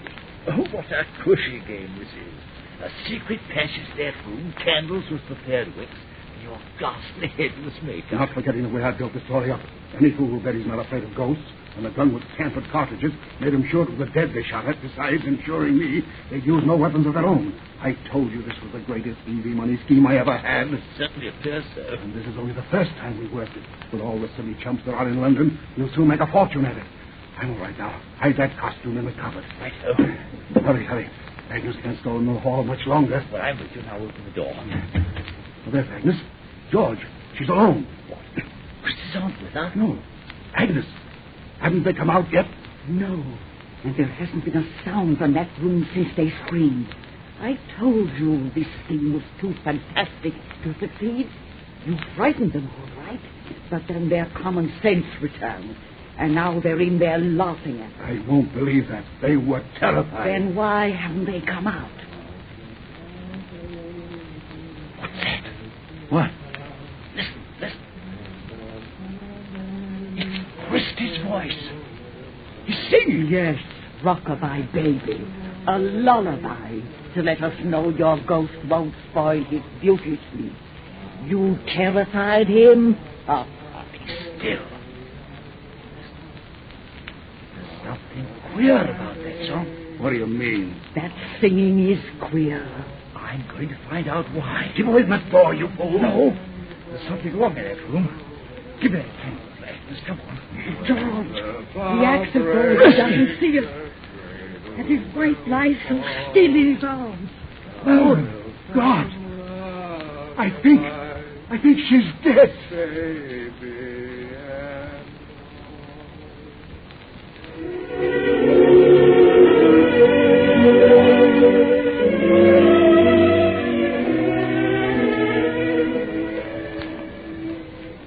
Well, she was dead, all right. Dead of fright. But he was mad, a childish innocent.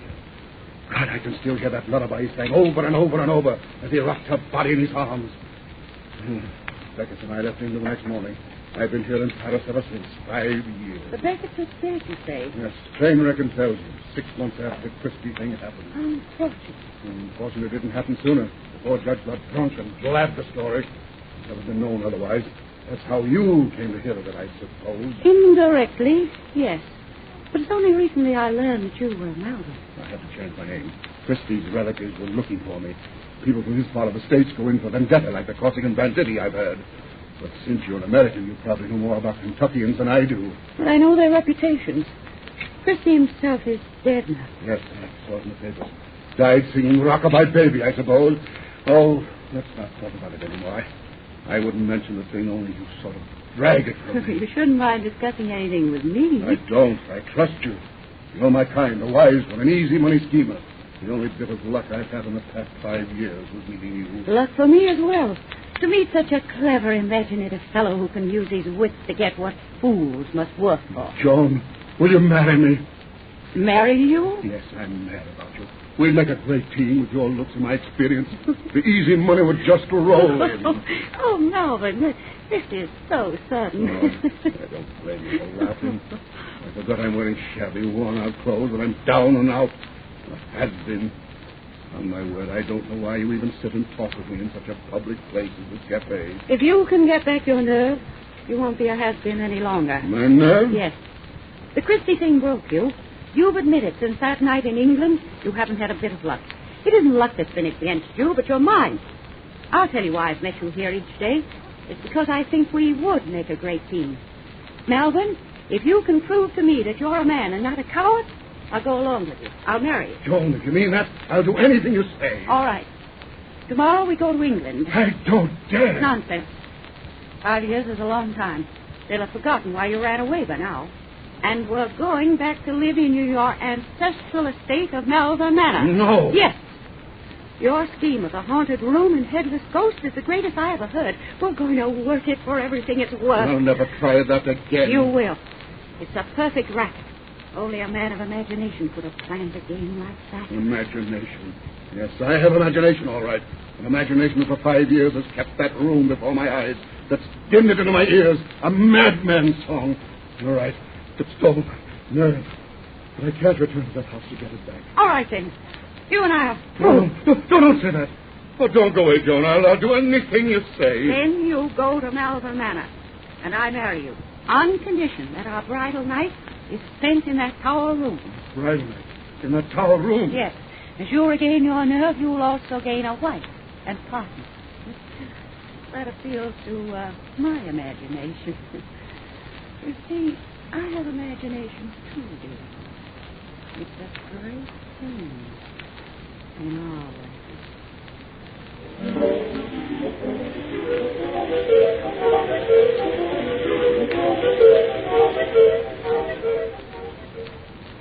Mind these narrow stairs, Joan.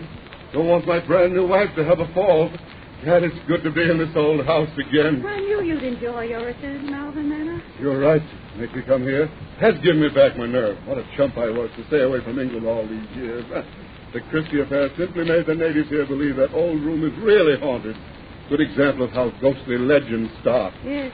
Imagination needs but a grain of sand to build a mountain. Well, here we are, dear. The tower room. My bridal night. Yet I've waited and longed for this. All right. How lonely it is here with all the candlelight. It's not a very cheerful place. But it was your idea that we occupy it. Let me close the door. Now at last. We're alone. I wonder if we're alone. Of course we are. How can you be sure? In a room where you've seen a ghostly legend start. Where did you find Robert Christie singing Rockabye Baby? Joan, let's not talk about that now. I wish to talk about it for your nerves' sake. So room this is for the scheme you work. So full of eerie shadows. Yes, it's what gave me the idea to play on fool's imagination. What's that? I think a shutter blew against the wall outside. Oh, that just startled me. Back to this room. Anything might happen here, especially in the darkness. Joan. What? Their candles are split out. Eh? Must be a draft. Oh, it's possible. The windows are closed. There goes another. What made them go out? Well, perhaps their wicks have been tampered with, like those which you once used. No one has any reason to play such a trick on me. Of course not. There'd be no easy money in it. Well, there goes another candle. And another. There go three at once. Where are my matches, Joan? You bottled them. And all the candles have gone out. Let me find the door. What? You're not afraid to be in the dark? Afraid? Oh, what's wrong? You brought me here to prove my nerve. I'll show you it's all right. Only, Joan, come here where I can see you by this little bit of moonlight. Where are you, Joan? What's that? Joan! Is it your footsteps I hear? Is it you who's walking toward me? Joan! Why don't you answer me? Ah!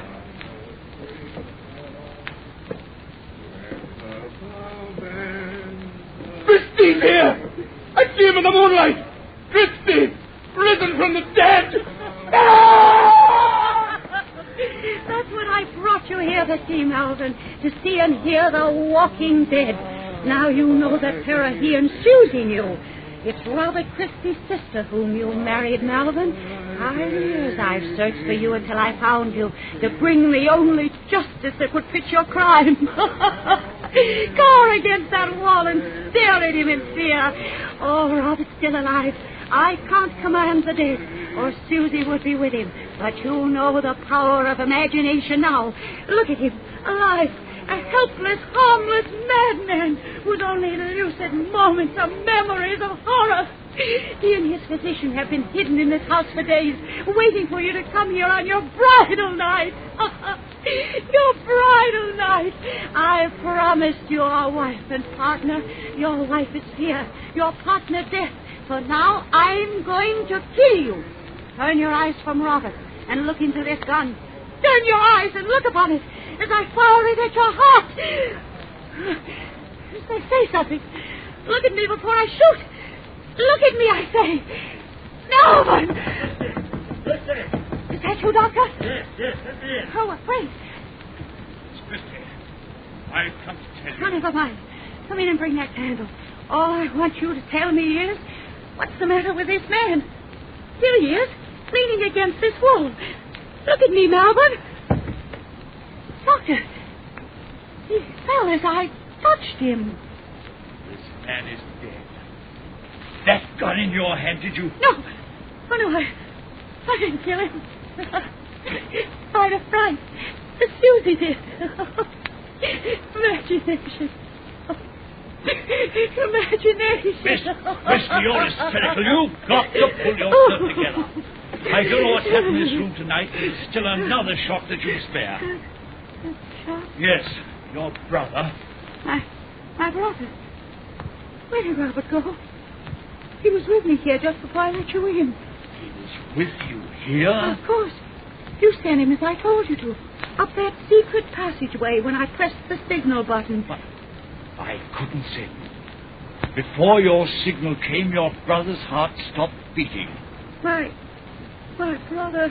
Robert died 10 minutes ago. You knew his condition. His heart just stopped.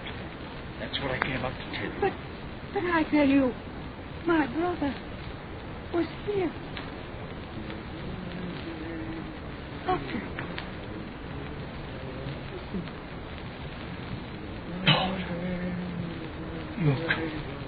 Look.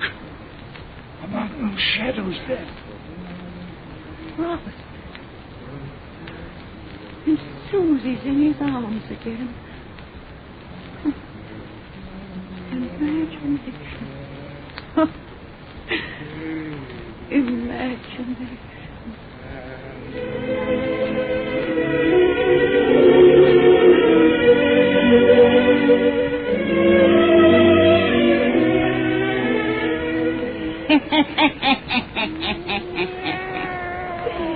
You never can tell about imagination, Satan. You never can tell why it begins or why it ends. Now, you folks sit still a minute, and we'll come back and tell you about the cheerful little yarn we've got for you next week.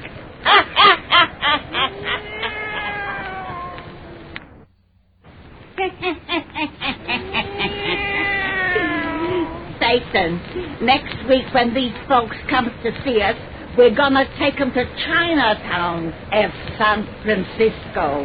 To Chinatown. And there we're going to spin them our yarn of the confession. The confession.